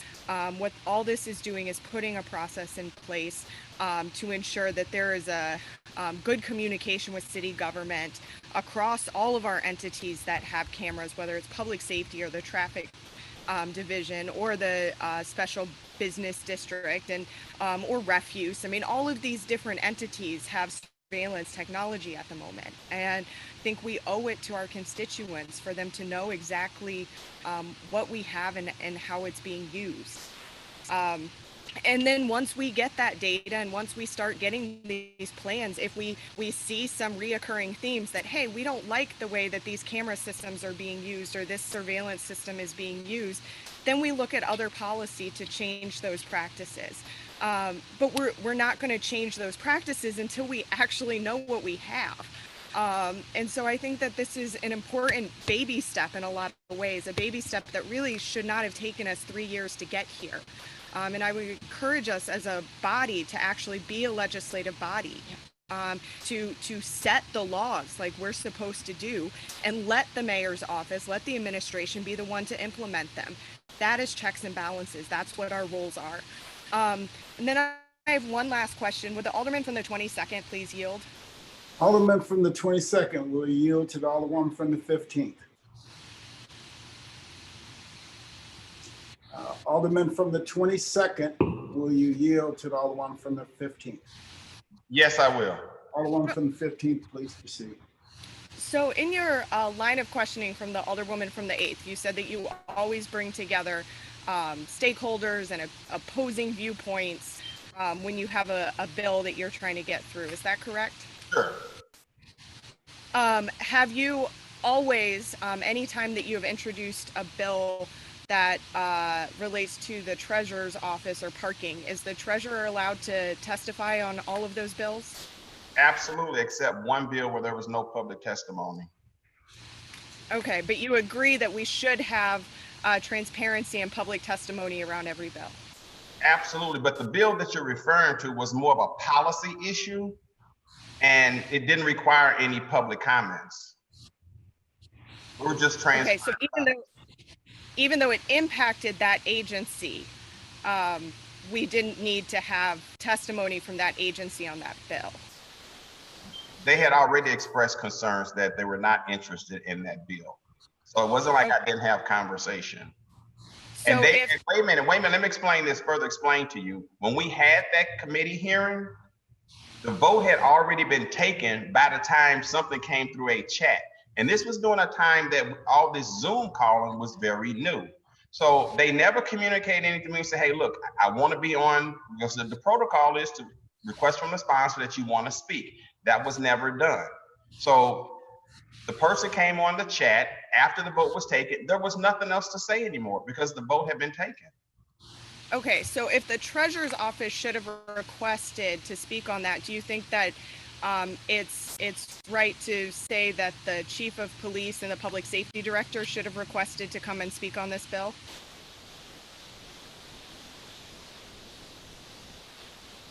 Let's go back to the treasurer. If, repeat the question. I want to make sure I'm clear on how I answer this question. Point of order. Please state your point of order.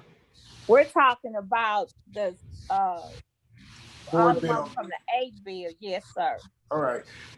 Alderman from the 15th, please keep your questions germane to the board bill 95, which is before us. Sure. I have no further questions of the Alderman from the 22nd at this time. I'm just trying to figure out, when it is on the administration to request or a city agency to come and testify before us, and when it's on us as aldermen to make sure that those entities are in front of us. I do think that if the public safety director and the chief of police had concerns about this, they know our meeting schedule. I'm sure that the mayor's office follows our committee hearings and the board bills that are going through this board. And I think that they could have very easily asked to testify in support of this if they wanted to, and if they wanted to come and get on the record about this before this got to the floor of the Board of Aldermen. I think that, I don't know anybody at this body that always brings every person who opposes a piece of legislation that we're doing in front of us. And again, I would just reiterate, it is our job to be the checks and balances of this board. Alderman from the 23rd, please state your point of order. Are we going to keep going off in that same direction, or should we do like Alderman Tyus does to me, go, please mute her mic? Okay, thank you, Alderman. I received your point of order. Alderwoman from the 15th, please keep your questions and your statements germane to Board Bill 95 that's before us. Thank you. I am talking about Board Bill 95 and addressing the concerns I've heard from my colleagues about the Director of Public Safety and the Chief of Police not coming and testifying on this bill. And I think that it is very germane to what we're talking about, since that accusation was put out there against the Alderwoman from the 8th, that we do recognize that it's that the administration has the ability to come and testify on any bills, including this bill.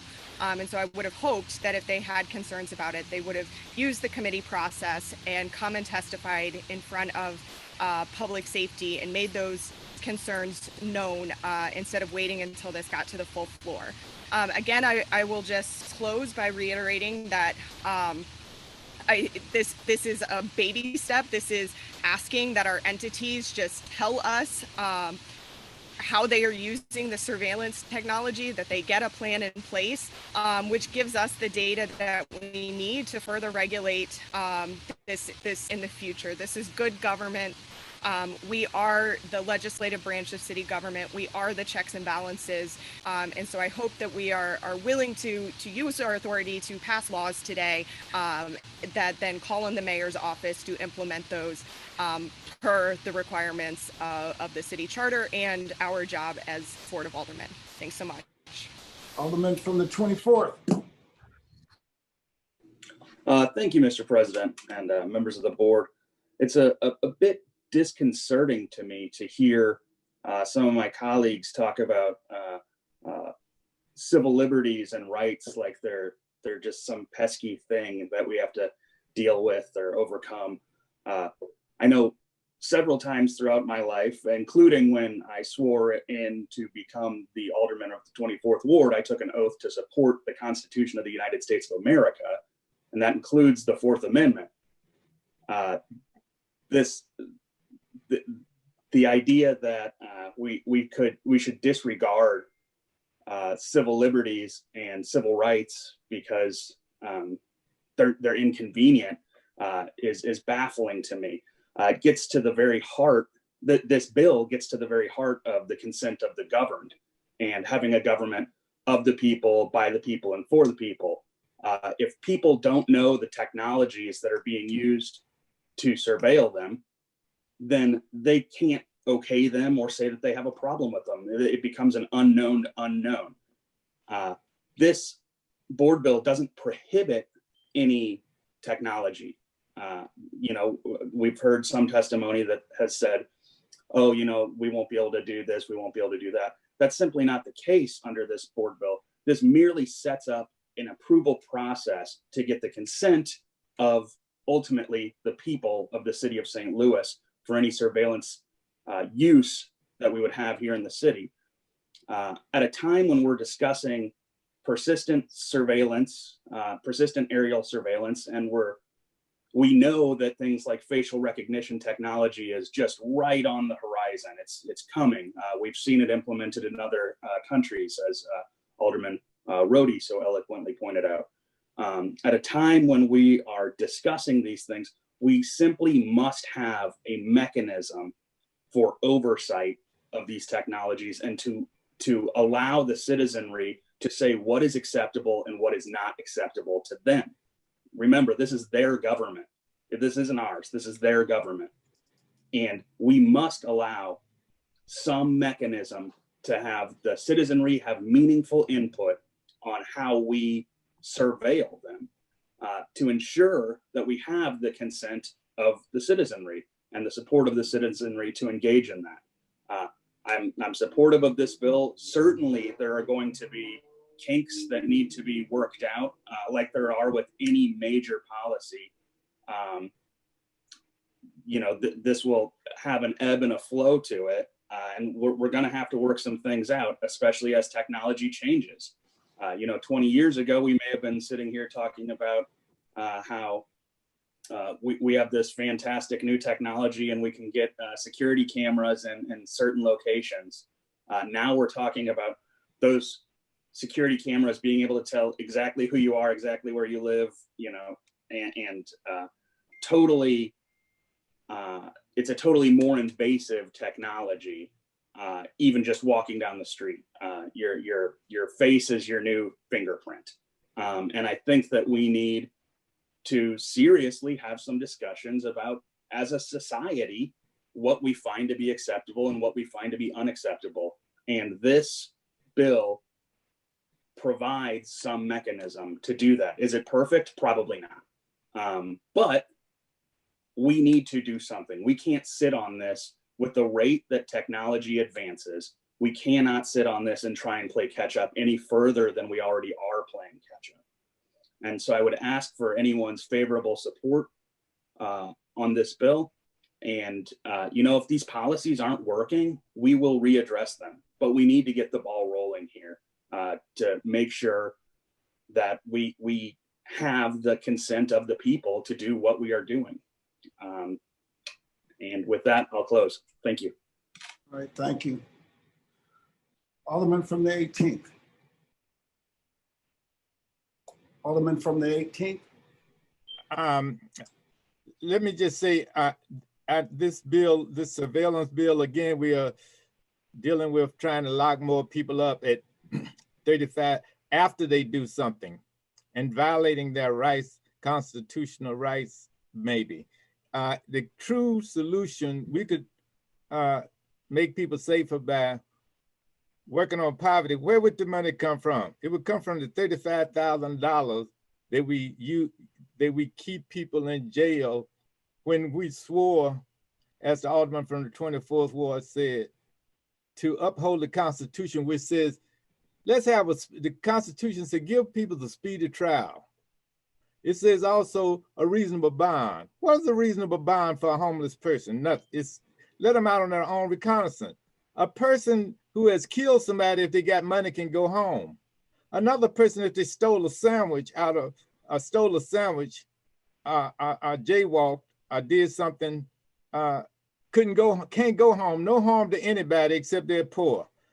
So I think what we need, and then drug treatment. Person should be in a hospital. What do? We keep them there, $35,000 a year, when we could have them in the hospital, and they wouldn't harm anybody. So we talk about gun violence. Yes, it's scary, but who are the people behind this who sponsor the advertisement from 5 to about 7 o'clock? The same people as a group are the same ones. They refuse to support drug treatment. They refuse to help eliminate poverty. They go into the city budget and they bloat the city budget for things that doesn't provide any services to my constituents. And they have for the last 50 years that I know of, have fought. They gutted the anti-poverty program that I was in when I was a teenager. We went on field trips and did many other things. Now they're talking about watching people with some pie in the sky, planes in the sky, I'm sorry, some technology, spending some more money to put people in jail that wouldn't be there in the first place if they weren't in poverty. What I'm saying, I know I used snake oil, which is pelling something they say, hey, this is gonna get you well, but they're gonna give you some goofy dust if that doesn't work. But I'm gonna tell you, the only thing that's gonna work, that has been shown to work, is some jobs. You can't have a hammer in one hand and a gun in the same hand. If you're right-handed and you're swinging a hammer, you're not gonna have a gun in the same hand. If you're playing baseball and doing some things in the park, baseball or family outings or whatever, you won't be able to do that and shoot guns or steal or do other crimes that we are surveilling people for. What we need to do is to give people alternative recreational activities. And I'm not talking about some recreational stinking weed. That's not recreation I'm talking about when people talk about that. I'm talking about wholesome family activities where they, we would solve many of these problems. So my final concern is that surveillance, the police in the past have been known to disrupt the civil rights movement, which I was in. They've been known to do other things. We got about 20 of them right now, which they should be enforced somewhere doing some work. They have been on indictment. I mean, these are the kind of things that we should be working on rather than worrying about some cameras. And they say, trust the police. Well, look, they have promoted things and they know better probably than anybody else because they know what's going on. They promoted things they know don't work for the public, and they build prisons, but they can't build houses. We got people living under the viaducts as I pass City Hall. The main point is, I think anything that does, our priority should be to eliminate poverty, treat people for drugs, have wholesome family activities, and then we will be safer. But any other Goofy dust, or snake oil, all we're gonna do is waste some more taxpayer money. They told us $6,000 a year now that I didn't support the tax increase because I know some snake oil when I see it, but a lot of people did. But has crime gone down? No, murders have gone up. They said this is gonna solve the problem every time. So that's why we're in the position we're in, because of the citizens are frustrated since the law and order folks took their money and swindled them out of their money, have been making all these promises. That's why we got guns, gun violence, and then the same people end up supporting gun programs on television, in the media. And so we need to deal with the media. If we want to stop gun violence and violence, let's stop those violent games that studies have shown create violence. If we want to deal with violence, we don't see any children being born on television in a loving family way and families in that situation, but we see hundreds and hundreds of killings, hundreds and hundreds of murders. We don't see lovely, loving families, couples, married people picnicking and doing nonviolent things. So I'm gonna end with that, saying that all of this surveillance, we're wasting, again, we're going in the wrong direction. Let's work on things that we know work. Let's work on jobs. Let's work on poverty. Let's work on drug treatment. Let's work on recreational type activities and supervision for our young people. Thank you. Thank you, Alderman from the 18th. Alderwoman from the 20th. Thank you, Mr. President, members of the board. I rise in support of this bill, and I'd like to commend the Alderwoman of the 8th for taking a leadership role in protecting our citizens' civil rights. As the Alderman from the 24th mentioned, and pointed out very appropriately, that civil rights are not pesky little things that we should be trying to step aside or brush under the rug. I share concerns brought up by my colleagues that the director of our public safety department, our chief technology officer, and others haven't weighed in. But frankly, the fact that our city is gathering an immense amount of data on our citizens without privacy plans in place is a failure, I believe, of those folks who have raised concerns at this late hour. And those concerns outweigh my concerns of their lack of involvement in this particular plan, given that we have had this before us for some time now. We are barreling towards being a city that has helicopters ahead collecting an infinite amount of data about each and every one of us, without any provisions about what we are doing with that data, who has access to it, and under what circumstances. This lack of protection of our basic civil rights, it's not new. This is not a new concept to our city or to the Board of Aldermen. Since the time I've been down here, we've been talking about this. At that time, our now clerk, the Honorable Clerk Kennedy, was here among us at the board, and he sponsored very similar legislation. I know I was a co-sponsor at that time. His legislation was also supported by the ACLU and also raised concerns by the administration. These concepts, again, are not new to us or our city. I'm not in favor of doing nothing. We are elected here to serve and to protect our citizens, and protecting their civil rights is our obligation as elected officials. And with that, again, I commend the Alderwoman of the 8th for taking a leadership role here, and urge my colleagues to support protecting our citizens' civil rights rather than simply doing nothing. Alderwoman from the 13th.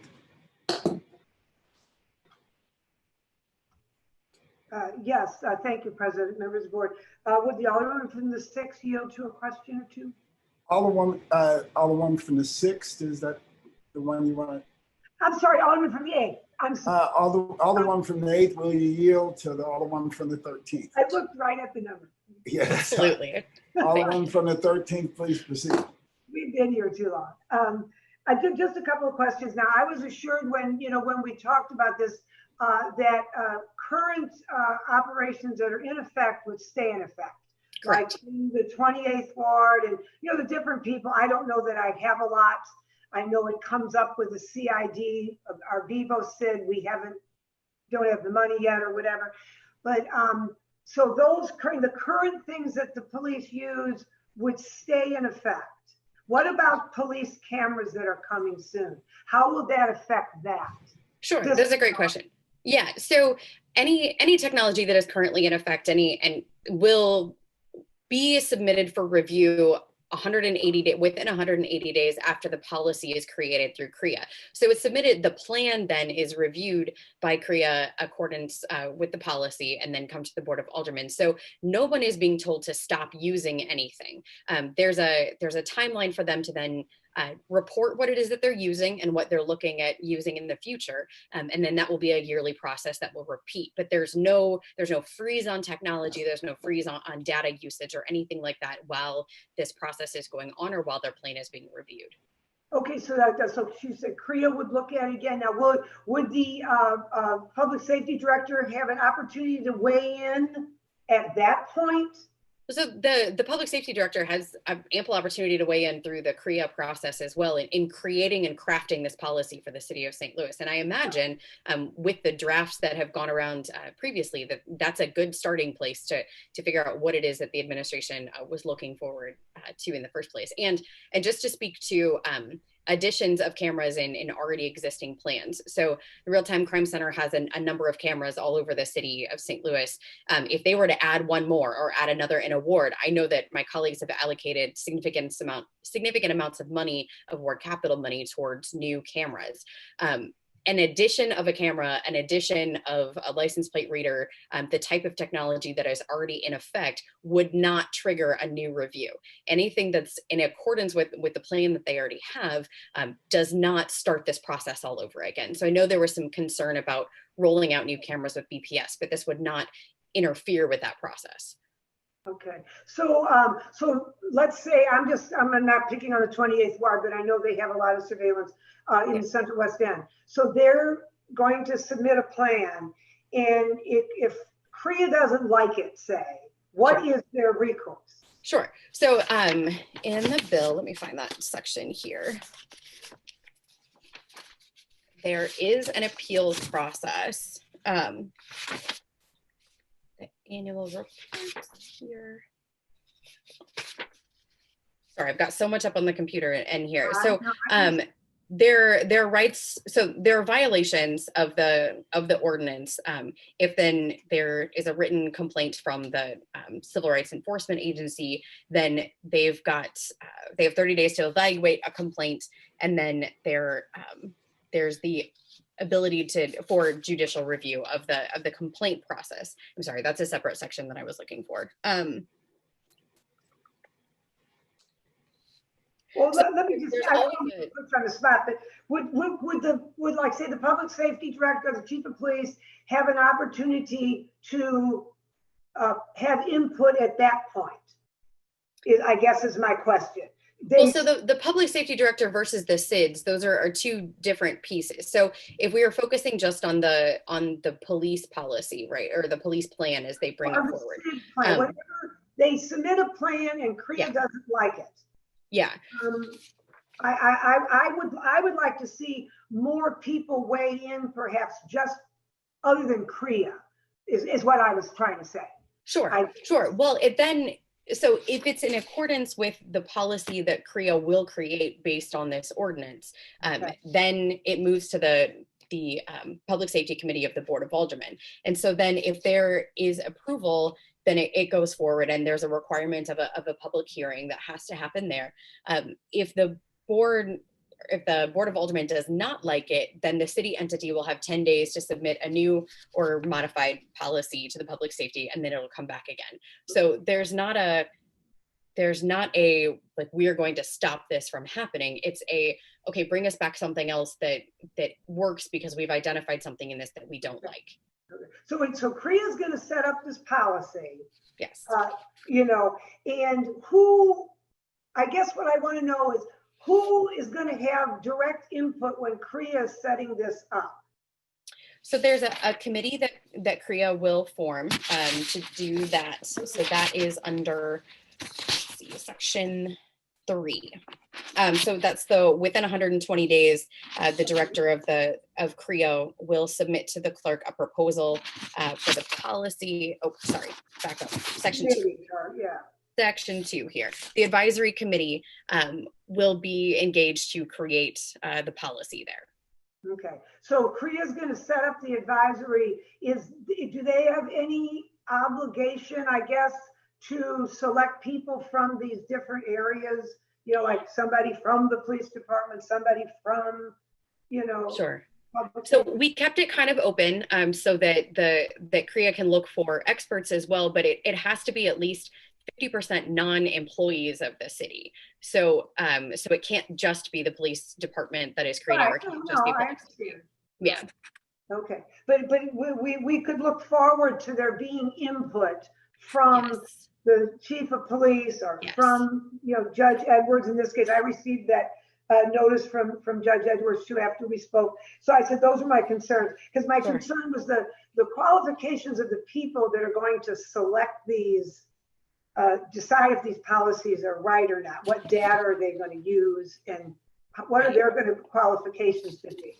Sure. Yeah. And that's one of those things that will come out through the process, and the policy itself has to be adopted by the Board of Aldermen. So we will all have an opportunity to weigh in on that, the Public Safety Committee most directly. And at the public hearing where they are reviewing that, then the public, including the departments and anyone who feels that they wanted to have a say in the process, will be a part of those hearings and can testify on those. You can vote. Okay. That makes me feel better. Did I hear someone say earlier that we right now give information over to ICE? Yes, there's a memorandum of understanding between the city. Know that? We have proof of that? Yes, that has been sunshined. So, yeah. Okay, so and that would be something that would probably come up in this. If there was a technology sharing agreement, then that piece of it would come up and be made public through this process. Okay, I don't mean to put those. So who's giving this information to ICE?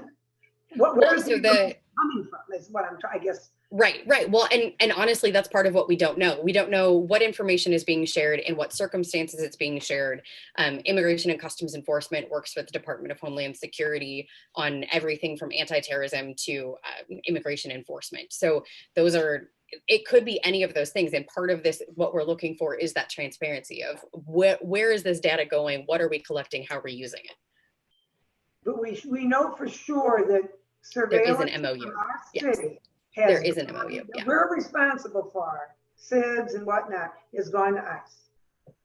Well, so I think that stretching out to the SIDS is different, but public safety itself, the police department has an MOU with ICE.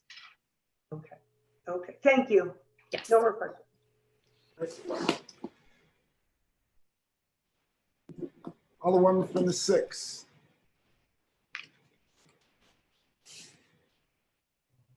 Alderwoman from the 6th. Thank you, Mr. President. I just wanted to weigh in support of this bill. I understand a lot of the questions that are being asked, and I guess I would be a lot more concerned if every one of us has not been at the table since the former Alderman Kennedy has been bringing these issues to the forefront. Alderman Kennedy moved from his position as a ward representative to a representative of all of us at the board. And then I took it on, and then the alderman from the 21st took it on, and now the alderwoman from the 8th has taken it on. So I'm getting really confused and mixed messages today, especially on what we think we need to just drive into the ground in terms of stakeholder involvement and transparency, which I completely agree with. And then what we're allowed to, brush that under the carpet for, like, which issue is important? Like, is the airport okay because it's, has to be a rush deal? Is surveillance not okay because of this? I mean, this is definitely something, the surveillance bill that has been a long time coming, and a long line of people have been working on this. And so to ask the alderman from the 8th to stall it, I think is incredibly short-sighted, doesn't really make a lot of sense if we're framing it in the arguments that we are trying to move forward with the rest of this legislative session. And so I can't imagine a more comprehensive bill with more stakeholder involvement from a broad base of government and private practitioners to residents and stakeholders. So I just wanted to rise in support of it and just make sure that everyone knows that this is something that's been brought to us time and time again by both members of the Black Caucus to where it is today, and I think has widespread community support. And I don't want us to lose sight of that while we're discussing this today. And thanks for letting me take some time. Alderwoman from the 12th. Thank you, President. Click it one more time. You're muted. You have to unmute. Okay. There you go. There you go. Thank you, President Reed. Will the Alderwoman from the 8th please yield to questions? Alderwoman from the 8th will yield the question to the Alderwoman Yes. from the 12th. Alderwoman from the 12th, please proceed. Okay, so the Civil Rights Enforcement Agency is going to be the primary on gathering all this information.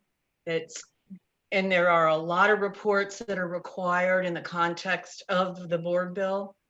How many people work for the Civil Rights Enforcement Agency?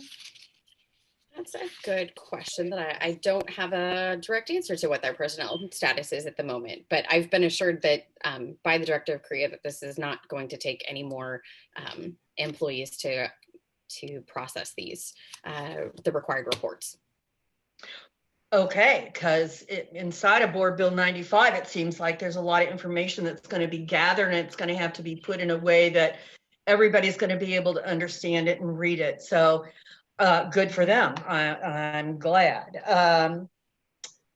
So we talk about transparency and wanting everybody to be on board with this. And the citizens, if we're talking about transparency, how many citizens do you think actually pick up the City Journal and read it? Because that's primarily where we keep saying it'll be posted in the City Journal and citizens will be able to read it and find it there. Is there any other avenue that we're going to be able to share all this information with? Since public hearings aren't that well attended, how are we going to do that? So it does require that both everything be posted online as well on CREA's website, and then as the Board of Aldermen Public Safety Committee processes these, they will also be made available online. Okay, all right, that's all I have. Thank you. Thank you. All right. Thank you, Alderwoman from the 12th. Alderwoman from the 27th.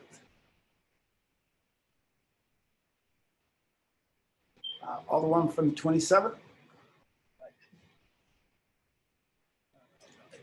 Yes, Mr. President. The question, could I ask the question of the Alderwoman from the 8th? Alderwoman from the 8th will yield the question to the Alderwoman from the 27th. Yes, of course, to the birthday Alderwoman. Thank you. Alderwoman from the 27th, please proceed. The question, who oversees, who's in charge of CREA? The mayor appoints the director of CREA. Okay, so the mayor's office in charge of CREA. Okay. Kind of. It's a separate agency, but that's the mayoral appointee that is the director. Okay.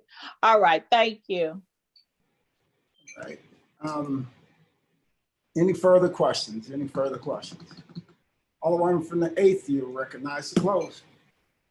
Thank you, Mr. President. I want to respond to a few things that were brought up today. First of all, we absolutely have to acknowledge the state that our city is in. The fact that we have rising homicide rates, we have crime issues that continue to rise in the city, and we're also spending millions of dollars every year on surveillance technology that has not shown us to be any more effective at slowing these things down, at actually getting in the way of preventing crimes or even solving them at this point. This bill is about transparency. It's about stating what it is that we as our city value, and how we are going to evaluate the ways that we spend our money, and the ways that we we deal with our citizens and their data and their privacy going forward. You've all been emailed a letter from the Oakland director of the community oversight program, and it talks about that there are no downsides to operating under this model. It'll save taxpayer resources because the upfront approval requirements, it will lead to greater trust especially in law enforcement, and greater transparency, and the public input will ensure that legitimacy and greater trust is the norm, not the exception. Any police officer knows that community support is critical to good police work and the solving of crimes. There's more in this letter, and I really would encourage you all to read it, because this is someone who has been a part of a city where this bill has been in effect and is working towards community trust and taxpayer trust in what is there. Further, let's see, the special taxing districts. I know this has been brought up, and this was brought up to me by one of my own special taxing districts. And they report back to the board of directors all the time on what their technology is doing. And I don't think that this is any more significant of a burden than is there. And I will also point out that the state auditor in Missouri said that we have significant problems with our special taxing districts, that there's a lack of transparency, a lack of documentation that's there. Trying to find out some of what's happening in my own ward, who's on the board, whose term is current, what's the enabling ordinances. It's a difficult process. And quite frankly, if we're going to be asking them to use taxpayer dollars, then I think this transparency in these types of reportings are really important. The last thing I'll say is this, like the Alderwoman from the 6 detailed, this is something that has been a long time coming. We have worked on this for years in different iterations. This bill itself is identical to what was brought last year and had 3 hearings in front of the Public Safety Committee. I am very grateful for the conversations today and the questions that were raised, and the colleagues who spoke in support of this. I am not letting this go, but I am, Mr. President, reading the writing on the wall at the moment, and I would ask that we move Board Bill 95 to the informal perfection calendar. Madam Clerk, please make note of that. Place Board Bill 95 on the perfection informal calendar. So noted. That is the extent of board bills for perfection. Third reading consent. Board Bill 20, 64, 84, 88, 89 as amended, and 27 as amended. Alderman from the 22nd, you recognize on the motion for the third reading and consent calendar. Mr. President, members of the board, I move for adoption. Excuse me. Alderwoman from the first. Yeah, thank you. Thank you. I had my hand up. I didn't see it. I didn't see it. I know. Could you please remove Board Bill 20 and 84, please? All right, Madam Clerk, please make note of that. Move Board Bill 20 and 84 to the regular third reading calendar. That's 20 and 84. So noted. All right. Please read the board bills again for the third reading consent calendar. Board Bill 64, 88, 89 as amended, and 27 as amended. Alderman from the 22nd, you recognize on the motion for the third reading consent calendar.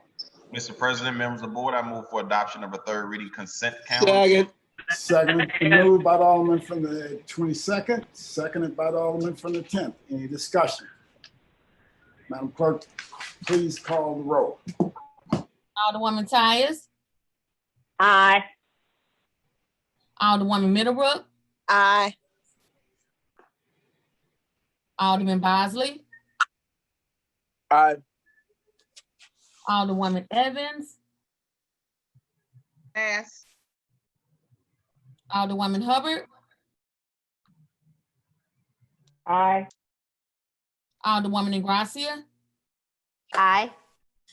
Alderman Coder. Aye. Alderwoman Rice. Aye. Alderman Gunther, Aye. Alderman Balmer, Aye. Alderwoman Martin, Alderwoman Grass, Aye. Alderwoman Murphy, Aye. Alderwoman Howard, Aye. Alderwoman Green, Aye.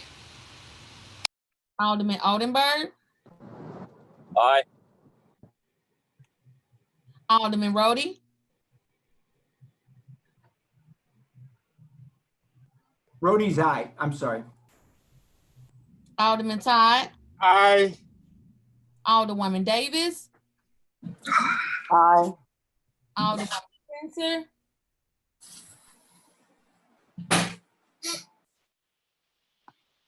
Alderman Muhammad, Aye. Alderman Boyd, Aye. Alderman Vaccaro, Aye. Alderman Narayan, Aye. Alderman Cone,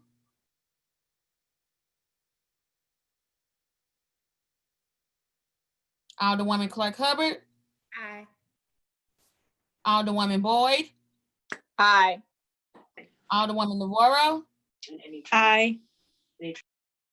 President Reed, Aye. Alderwoman Evans.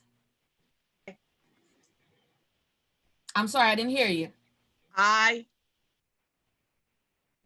Alderwoman Martin, Alderwoman Spencer, Aye.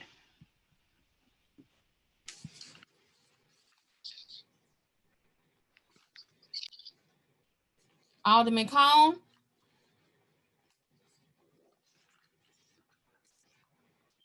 (27) aye votes. I vote staying the motion. Alderman from 22nd and 3rd read and finally passed the aforementioned bills. Third reading and report of engrossments. Board Bill 92 as amended, sponsored by President Reed and the following alderpersons: Muhammad, Middlebrook, Coder, Murphy, Howard, Oldenburg, Davis, Narayan, Boyd, Todd, Gunther, Cohen, Ingracia, Rice, Green, Navarro, and Spencer. An ordinance in accordance with Article 25, Section 1 of the St. Louis City Charter, recommended by the Board of Estimate and Apportionment, amending the duties of the Division of Corrections and Department of Health and Hospitals, directing the Commissioner of Corrections to begin the process of closing the St. Louis City Medium Security Institution, MSI, also known as the Workhouse, directing the Budget Director to analyze the net cost savings to the general fund if MSI is no longer operated as a detainee facility and containing an emergency clause. Alderman from the 21st, you recognize on third reading and final passage of Board Bill 92 as amended. Mr. President, I move that we third read and finally pass Board Bill 92 as amended. Moved by Alderman Second. from the 21st, seconded by the Alderman from the 14th. Alderman, please proceed. Thank you, Mr. President. Again, Board Bill 92 creates a comprehensive plan to close the medium security institution. It is a step-by-step process, and it will redirect the funding that goes to the medium security institution into a neighborhood fund that we can use in our communities, which is roughly a little over $8 million. With that, Mr. President, I renew my motion, and I thank you for your leadership and sponsoring and leading this effort, Mr. President. All right, thank you, Alderman. Alderman from the 23rd. Let's see. Yes. When she was reading the names, I thought my name was on this. Although not especially for closing the workhouse, certainly the process would be, I'm certainly in support of the process of looking into how we would do that. So if I'm not on there, certainly you can put me on there, but I thought I was already on there. Okay, it's too late on the third reading calendar, but thanks. We'll make sure it's entered into the journal that you wish to have your name added to it. All right, thank you all. Alderman from the 15th. Thank you, Mr. President, members of the board. I'm not going to belabor this since we spent a significant amount of time debating this. I just want to give recognition to Action St. Louis, to Arch City Defenders, to Close the Workhouse, to the Bail Project, and numerous other partners, SEIU, the ACLU. There's kind of too many to list, who have built a very broad coalition over the last 3 years to be able to move the dialogue on this so that we can take this historic step today. Their work has been difficult at times. I know that they've gotten a lot of heat from some of our local media and from residents across the city, and it's been great to see that the tide is finally turned on this issue, and that we are on the verge of making some really great history today.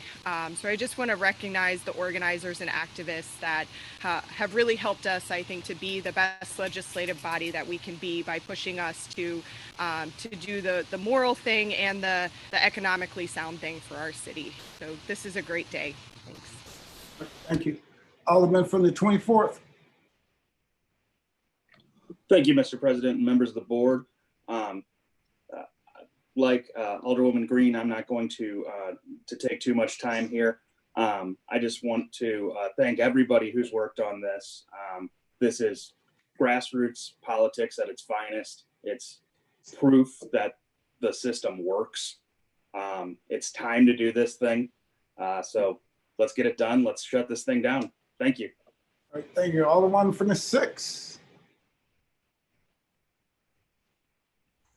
Thank you, Mr. President. Just wanted to say that, a lot of gratitude for the grassroots organizations that were mentioned already by my colleagues.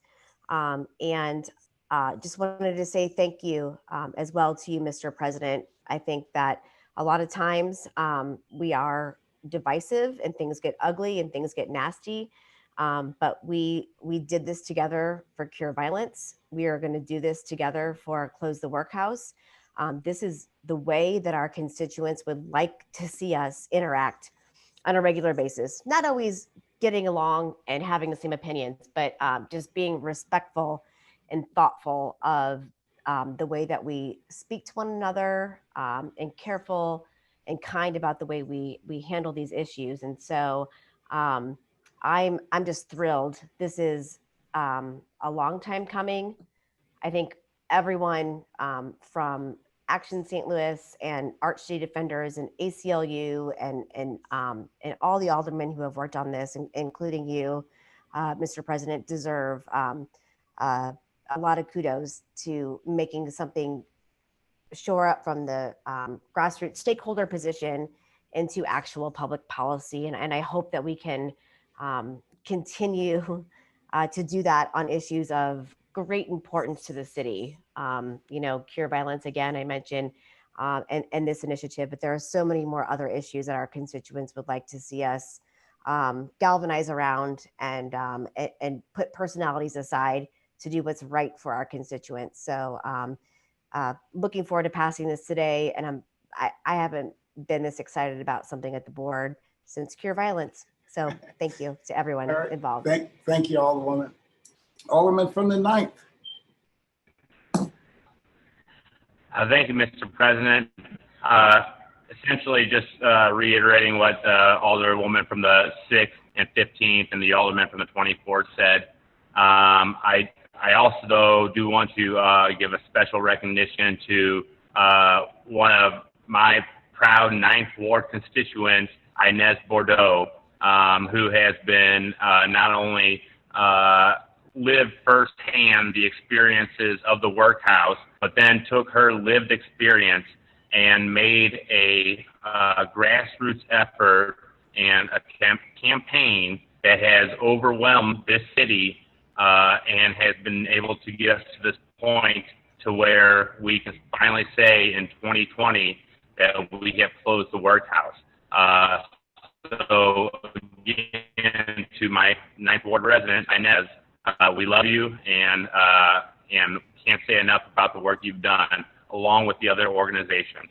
I also do want to say, though, thank you, Mr. President, and thank you from the Alderman from the 21st who have, after 2 weeks ago, when we all had a meeting where we went out in the storm because we thought we had the votes, for you to immediately turn around and put this bill into place that where we can all get behind it, and we can all come together.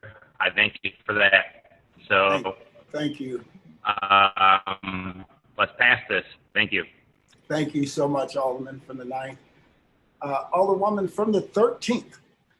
Yes, I too want to reiterate my thanks to all parties involved. I said I was always skeptical just about opening up the doors, and I want to thank the president for coming up with a bill, you know, that has a plan in it that I think we can all live with, and I mean that both ways. The good and the bad guys, whatever. And I'm very glad I was in the ground floor with pure violence too, from Ways and Means from the very beginning. And I'm glad that's going through, and hope we can get it implemented the sooner the better. Anyway, thank you. Absolutely. Thank you, Alderwoman. Alderwoman from the 20th. Thank you, Mr. President, members of the board. We're making history today, and I'm exceptionally proud to be a small part of that. I echo the congratulations and the thoughts of my colleagues here, to the activists and the advocacy community and the general public who got behind this, and everybody involved, including president of our board and all members of our board here today who, at least last time, voted unanimously in favor of this bill. This is a rare moment of coming together after a controversial and sometimes vitriolic, or at least spirited debate. And I'm grateful that we're here today, and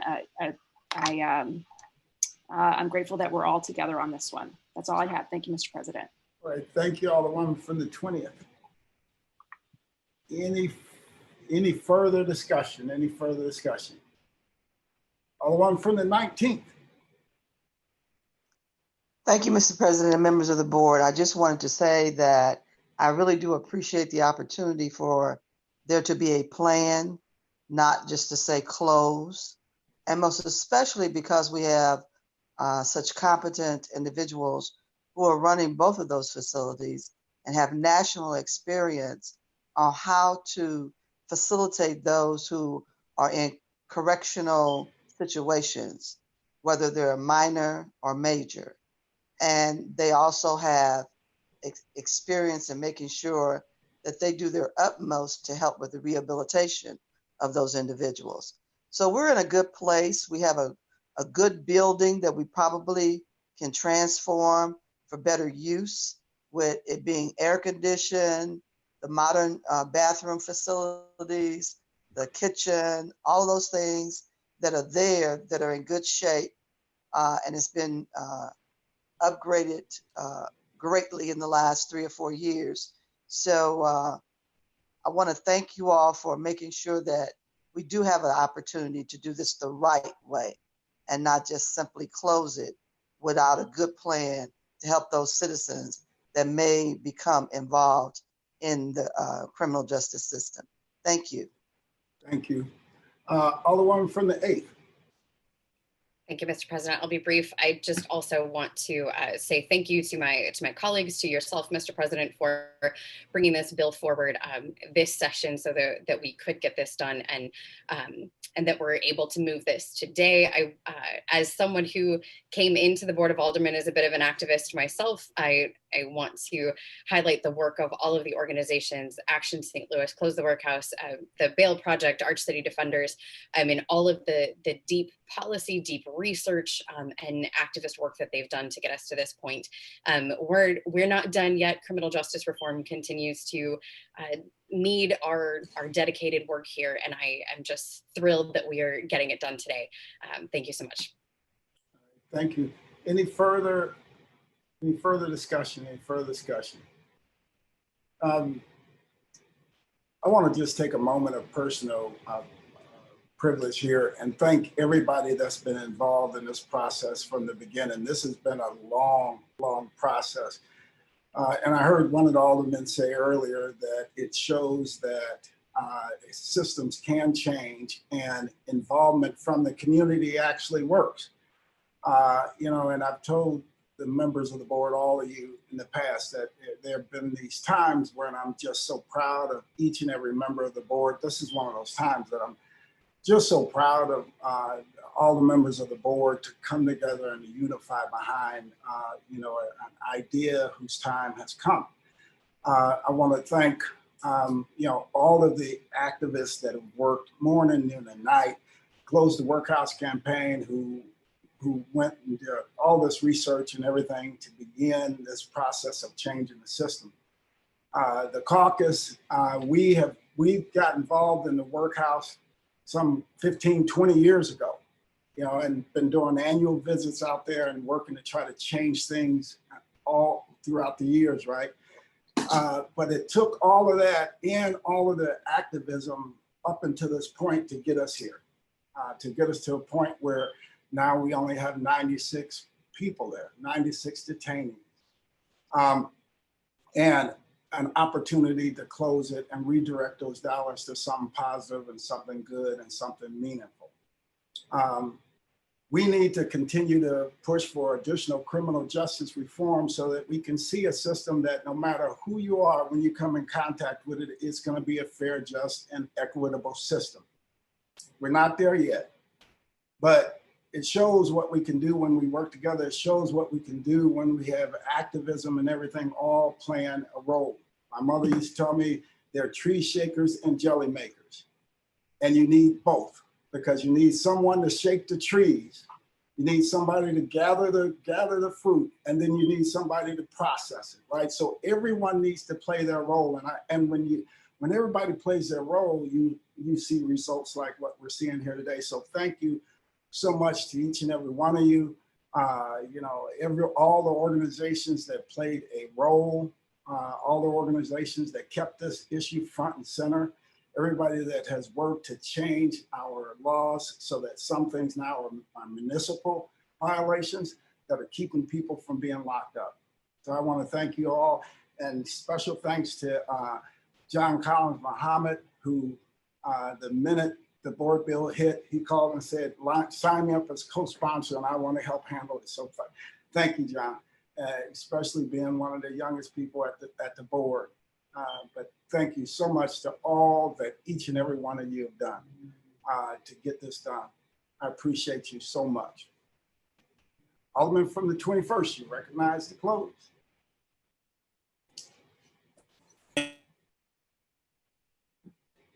Thank you, Mr. President. And again, I have to highlight your leadership on this effort.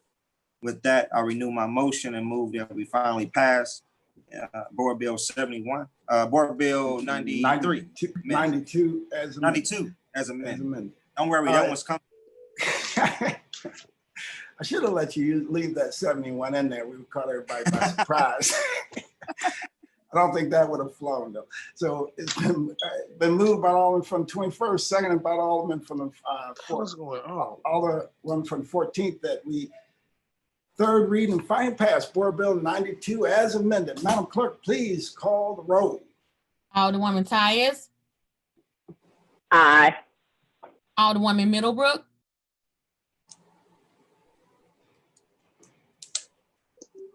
Alderman Bosley. Aye. It'll be interesting to see if. Alderwoman Evans. Aye. Alderwoman Hubbard. Aye. Alderwoman Ingracia. Aye. Alderman Coder. Aye. Alderwoman Rice. Aye. Alderman Gunther. Aye. Alderman Balmer. Aye. Alderwoman Martin. Alderwoman Grass. Aye. Alderwoman Murphy. Alderwoman Howard. Aye. Hi, Daddy. Hey, Brenda. Aye. Alderman Oldenburg. Aye. Alderman Rhodey. Aye. Alderman Todd. Aye. Alderwoman Davis, Aye. Alderwoman Spencer, Aye. Alderman Muhammad, Aye. Alderman Boyd. I'm sorry, Alderman Boyd, was that aye? Aye, yes. Thank you. Alderman Vaccaro, Aye. Alderman Narayan, Aye. Alderman Cone, Aye. Alderwoman Clark Hubbard, Aye. Alderwoman Boyd, Keeping up there. Aye. Alderwoman Navarro, Aye. President Reed, Aye. Alderwoman Middlebrook,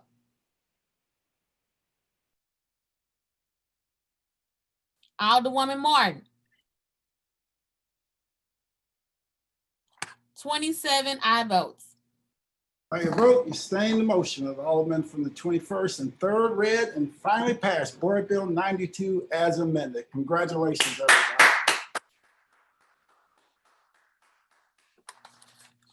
Congratulations. Board Bill 71 as amended, sponsored by President Reed and Alderman Muhammad, an ordinance submitting to the qualified voters of the city of St. Louis a proposal to add one new article, Article 27 of the City of St. Louis Charter, which authorizes and directs the mayor to enter into a long-term lease for the operation and management of the St. Louis Lambert International Airport, provided that total proceeds, including the payment of airport debt, are at least $1.7 billion, and creates trust funds to direct the net proceeds of at least $1 billion to be used for public safety, neighborhood development, job and vocational training, streets, bridges, parks, clean and livable neighborhoods, and city infrastructure, and providing for an election to be held for the voting on the proposed revision and the manner of voting thereat, and for the publication, certification, deposit, and recording of this ordinance, and contain an emergency clause. Right. Time for the main event, everybody. It's been a long day, but I think it's gonna be longer. It's time for the main event. Alderman from the 21st, you recognize on third reading and final passage of Board Bill 71 as amended. All right, I hope this is just as easy as the last board bill. Mr. President, members of the board, I move that we third read and finally pass Board Bill 71 as amended. Been moved by the Alderman from the 21st. I entertain a second on that motion. Second. Seconded by the Alderman from the 23rd and the Alderwoman from the 27th. Alderman from the 21st, please proceed. Thank you, Mr. President. Board Bill 71 gives us the tools we need to reinvest in the city of St. Louis, in all of our communities. A city with over 30,000 vacant buildings and parcels, a city with unemployment rate above the national average, in a city with one of the highest poverty rates. I want to make this clear. We are not going to determine whether the city will enter into an agreement for the privatization of the airport. We are empowering our constituents, the voters of this city, the opportunity to vote whether they want to privatize the airport or not. If this passes the voters with a 6% margin, we will have the resources we need to target our neighborhoods and communities that have been devastated by failed policies in the past and just the general lack of disinvestment. The Alderman from the first ward spoke about this particular plan earlier in a board session when we talked about the Team 4 plan, or as it was called by the Strategic Comprehensive Plan that was introduced to our city in the late 1970s, a plan based on conservation, redevelopment, and just general depletion. Now, the conservation and development was for South St. Louis. The depletion was for North St. Louis. Board Bill 71 would give us nearly $1.1 billion to reinvest in our city and to reinvest in the area that has been struggling because of the Team 4 plan. through the use of various trust funds, the Neighborhood Parks Fund, the Job Training Fund, the Technology Modernization Fund. This gives us the money that we need to do what we need to do in our city, right? Especially in North St. Louis, where there is a massive stock of destabilization, the lack of public and private investment in general economic development, and just a reduction in, for lack of better words, the terrible municipal and city services that we receive. Now, of course, why the Team Forward plan was never officially adopted by the city, it certainly has a place in everything that we do, whether it's government intervention, government action, or just economic development. Board Bill 71 allows us to undo decades and decades of disinvestment, and this takes it to the voters. We are not saying we're going to privatize the airport tomorrow. We are not saying that we're going to give it to, some boogeyman who I've never seen a day in my life.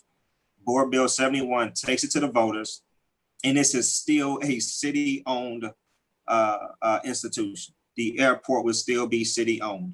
The Transportation and Commerce Committee, if you read this particular legislation in this board bill, the Transportation and Commerce Committee will still have general oversight over the airport, along with the Board of E&A as it is now.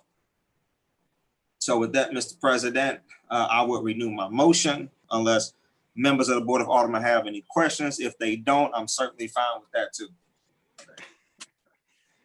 I think there are going to be some questions. Alderman from the 23rd. Yes, Mr. President, members of the board. Yeah, I just want to be clear because it's always these catchphrases, the airport not for sale. They try to make it sound like something that it's not. Last year, and I sent it to everybody again, Board Bill number 93, introduced by Alderwoman Kara Spencer, and a whole group of aldermen that were saying, gee, the people have to have the right to vote. We need to trust the people. And all of a sudden now, we don't trust the people. We're saying, oh, don't give them the right to vote. Let's put out this false narrative saying, don't sell the airport. We're not selling the airport. We're not leasing the airport. This is putting it on a ballot, which I can tell you in my ward will fail, and I'll have a vote no on my yard sign, but I'm going to be consistent. I was a co-sponsor last time saying the people should have the right to vote. I trust that they're going to vote. I believe they'll vote it down, myself personally, but I'm going to be consistent. But I don't like the false narratives. We see this time and time again. They audit the city. It's so corrupt. We got to audit the city. And you got to go out and sign these petitions knowing that as the Board of Aldermen, we did not have to have people go out and sign petitions. We just had to say, as the board, we want to audit the city. When I told, and I won't say which alder person, but when I told the alder person that we did talk to the auditor and that's all we have to do, I was told you don't have to mansplain me anything. All these false narratives, let's put out lies, let's put out, it's not true. This is strictly a bill to ask the citizens, do you believe we should lease the airport? I'm for putting it on a ballot. I'm not for leasing it. And, again, I get all this stuff where people send me the exact same chain letter that I guess people have asked them to send out. And I assume these might have been emails and stuff that were collected when they went out, because I never did see what happened to the list that they had all the people out signing signatures and getting names and addresses of people when they said the city needs to be audited, when they knew full well the Board of Aldermen had that power in the first place. I'm just want to get it out there. I'm tired of the lies, the deception. that people are being told that they say, don't sell the airport, we're not selling the airport. Don't lease the airport, we're not leasing the airport. We are merely putting this in the hands of the voters that last year, Alderman Kara Spencer was so in favor and so much out there that I agreed with her that the voters should have a say. I gave everybody a copy of that today. I put a copy on Facebook. How can you go from everybody needs to have a vote to I don't trust the voters to make the right decision? Well, I trust the voters. I don't support selling the airport, but I do support putting it on the ballot because I do trust the voters to make a decision. And whether it's good or bad, whether we like it or not, I can tell you that I'm consistent. I was for putting it on the ballot when Kara Spencer wanted it on the ballot. And now for some reason, she does not trust the voters, or maybe because she's running for mayor, she's trying to do whatever. But this, I want to be clear, does not, and I will repeat it, this does not lease or sell anything to the airport. What this does is puts it in the hands of the voters to make that decision. I've gotten emails that some people are trying to put out, well, Rex Singfield's gonna, the votes are gonna be dishonest and somehow he can put out a false vote. All these false narratives and all this scare tactics and all this BS that's being put out is nothing but that. It's meant to keep a base stimulated. It's saying, we don't trust you. We don't trust you to vote. And however we have to do this, we're saying no. Whether we do this or the Carpenters and them do this because they put out their opinion today, it's going to end up on a ballot. What's really interesting, even like with the residency bill for last week, I heard on the news again today where in Jeff City, they're probably going to put it in a special session. You know, it's just undermining what we do. And I'm sorry, it's a different subject, but I'll go back. I just want to make it perfectly clear. The vote today is only to put it on a ballot.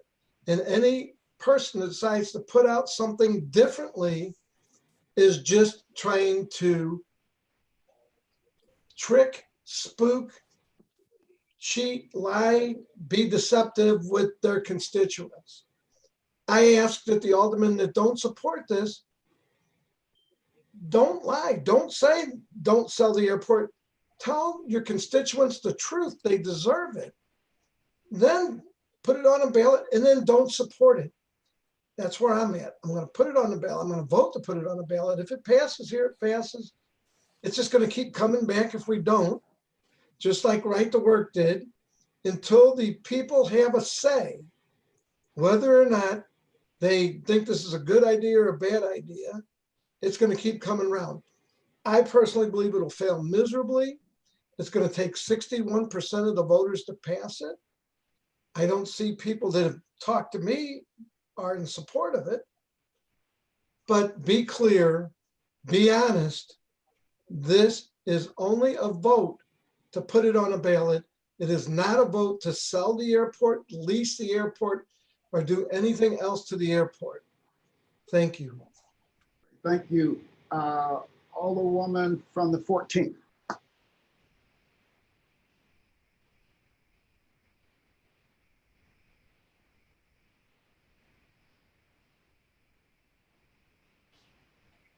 Alderwoman from the, oh, go ahead. I just wanted to say that, you know, kind of echoing the alderman from the 23rd's words, you know, back, I guess it's been a year ago, we want, you know, there was movement to put this out for a vote. I think that we need to let the people decide. be it what it may, as with the reduction in the ward, it doesn't hurt to let the people weigh in on things. I think it gives us direction. I think this is a very important issue that it requires a vote of the people, I believe, to weigh in and to either move this forward or put it to rest. And I think it will either, like I said, move it to forward or put it to rest. The sooner the better. I also feel pretty much the same way Joe Vaquero, or excuse me, the alderman from the 23rd does. I am not, I'm not sold on this idea, but I think the voters need to speak up and let their voices be heard. So that said, I will leave it at that, and that's all I have to say. Great. Thank you, Alderwoman. Alderwoman from the 15th.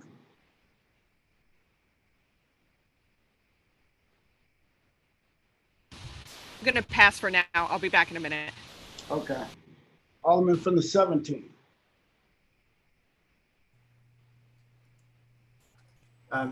Thank you, Mr. President. This whole situation kind of reminds me when my mom died. My mom, there's 4 of us, and she was real interested or real concerned that we would all get along. And so she was very precise in how she wanted any of her assets, any of her tangible assets kind of divided up after her death. So we basically kind of created play money, and we bought the stuff. My sister, my 2 brothers, and I, we would basically buy stuff from what whatever was left, and we took turns bidding on it and stuff. It was really kind of a fun day. Had lots of great memories. One of the things that I bought was her silverware in China. It brought back so many good memories because when I was a kid, she would always fix us a special dinner when we came back from college or when we got engaged, or all our big moments in life were around that silverware and that China. So I bought it with the idea that I would give it to my kids. I have 2 sons. And that's my plan. I'm fortunate enough now I can hold on to that silverware and not really worry about it. And I don't worry about where I eat or anything, and where I'm going to get my next meal. But if one of my sons had that silverware and then ever needed to buy a meal and didn't have the money, I'd have him melt that silverware down in a New York minute. And that's kind of how I feel about our airport. When we were a big city of 850,000 and growing, it was a real nice thing to own the airport. It was ours, and it was great for our civic ego and everything. But right now we have about 100,000 hungry people in St. Louis. And the notion that somehow or another we shouldn't explore the airport or the sale of that tap into that money to in essence feed these 100,000 people, I always felt it deserved merit and something to be looked at. And right now, because of the idiosyncrasies of the rules and everything, it's like we have this silverware that doesn't really provide much practical service for the residents of St. Louis City.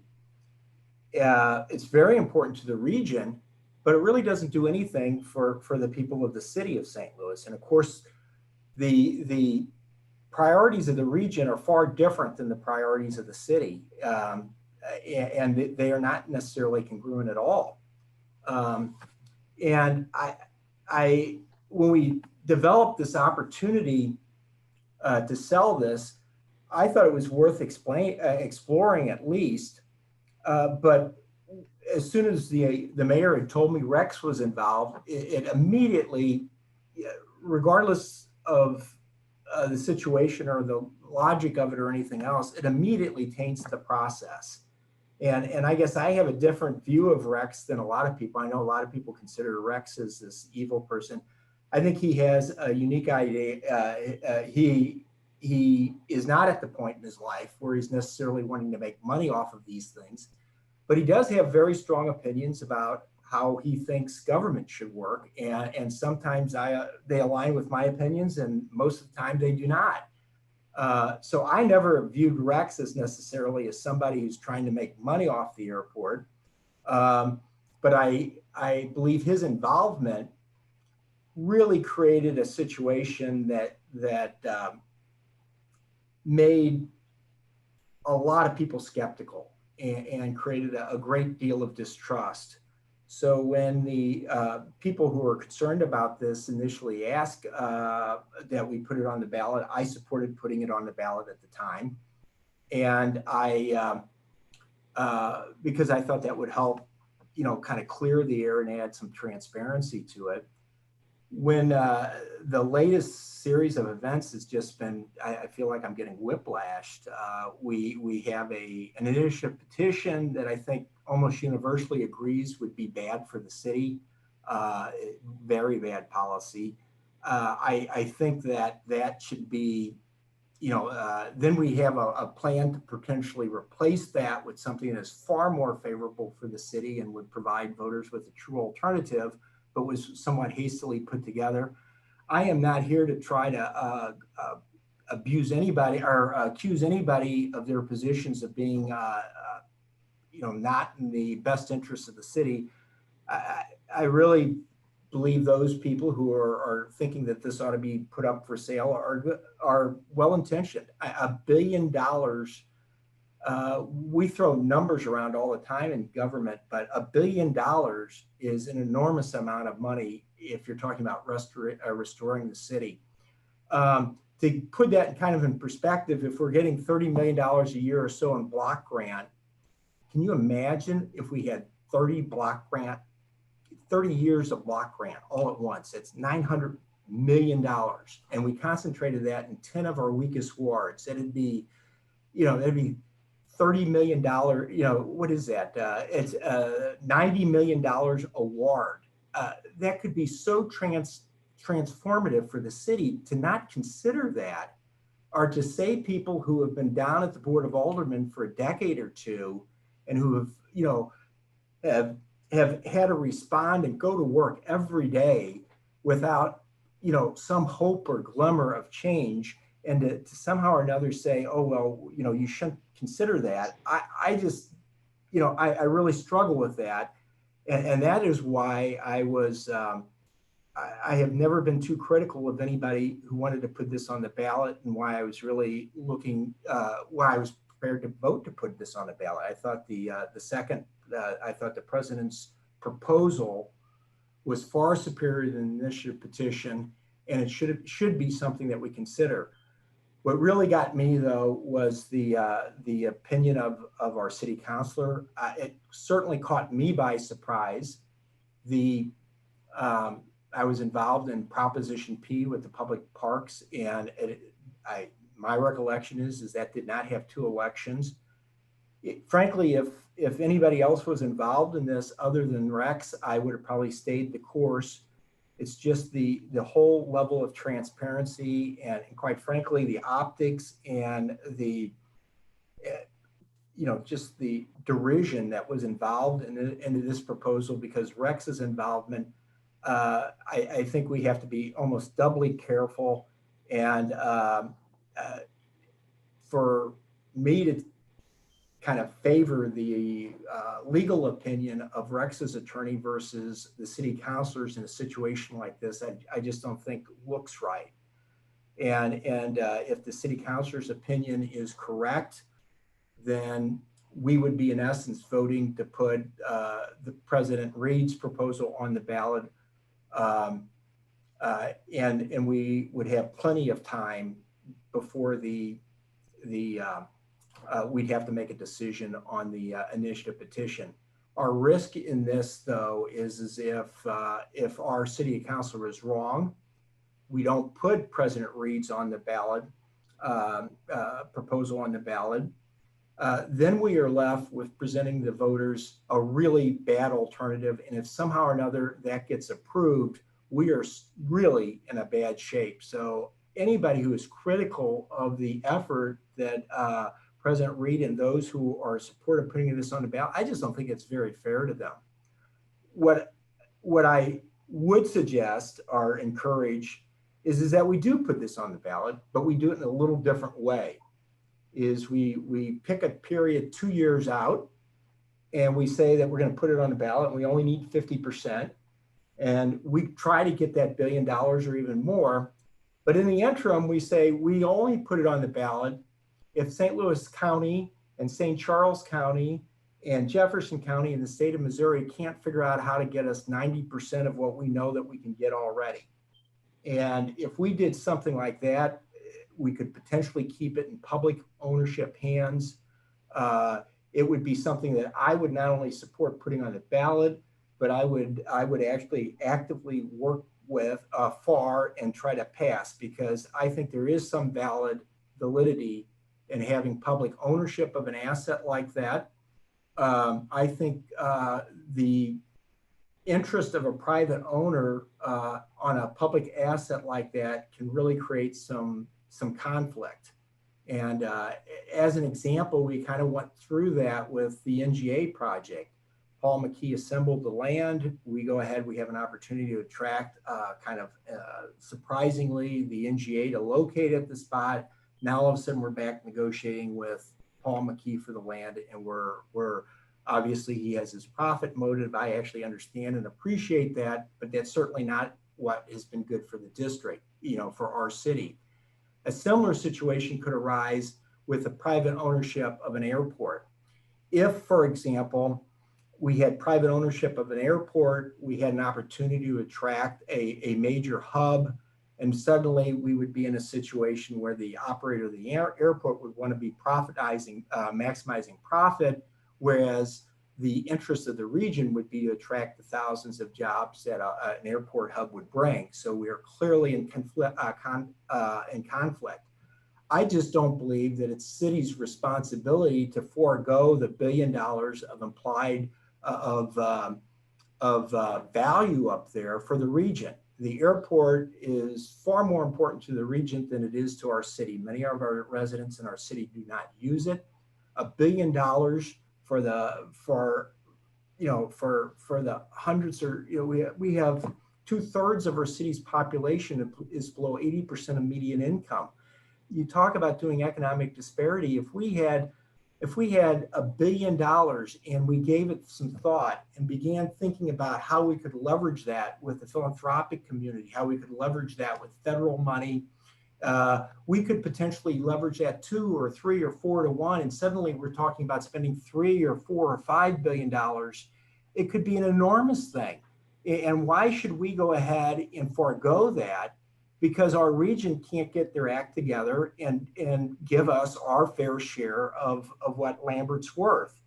So I certainly do not want to accuse anybody of not having the city's best interest at heart by putting this thing on the ballot. I don't think Rex is a profiteer. I think he is a very successful business person who has an ideology that sometimes I agree with, sometimes I don't. I think he actually approached this as if he, in his mind, is trying to do something civically. There's a lot of money floating around. I don't think it's particularly Rex getting the money back as much as is him paying people that have gone out and worked for him. And some people say that's awful. That's terrible that these people are out making money trying to go ahead and convince us to do something. Well, we just patted each other all on the back over closing the workhouse. And I'm excited that the workhouse is closed. I'm excited that we're agreed. I hope all that works out well. But there were people who worked to close the workhouse, and they got paid to close the workhouse. And those salaries were probably paid by philanthropic people who had shared their vision and gave them money to facilitate that. How is that different than somebody who shares a philosophical approach to Rex Singfeld and who goes ahead and works and tries to execute his vision of what is good for our region? So I just really struggle with people who try to make this like it's a big crime or anything. I think you know, I think there's very valid reasons to explore this. $1 billion, particularly if we could figure out how to leverage it, would be transformative in St. Louis. And I actually encourage the president to go ahead, slow this down a little bit, put it on the ballot 2 years out, and give St. Louis County and give the state of Missouri, put it on the ballot now. Tell them it's going to go there, and unless you guys can get your act together 18 months from now or so, you know, it's, you know, adios, baby. We're going to vote on it in the city and see if they can get their act together. If they can't get their act together, we ought to put it on a ballot and then take the money if we can get it. So I'm sorry, I probably spoke more than I should, but I wanted to explain why I switched my vote. It was something that I normally don't do after I make a commitment, but in this situation, because of the uniqueness of it, I felt that it was kind of inappropriate to ignore the city councilor's opinion. So thank you. Thank you. Alderman from the 24th. Thank you, Mr. President and members of the board. I don't think it'll come as any surprise to any of my colleagues that I'm opposed to this process. You know, we've spoken about it at length, but digging into the bill to, you know, do my due diligence on it before this final vote, I kept on coming back to a couple of key issues here that really I think are problematic in the legislation. The fact that there's a 30-day period here is, I think it's really problematic. Even in the best of times, how many entities can make a $1.7 billion bid in 30 days? Well, they're already out there. The bids are already. The fact that there's going to be at least a $1.7 billion bid in 30 days, and we know that we're in the middle of a unprecedented economic turmoil with COVID-19. If there was more time to allow the value of the airport to truly be appraised, that would be one thing. But we've given ourselves a very, very short timeline here, and we're competing with someone who we know doesn't always operate with the little guy's best interests in mind. The reason that this is purportedly moving towards the ballot is to compete with an initiative process, and I don't think that we need to be doing either of them. You know, this is the same group of people who we've seen on video lying while they're collecting petitions. This is the same group of people withholding public services, the same group of people advocating against and spending large quantities of money opposing Medicaid expansion. We have a decision, or excuse me, an opinion from our city councilor saying that this is not a great idea, essentially. And then there's a competing opinion put forward. But I think that if we're honest with ourselves, we know that one of these parties is neutral and the other one is getting paid to advocate. You know, I'm an attorney myself. I know when you take on a client, you advocate for them. You have a responsibility to diligently advocate for your client. And that's what those lawyers are doing. The true neutral opinion on this would be that of our city councilor. I think it's important to also mention that the FAA will not give us our grandfathered status back again should we put this into private hands, this leasehold into private hands. So at the end of the leasehold period, we won't be able to kind of go back to the status quo now and divert you know, those $6 million or so a year, which actually grows by 2% each year. And so we're almost at $7 million a year now. And some airports have actually gone over that cap without being punished. And, you know, but we're really in the weeds there. the other issue is that we will keep the liability for the airport. So in the instance that someone sues the airport for something, we are still liable for it. So someone else gets all the economic benefit while we maintain all the liability. And that's just not good business. This just isn't a good business deal. I've heard from my colleagues that this will mean money's coming in, and that will ultimately be money for your wards. And you know, I'm very sensitive to that argument, particularly now that we have received a hit to all of our ward capital. But I think that history has shown that money coming into the city does not necessarily mean that that money gets allocated into our wards. It seems like there's new and exciting ways to divert these funds from our wards every budget process. So I would encourage everyone to quit looking out for you know, billionaires and their agendas, and let's make sure that we can keep this in public hands, because once we privatize it, there's no going back. We absolutely cannot go back. So let's look out for the little guy. Let's not look out for billionaires. And with that, I'll close. Thank you. All right, thank you. Alderman from the 7th.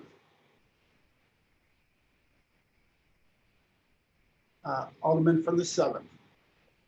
Sorry about that. Thank you, That's all Mr. right. President, members of the board. I apologize.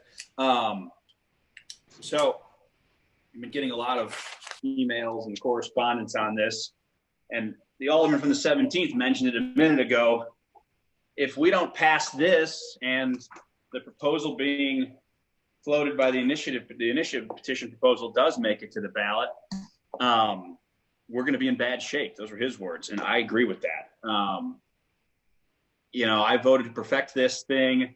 I'm not wild about this proposal, but at the end of the day, we're going to let the voters weigh in. And if they don't like it, they can reject it. And hopefully we'll put this matter to bed once and for all. There's been a number of opinions that have been tossed around by, you know, Mr. Bush, the city councilor, and the lawyers, the many lawyers for the airport team, many of whom I know personally. And those are exactly what they say there, their opinions. I've read theirs. I've looked at some cases and developed my own opinion. And my opinion is, if we don't pass this thing and put it on the ballot and at least allow the Board of Aldermen to stay involved in this process, the version being pushed by the NAACP and the Carpenters and Rex Singfeld's going to the ballot. And I think it's much worse. And I'm not willing to risk that going in front of the voters. You know, Mr. Bush gave an opinion the other day.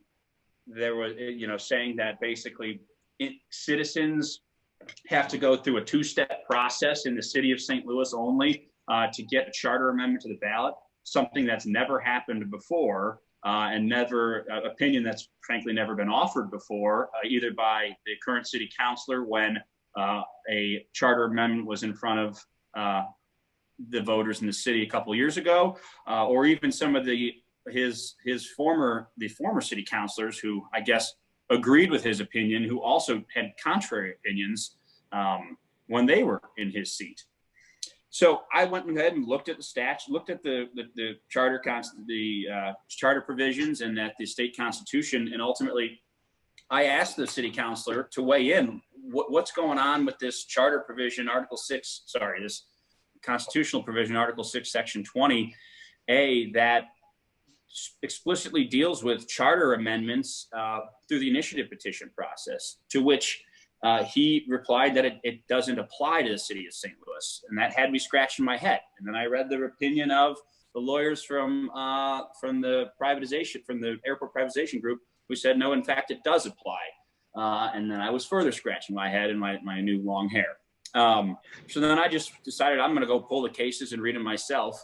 And upon doing so, it's my belief that, in fact, actually, the charter, the constitutional provision, Article 6, Section 20, about charter amendments in constitutional charter cities does apply to the city of St. Louis. In fact, it applies based on a bunch of cases from the Eastern District out of the city of St. Louis. There's a Nooner case, there's the minimum wage case, with both which both make it clear that we're a constitutional charter city pursuant to Article 6, Section 19 and 20. So as a result, I don't see how, the opponents who are very adamant that they don't like these proposals, and I understand, and I certainly have some concerns with them. I've got less concerns with the version we're debating today, which at least keeps the Board of Aldermen involved and allows us to place some buckets of where, if there's any funds derived from this scheme, where they would go. The other version, does not have that and cuts the board out of the process. I'm not willing to risk putting in front of the voters the other proposal, the airport privatization proposal. I'd much prefer folks weigh in on this. I ultimately think they're going to weigh in against this. I don't think that this is going to get to the 60% threshold it needs with the voters. But I'm willing to vote to put it on the ballot. I've seen a number of communications online and people saying that I have some sort of conflict on this. Anyone who knows me, who's worked with me down here, knows I take my conflicts of interest very seriously. I work for a large law firm. We have a number of clients who sometimes have interests at the board, and I go out of my way to recuse myself to make it known when I have those conflicts. I would always do that and will continue to do so. As you learn early in law school, all you have, once you have your law license, the only other thing you have is your reputation. And that's something I take very seriously. I know that people don't always like my votes, and that's fine. I usually can justify them and explain them. And in this instance, I do not have a conflict. So for those of you saying I do, you're wrong. Frankly, I wish I did have a conflict and can just recuse on this thing, but that's not the case. My firm has not worked for anyone involved in the airport efforts since, I think, November of 2009, when Francis withdrew from any representation of Ferrovial. So I've got no dog in this fight. I'm going to vote today, along with some of my colleagues, to hopefully, I guess, third reading final pass this thing, and then it's going to go to the voters. And frankly, I'm going to take input from my neighborhood associations and my constituents about what they think of whatever proposal winds up on the ballot in November, and then I'm going to base my final decision on what they say. But I am willing at least to let this go forward today, and hopefully for a vote. Thank you. Thank you, Alderman. Alderman from the 3rd. Thank you, Mr. President. Just real quickly, were the aldermen from the 7th here? Which one? Alderman from the 7th. Alderman from the 7th. Yes. Yes. Please proceed, Alderman from the 3rd. In the instance that this does get passed to the voters, is there anything that would prohibit or prevent the ballot initiative from going on there also? Sorry. So is your question, if we pass this today, is there anything prohibiting, I guess, both measures from being on the ballot? Exactly. No, I mean, they could both be. It's my understanding that if we pass this and put it on the ballot, that the folks going through the initiative petition process would withdraw their petition. But we don't have anything. I don't know that we have that in says writing. Other than them telling us that, I don't know that we have some written agreement about that. That was just a quick question. I appreciate it. Thank you very much. Thank you. Thank you. Thank you all. So yeah, I was just curious about that piece. One thing I want to be sure on. Number one, I appreciate you, Mr. President, Alderman Muhammad, and everybody who does support this effort. It is extremely important for us to be very innovative in what we try to do in saving our city. And that is sometimes going to take us being ridiculed. Sometimes it's going to take us to make hard decisions that we believe are the best decisions, even when those who oppose those decisions we think are best feel like they are sinister or whatever. So I want to make sure I put that out there and understand this isn't about, in no shape, form, or fashion, from my perspective, or I don't think we all or anybody on the board is thinking about this from a sinister perspective. Nobody's trying to prey on anybody, but we are trying to figure out as a collective how to move this city forward. And that makes it difficult, regardless whether you have 14 or 28 other people, because there is no real roadmap that we can follow throughout the country that we've seen that gets us out of where we are right now. We all have to figure this out as a collective. So once again, I want to just make sure that I say before I go one way or another that I do appreciate everybody's effort and trying to do something to move our city forward. And sometimes we got to work with individuals who we may or may not like, or not necessarily like. It's not about the individual, but we may have to make hard decisions in which, could be controversial. Thank you, Alderman. I'm sorry. Oh, I just said thank you, Alderman. Yes. No problem, sir. Thank you. All right. So I appreciate all of my colleagues and the understanding that they have taken a position on in trying to move some type of dollars into North St. Louis. It is extremely important, as the equity reports say, as every report talks about in the progression of St. Louis. It is important for the progression of poor, disinvested, and frankly put, the Black people who live in St. Louis. Now, some white people are poor, but the majority of them, the mass majority of individuals who are poor and in poor situations in St. Louis in particular, are African Americans. So we need economic opportunity. That is absolutely no question about that. We need better schools. Absolutely no question about that. We need investment funds. We need trust. Half of us don't even know what a trust is because we've never had any tangible individuals that we've known to get something that would even speak to volumes for you that want to know what a trust is. So we know more about things that will get us locked up than we do about monetary value on some things, as far as structural economic value. And I appreciate that is what this is trying to create, some type of structural base for us to go from, and having some type of plan that we can put forth in taking these neighborhoods and doing something with them while the existing people live there. That is what the intent is. And that intent is pure on our end. And when I say our end, I mean the people inside of the Board of Aldermen who understand that every single day you have constituents asking for things that you cannot necessarily provide. Every single day you get asked from constituents on what are you going to change and how are you going to do this, when we know sometimes those questions come back to we don't have money or we don't have resources, all these different things that we do not have. And this is a way, because we don't see no way right now. This may be a way where this could bring some type of value into our communities. It is possible, without a doubt. But the foundation of everything that we build must be so solid, because the higher up you get, the more shaky things become. And if we're trying to build up this new city and build all these individuals up from what we would consider the dirt right now, because we are at that bottom place in the city, individuals have to have a great foundation to stand on. And any foundation that we put them upon, being the individuals who are the legislators and are supposed to look out for their well-being and see the future that they are trying to just wake up and be a part of, when we finally get to that point where everybody's feeling like they have a future, they expect us to have laid them upon a foundation that will not crack. And when it starts to crack, they want us to know, why is it cracking? We're supposed to relieve that pressure. From my perspective, the individual who is causing this entire initiative and bringing it forward has showed us time and time again that his interest, from my perspective, is not necessarily the whole progression of the citizens of the city of St. Louis. He may want to see the city move forward. That is, and I don't think, and I'm going to say it, I don't think Rex Singford is a bad man. I don't have it because I don't know him personally. But business-wise, I have, and we all do, we have examples of what his ideas are. They are very, very big and they are very possible, but they are not nearly for everybody. They're generally one-sided.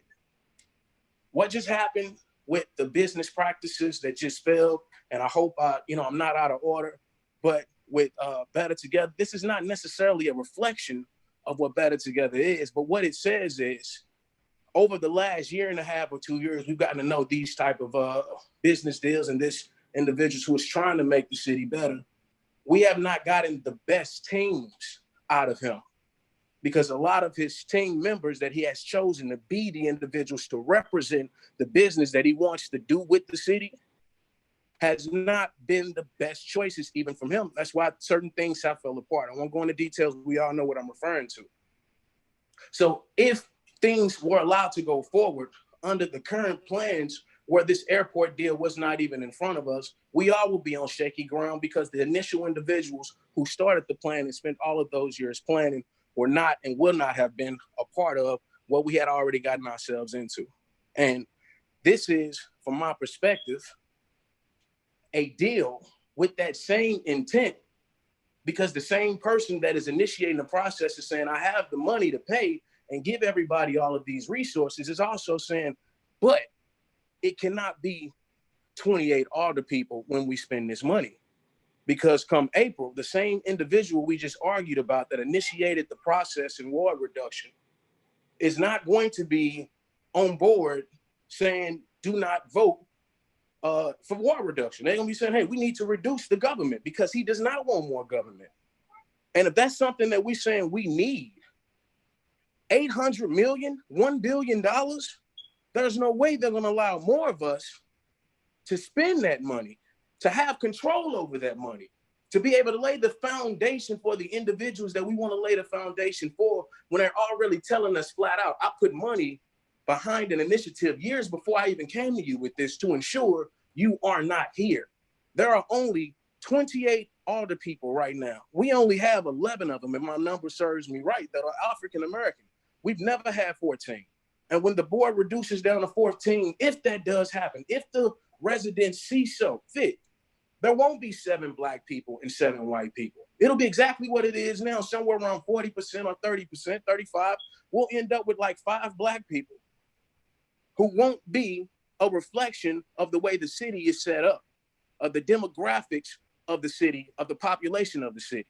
And that's just being real. So when you got that amount of money from a billionaire who already wants to privatize everything, and then telling you he wants less government, and then pushes forth an effort to get that government, privatize one of our largest assets, and then tell you right before he does it that he wants to literally merge the city and county and not put any of the same things that he has inside this airport bill, as far as the things that are needed for our communities inside of the same thing that he said would be the best for the region if you merge the city and county. There was nothing in those documents for education. They completely left education out. There was nothing in there for minority inclusion or minority economic development, nothing there. So the same individual that's saying that we need this for airport privatization, I will give you all of these things, is telling us flat out, you won't be around to receive them though. We're gonna build up the north side. See, I read through the entire thing, and once again, my colleagues' intent is pure. I understand what the intent is, but when you look at the neighborhood funds and you read them, they are so vague that with 14 people, because I can go through every single person right now, we've been here very long, so I won't do that. But if I was to go through most of us and ask questions, everybody would have a different idea on what the root cause of poverty is in our city. Everybody would have a different perspective on what we need to do to implement some type of change. And that's every Black alderman, that's every white alderman, that's every minority, that's female, male. Everybody will have a different idea of what should be the next step. So when we haven't even figured out a basic plan as a collective on how we address those root causes without having money, money just clouds it up when you have somebody that's telling you, you better hurry up and spend it also. And 3 years from now, we may not even be here once again. So all of those things are extremely important in putting things into perspective and asking ourselves, what are we really giving away? Is it really about the airport? Because with that type of power, that type of money comes a whole lot of economic opportunity and individuals who are trying to prey on open land. And that's all the North Side is, y'all. It's open land. The Port Authority is something that just beat, and that's from my perspective. They tried to make the whole city a part of the Port Authority. I swear, if that happens, and maybe I don't want to use it, if that happens, in the event that goes on, and the airport is still where it is, and you got all of this money, and you only have 14 alder people, you got to think about this. Think like a billionaire. You reduce government, give everybody billions of dollars, $1 billion. You take that billions of dollars, and then you outline the entire city, make it part of the Port Authority because you got the numbers to do it. All you got to do is talk to, 6 people at that point? 8 folks? You got the votes. It is already eight white people just like that who won't even be affected because most of their sides of towns are completely densely populated and filled with businesses and people. Our sides of towns are the ones that's desolated, and those are the ones that need the redevelopment. So we would be the individuals who eventually have redevelopment plans and get moved out based on all of this money is now here. And because we have it, you can't impede development. And you're not going to get market rate for your housing. We don't get that chance to have $250,000 in valuation. So when they come knocking at the door and we ready to sell so we can have a better neighborhood and a better life, our houses ain't getting valuated $250,000. Nowhere near. I'm sorry. No way we are going to be getting our fair share, our fair cut. 50,000, 30,000, whatever our houses is worth, we may get double that. And that's just being real. That's not saying that the black aldermen and the white aldermen not gonna fight their behinds off to make sure that we get at bare minimum market rate, but we're not gonna get what we believe our neighborhoods are worth. What we believe they're worth right now, some of us live in 3,000 or 3,500 square foot houses that's only valuated at $50,000. And it's all brick, 3 stories. Anywhere else in the Central West End, or you put them in nice places, you'd be looking at $250,000 housing. You know, we have nice houses also, but the area does not have the valuation from what the bank says. And most of us are willing to sell our house for whatever we can get because of the gunshots and everything else. When those things cease, when there's real money put into the North Side, the individuals that still live there need to have the opportunity to either sell their house at more than market rate of what it's worth right now, some real valuation that mirrors what it'd be worth on the South Side, or we build around them and give some equity in their house so they can really have a business opportunity where somebody isn't hovering over them trying to figure out how to own that whole block and get them out. That's a real thing. And that's something that we cannot control if we are not here to control it. There will not be 28 alder people there. All of us that are voting for this right now, if we pushed it out and he ramped up and gave, I mean, it's $1 million. If he put 50,000, he only put 14,000 into the last initiative. You have a presidential race coming up and a gang of other things. I just heard one of my brothers, and I'm not going to put his name out there, on the radio this morning talking about how important this bill is, how important it is for us to have trust. And that's already out to the black community, and this isn't even being voted on right now. And my brother believes it. I'm not mad at him for believing it because he should believe it. But we got to think 10 steps ahead also. We got to be ahead just like the billionaire. He's not planning for the airport.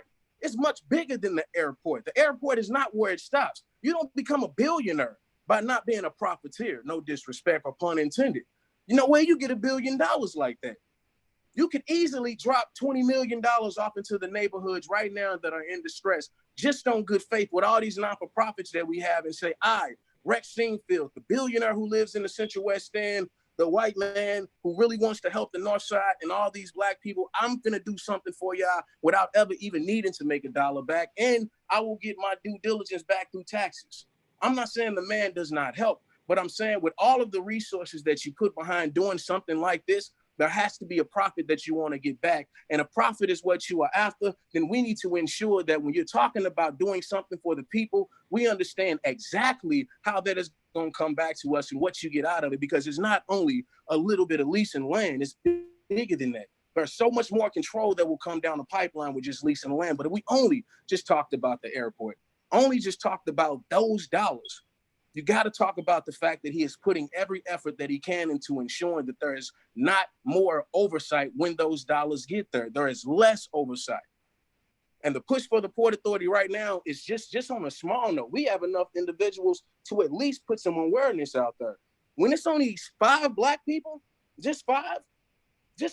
First of all, we're going to be fighting for the same spots. If I ask all of the black aldermen right now, do they plan on being here? Some of them will say no, some of them will say yes. But it's a gang of black people out there right now who haven't decided whether or not they're going to run for somebody's spot.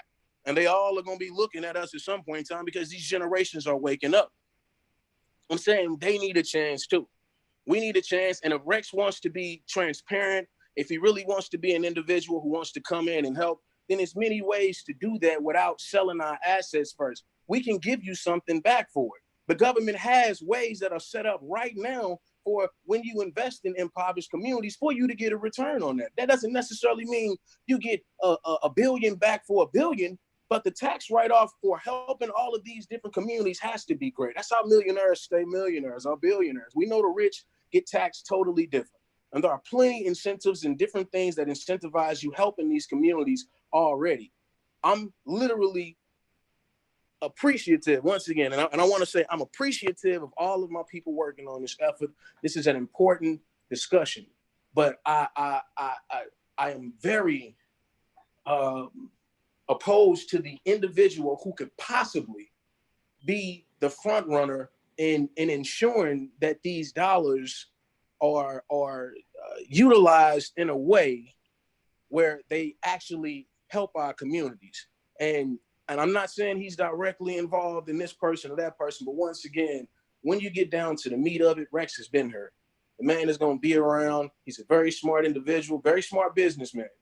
Would never take that from him. Good, great. But you can't outsmart everybody. Some people see some things, and I believe we seeing down the bigger picture. Yeah, we won't be here if we allow all of this money to come in. And look, so think about this. You got all of these dollars that we're talking about, all of this money. There is no real provisions in there that say we're going to create Black millionaires through construction. We're going to ensure that all of the economic dollars that come through by way of construction are going strictly to all Black contractors. We fight every single day to ensure that all the $1 million projects that get put have, what we say, what is it, 25 and 30? I'm sorry, my mind is killing me right now. But we make sure we fight for economic opportunity for minorities, for us to have our share. In an event like this, where you got nothing but minorities on this side of town with all these different skill sets, it should be something in there saying, hey, 80% minorities, it should be flipped. The same thing that we ask for in a regular instance for regular projects, this whole thing should be like a big project, if that's what it's going to be. 80% of the funds should be going to Black people or minorities. 20% should be going to white people. And that's just being real. Missouri has 6 million people in it. Only like 800,000 of them are minorities. The strongholds where Black people are condensely populated at in a more condensed area are Kansas City and here. So we have an opportunity to really help Black people. But realistically, if that was the goal, I think things would not be the way that they are right now. We act like the Delmar divide still does not exist, but in this documents, we reference them. We straight reference this stuff. But and Rex could literally do something. He's a billionaire. He live around the corner from the Delmar divide. I mean, it's not a laughing matter, but I mean, seriously. Like these things we have to pay attention to and really, really put ourselves in the future. 3 years from now, right now, right this second, where are we going to be if this board bill passes today? Where will half of us be? Will we be packing up on our way somewhere else because we got paid out on our neighborhoods thinking this is going to be great, good, and great? In 10 years from now, where will we be? Will we be all the way down the highway on our way into the city saying, hey, man, this was great. They used to be my house. They used to be, man, that was crazy. Like all the people who look at the NGA. The NGA is a great project. It is a great thing for the city. I'm not saying, and I'm not going to take away from individuals or I want to show sympathy to those who lost their homes and neighborhoods doing it, but that's a great project for the city nonetheless. Everybody was mad about it, and now you got a lot of people excited about it who will be able to create economic value for themselves and their families. That is, and I want to commend Committeewoman Hubbard, Alderwoman Hubbard, for leading that role and everybody who played a role in that, because you get scrutinized for it. Those things are hard to deal with when you have massive projects coming into your neighborhoods. Right now, there's a sacrifice that has been made where we got $1 billion up for grabs. Well, not up for grabs, that's coming into our neighborhoods. That's a hell of a lot of money coming to the north side. Now, we keep talking about we don't know how that is going to affect all of these different areas. We ain't done no studies that I've seen that shows exactly how it's going to completely affect every single area, all the way over to Alderwoman Evans Ward, right? Those things are important. We don't know if we need to sell assets right now. Well, I'm not going to say that. We know we need some money. We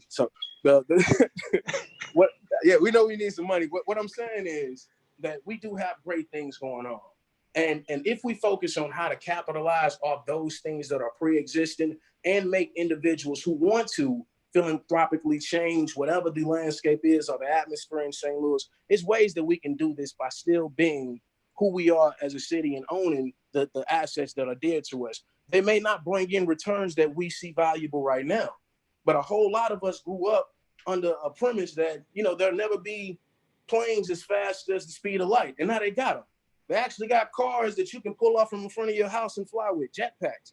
We don't know where things are going to be in 10 years from now, when rules change and regular individuals start utilizing the different technologies that exist for us to move around and be transitive. We really don't know.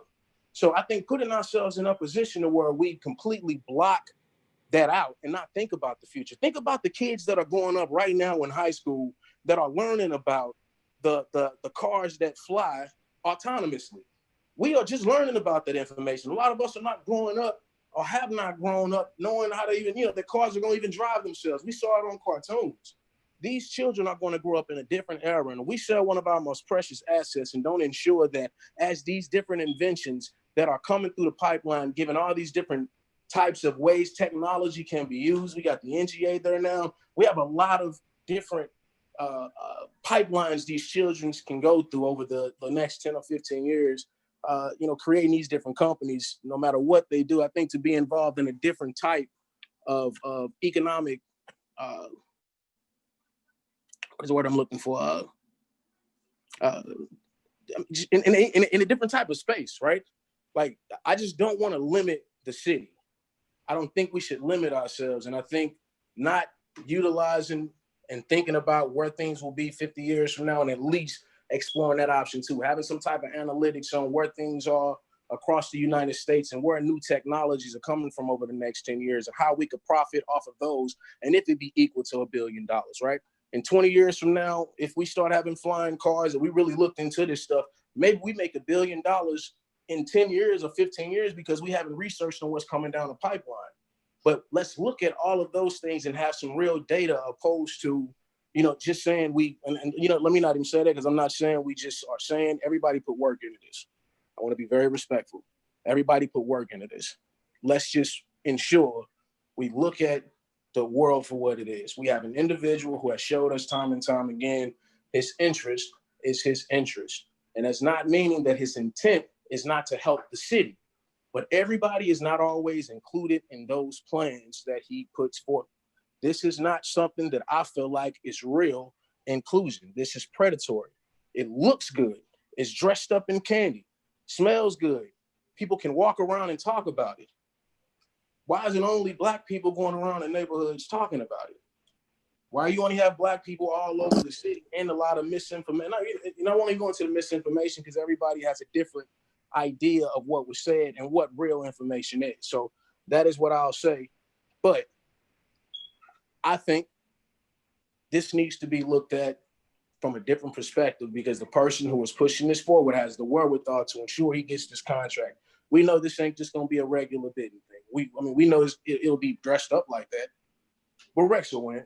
He will get the contract if it goes like this. And there will be, once again, a push throughout the city one day, years from now, to have the Port Authority come and take over everything. And under those guidelines and under the rules that they govern, we straight will have no authority over anything. And that's my opinion. That's just my opinion. So once again, I appreciate it. I appreciate the effort. I have to stand in opposition to this. I think we need to look at this another way. Right now, we don't have plenty of ways to make money. We don't. I think our neighborhood needs a lot. But I can't have a sane person telling us that we need this and need that in our neighborhoods, but I don't need you there. I don't need half of your people telling me what to do or, how you should be governing yourselves. 7 of y'all can't be there when this money comes. That don't sit right. Thank you. All right, thank you. Alderman from the 10th. Oh, thank you. I think I rose my hand so you'd call my name, I'd stay awake. Thank you, sir. But I find myself in the unique position here of actually agreeing with the Alderman from the 23rd. Why I don't feel that my neighborhood or most of my wards are for the privatization. I know they'll be working against it. I feel that this bill proposes the life preserver in case it would pass. As we discussed in the committee hearings during this, that we have no real control if the ballot proposition goes on and would pass. Well, I feel in the hearts that the citizens of the city of St. Louis will vote this down. If it has a chance of passing, I would like the Board of Aldermen to have control. Thank you, sir. All right, thank you. Alderman from the 5th.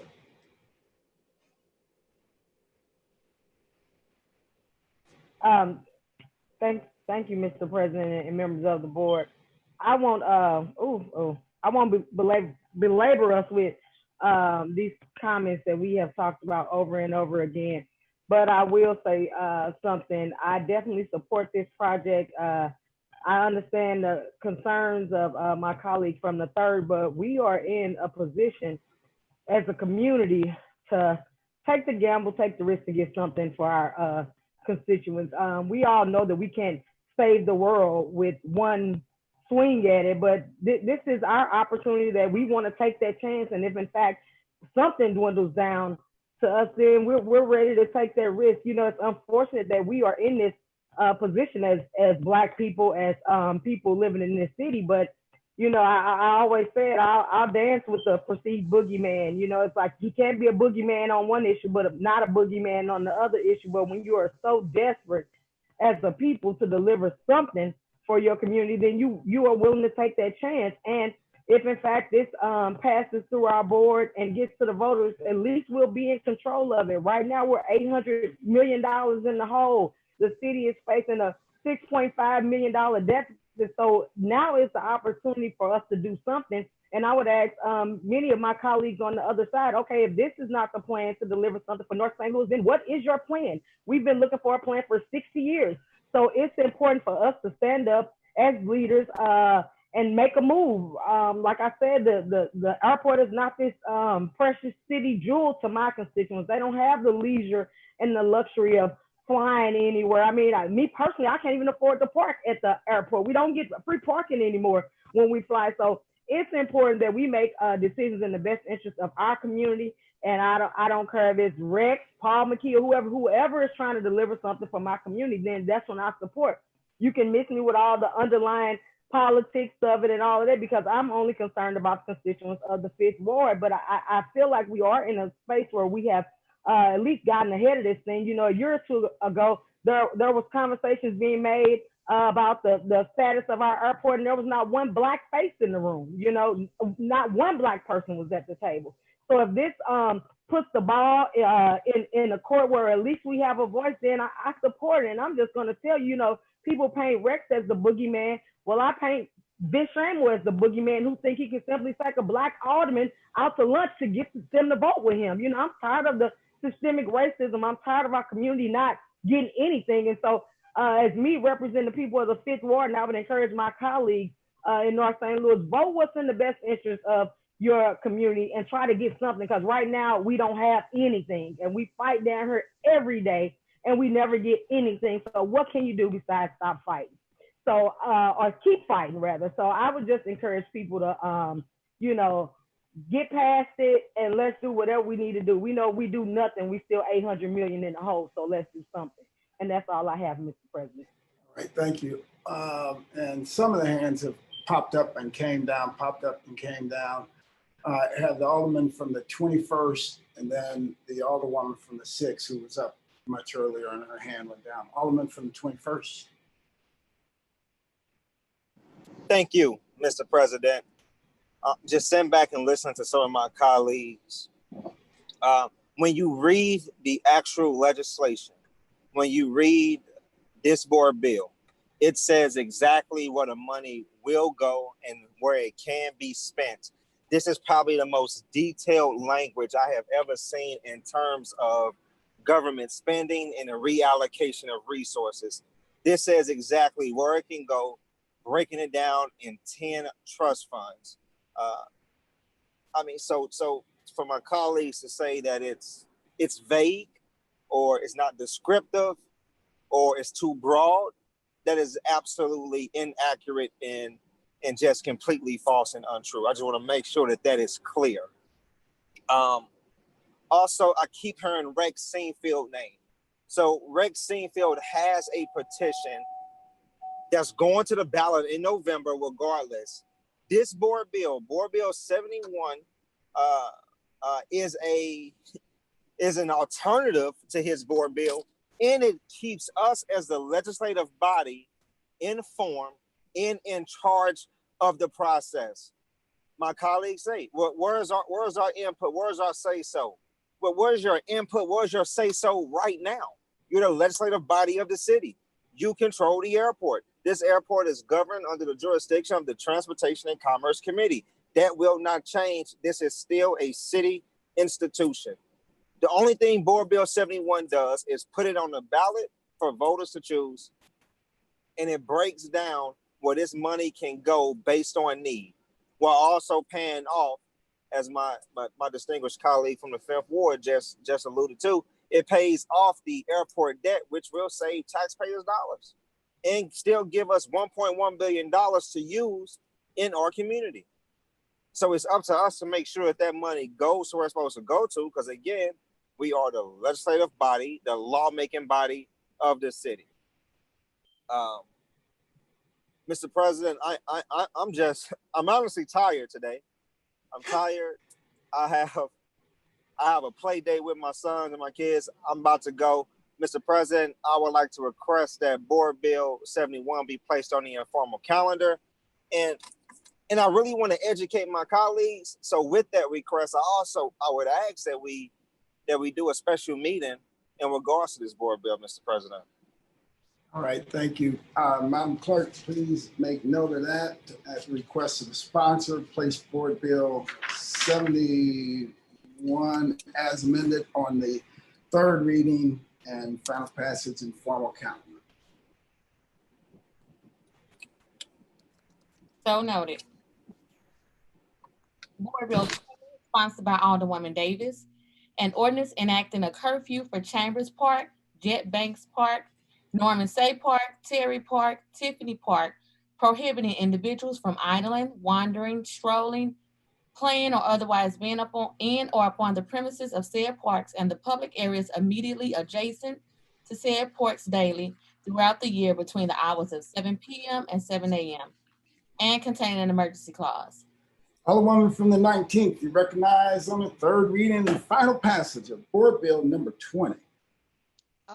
Thank you, Mr. President, members of the board. This bill is the results of talking about the invasion in our parks by most especially those. Alderwoman from the 19th, Alderwoman from the 19th, like to make a motion for 3rd reading final passage. I'd like to make a motion to finally pass Board Bill number 20. It's been moved by Alderwoman from 19th. Entertain a second.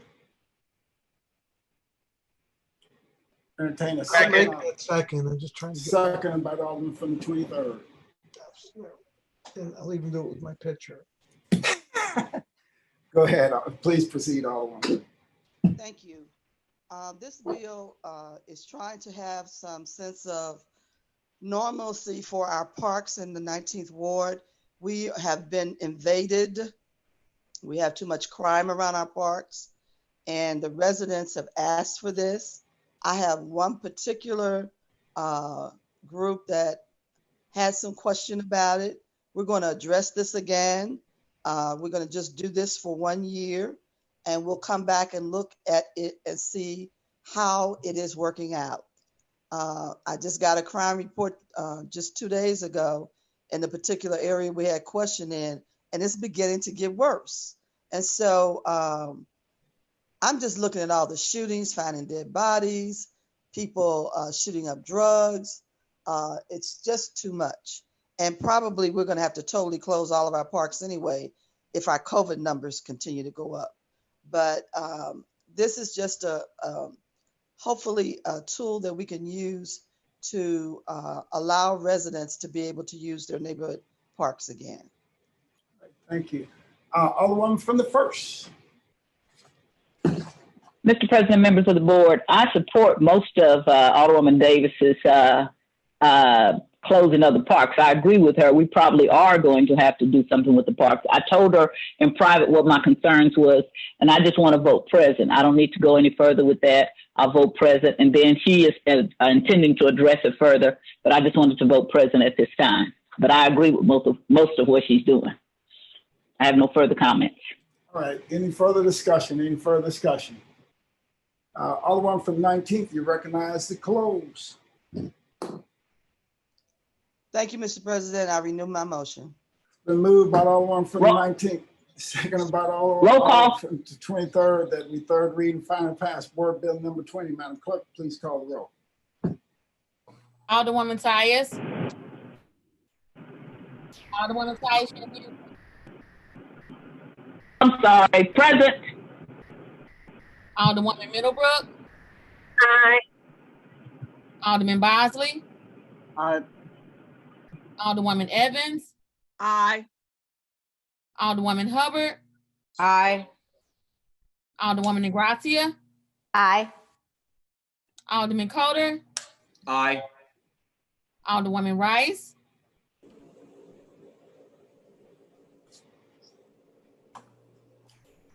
Alderman Gunther, Present. Alderman Balmer, Aye. Alderwoman Martin, Alderwoman Grass, Aye. Alderwoman Murphy, Aye. Alderwoman Howard, Aye. Alderwoman Green, Present.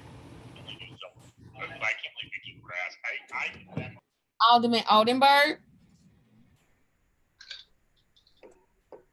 Aye. Alderman Rhodey, Aye. Alderman Todd, Aye. Alderwoman Davis, Aye. Alderwoman Spencer, Present.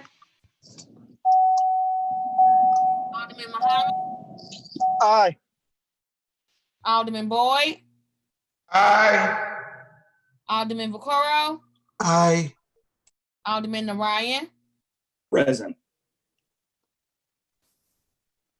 Alderman Cone,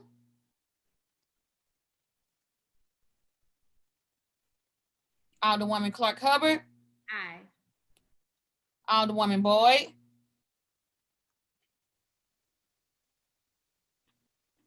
Alderwoman Navarro, Aye.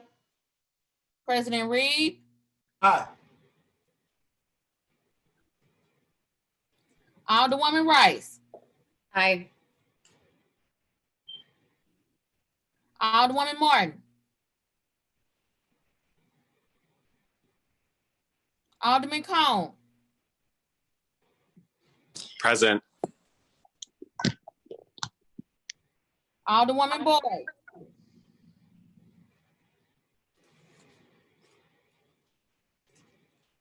21 aye votes and 6 present. By your vote, staying the motion, Alderman from the 19th and third read and finally passed Board Bill number 20.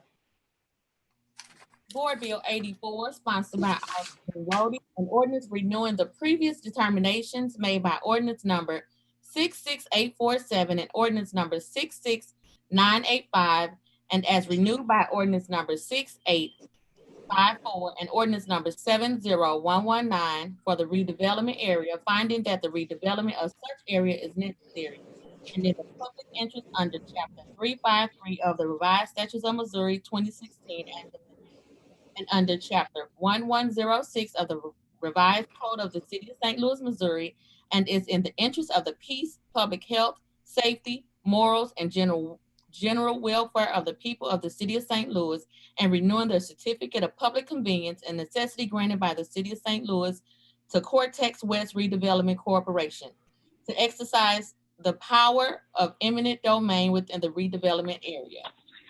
Alderman from the 17th, you recognize on third read and final passage of Board Bill number 84. Yes, Mr. President, members of the board. You want to make the motion, the motion first. Thank you, Mr. President. Yes, I move that we third read and finally pass. Moved by Alderman from the 17th. Second. Seconded by Alderman from the 22nd. Alderman from the 17th, please proceed. Yes, Mr. President, members of the board.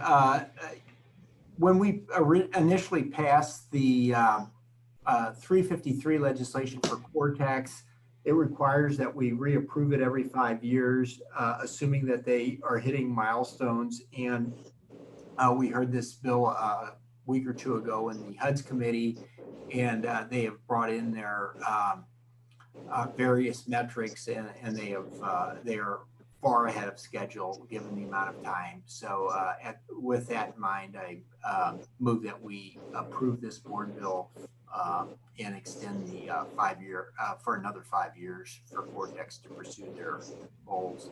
Thank you. All right, thank you. Alderman from the first. Mr. President, members of the board, I request a roll call.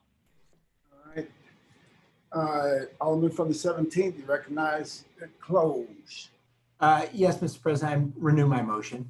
It's been moved by the Alderman from the 17th, seconded by the Alderman from the 22nd that we third read and finally pass Board Bill 84. Madam Clerk, please call the roll. Alderwoman Tyus, No. Alderwoman Middlebrook, Alderman Bosley, Pass. Alderwoman Evans, Pass. Alderwoman Hubbard, Aye. Alderwoman Ingracia, I'm next. Aye. Alderman Coder, Aye. Alderwoman Rice, Pass. I'm sorry, I didn't hear you, Alderwoman. Pass. Alderman Gunther, Aye. Alderman Balmer, Aye.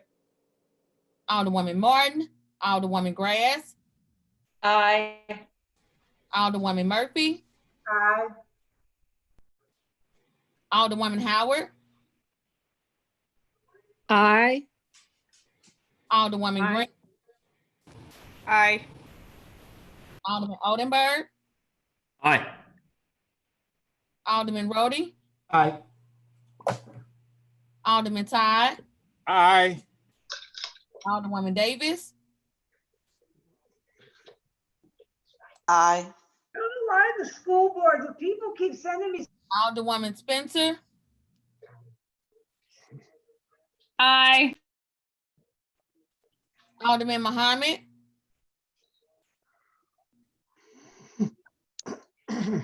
Alderman Boyd, Aye.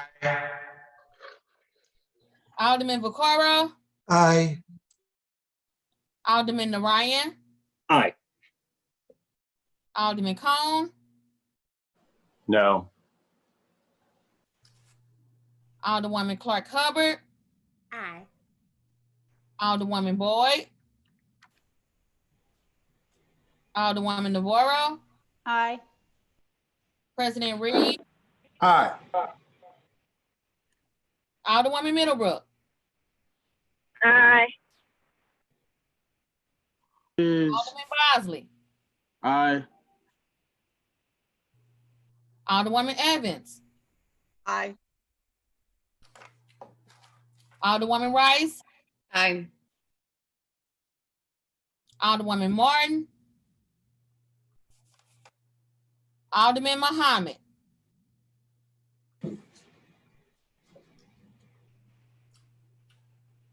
Alderwoman Boyd, Aye. 25 aye votes and 2 no votes. By your vote, you sustain the motion of the Alderman from the 17th and third read and finally passed Board Bill 84. That is the extent of third reading report of engrossment. Report of enrollment. Board Bill 20, 64, 84, 88, 89 as amended, 27 as amended, and 92 as amended. 20. I'm sorry, I said 20. That's all. All right. All other business being suspended, the president shall in open session affix his signature hereto to the end that these may become law.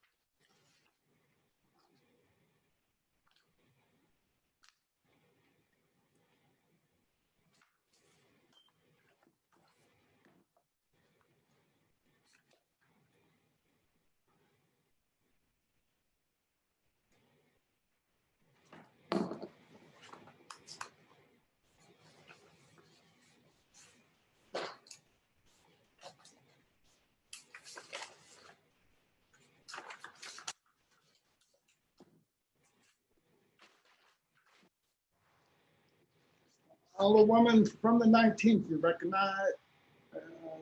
recognize on the motion for the courtesy resolutions count. Mr. President and members of the board, I move that we adopt our courtesy resolution calendar. Moved by the Alderwoman from the 19th. Entertain a second on that motion. Second. Seconded by the Alderwoman from the 6th. Any discussion? All in favor signify by saying aye. Aye. Aye. Opposed? Motion carries. Alrighty. We will dispense with line items 21 and 22, miscellaneous unfinished business. We have none. Announcements. We have none. Alderman from the 20th, you have an announcement? Thank you, Mr. President. I have a point of inquiry. Are we officially on recess until September 17th? Yes. Thank you, Mr. President. No, it's, yes, actually it's Friday, the September 18th. The clerk, the majority floor leader will make the motion in a minute. Alderman from the 6th. Thank you, Mr. President. I think we've said it before, but I really just wanted to make sure that we all paused and said thank you to the staff that supports your office and the Aldermen and SLTV. I cannot believe that y'all put up with us for the amount of work and all the things that are being pushed through, really with few little mistakes, and always happy to hear from me. Maybe they're making that up, but always seem happy to hear from me. So I just wanted to make sure that we made note of how exceptional all of our staffs has been, and making sure that we can pull off all the meetings that we have in the number of days that we have. I'm just very grateful for their professionalism, and that's it. Just grateful, very grateful. I am too. Let's give our staff a big round of applause and thank them for. Thank you. And they've done just a tremendous job. And we're sort of lucky that John Collins Muhammad had the play date with his son today, because I had taken odds that we would be here till well after 6 p.m. I packed my lunch. I had my almonds ready and a big glass of water, cold coffee, but we'll have to take it up another day. Alderwoman from the 8th. Thank you, Mr. President. I want to echo the comments for our staff. Thank you all. You broke up. Patty White, who is, sorry, I want to particularly recognize Patty White, who is our closed captioner. I think that they're there all the time. They don't get a break.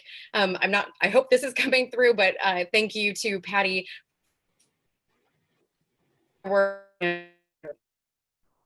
Do this. Okay, we lost you, Alderman. Alderman from the 9th.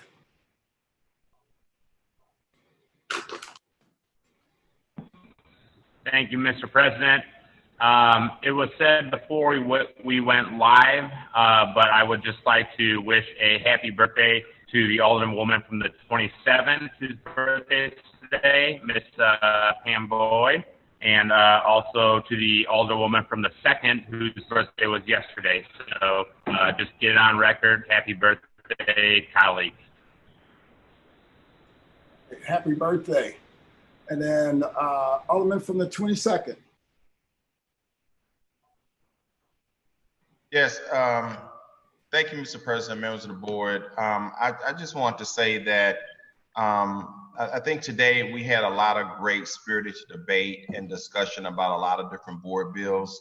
As we go down on break, I just want to again ask my colleagues to do some self-reflecting on how we govern ourselves as a board. I want to be very clear. I don't take things personal at the Board of Aldermen. I'm a fierce debater, and I just want to stand up for my constituents. And At any time, if you feel I've disrespected you, please feel free to text me, call me, let's talk it through, because at the end of the day, we're all elected to serve the best interest of our constituents.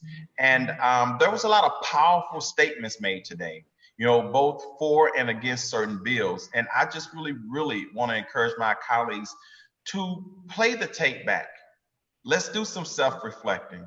Let's really think about St. Louis as a whole and how we can all work together collectively in the best interest of the whole city. I clearly understand that we all have a certain group of constituents and our constituents vote a certain way. But if we're ever going to make St. Louis a great city to live, work, and play in, we must also listen to those who don't look like those who represent our particular community. And that's truly important. At the end of the day, it's truly important. And I love being an alderman at the Board of Aldermen. I love being able to educate people, especially who look different than I do, about issues that impacts my particular community so that we can be able to move forward in a harmonious fashion. And it just hurts my heart sometimes when I don't think that we listen to each other, and oftentimes certainly we talk over each other. I am so excited that the Board of Aldermen is a majority female board, so females rock, right? You know, the females are in control, and we need to respect them and make sure that we value their opinion.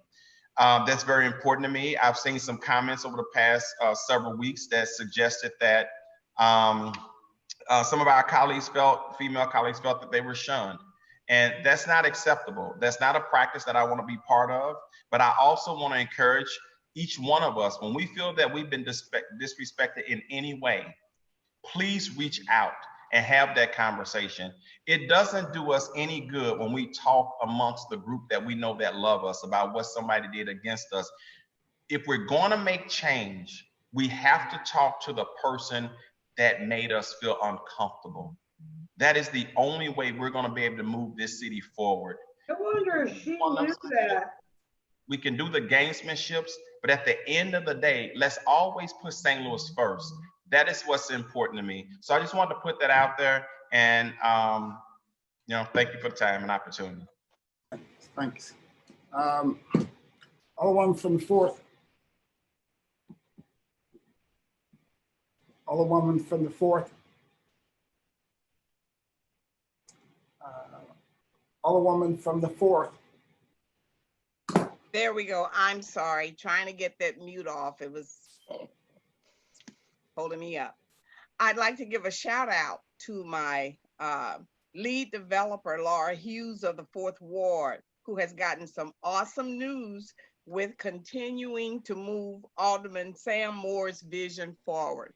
So I just want to, I know I should have done that in the beginning, but I guess late is better than never. And I just hope everyone have a safe recess, and hope to be back with you. Hope the meetings won't be as long. Oh, yeah. Thanks. Yeah. Alderwoman from the 12th. Well, I want to thank Sharita and Lisa McNichol and Teresa Chambers for all the help they gave the other new alderwoman, Dwynn, and I, while we were down there. They have been so helpful and they're so kind. And I want to say thanks to my new buddy, Dwynn Evans. We're hoping to forge one of those dynamic duos and maybe build some bridges between the 4th Ward and the 12th Ward. So have a safe and happy summer break, and thanks for everything. That's it. Okay. Anything further? Alderman from the 19th. Thank you, Mr. President, members of the board. I wanted to thank the leadership of the St. Louis Clergy Coalition. They had an exceptional webinar forum yesterday with a doctor from California, and also with Sam Page in the role as a doctor and not a politician. And I tell you, it was so informative. They related to everybody and their concerns. And if you have a chance, go online and review it. There was great information there coming from 2 doctors from 2 different parts of the country. I also wanted to say to the staff, I'm going to treat you with something special. I don't know what it is, but I tell you, to keep up with our madness in the last month or so has just been marvelous. And Mr. President, my colleague from the 13th Ward, she wants to speak, but something's not working for her. She just keeps waiting. I'll go there. Thank you. Thank you, sir. Yeah, you're the other one from the 13th. Your hand was up earlier and it went down and up. I didn't know what was going. Go ahead. Go ahead. I just wanted to say thanks to all the staff and everything too. I said they got me through a couple of times getting hooked up in the beginning, but more than anything, I really miss visiting with them and talking with them all. And so I'll be glad when we can get back and, you know, and talk to one another again, face to face. Okay, anyway, have a nice break, everyone. Excellent. Thanks, Alderwoman. Alderwoman from the 5th. Thank you, Mr. President, members of the board. I also would like to commend our staff on an exceptional job, and especially our clerk, Clerk Kennedy, for really bringing us up to speed and getting up to speed in light of everything that's been going on with the whole COVID-19 stuff. I know this wasn't an easy transition, but I think we all kind of made it through it. But I'm just hopeful, and I pray, and I would like everybody else to pray that we could come back to City Hall one day.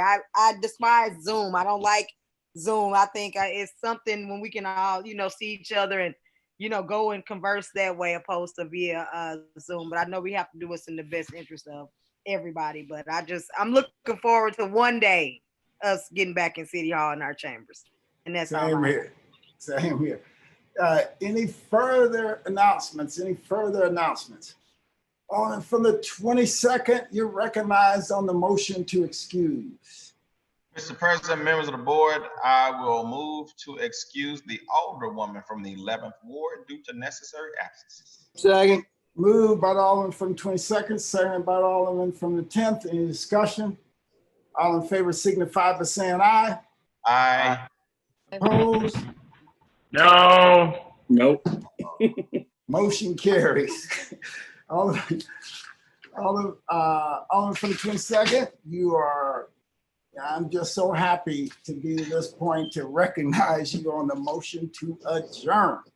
Yeah, sure. I've had some Don't take your time. Come on. just to adjourn till Christmas, but I don't think that would be fair because too many people want to get back in the saddle. Yeah. So I'm gonna make a motion to adjourn till September the 18th, 2020. Second. And moved by the Alderman from the 22nd, seconded by the Alderman from the 10th, and all the one from the 14th.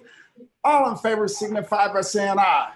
Aye. Aye. Opposed? Motion carries. Thanks, and have a school's out. You all have a good break. Enjoy. It's been a lot of hard work done this first half of the session. Thanks for all the work that you all have done. Enjoy yourself. All right, bye.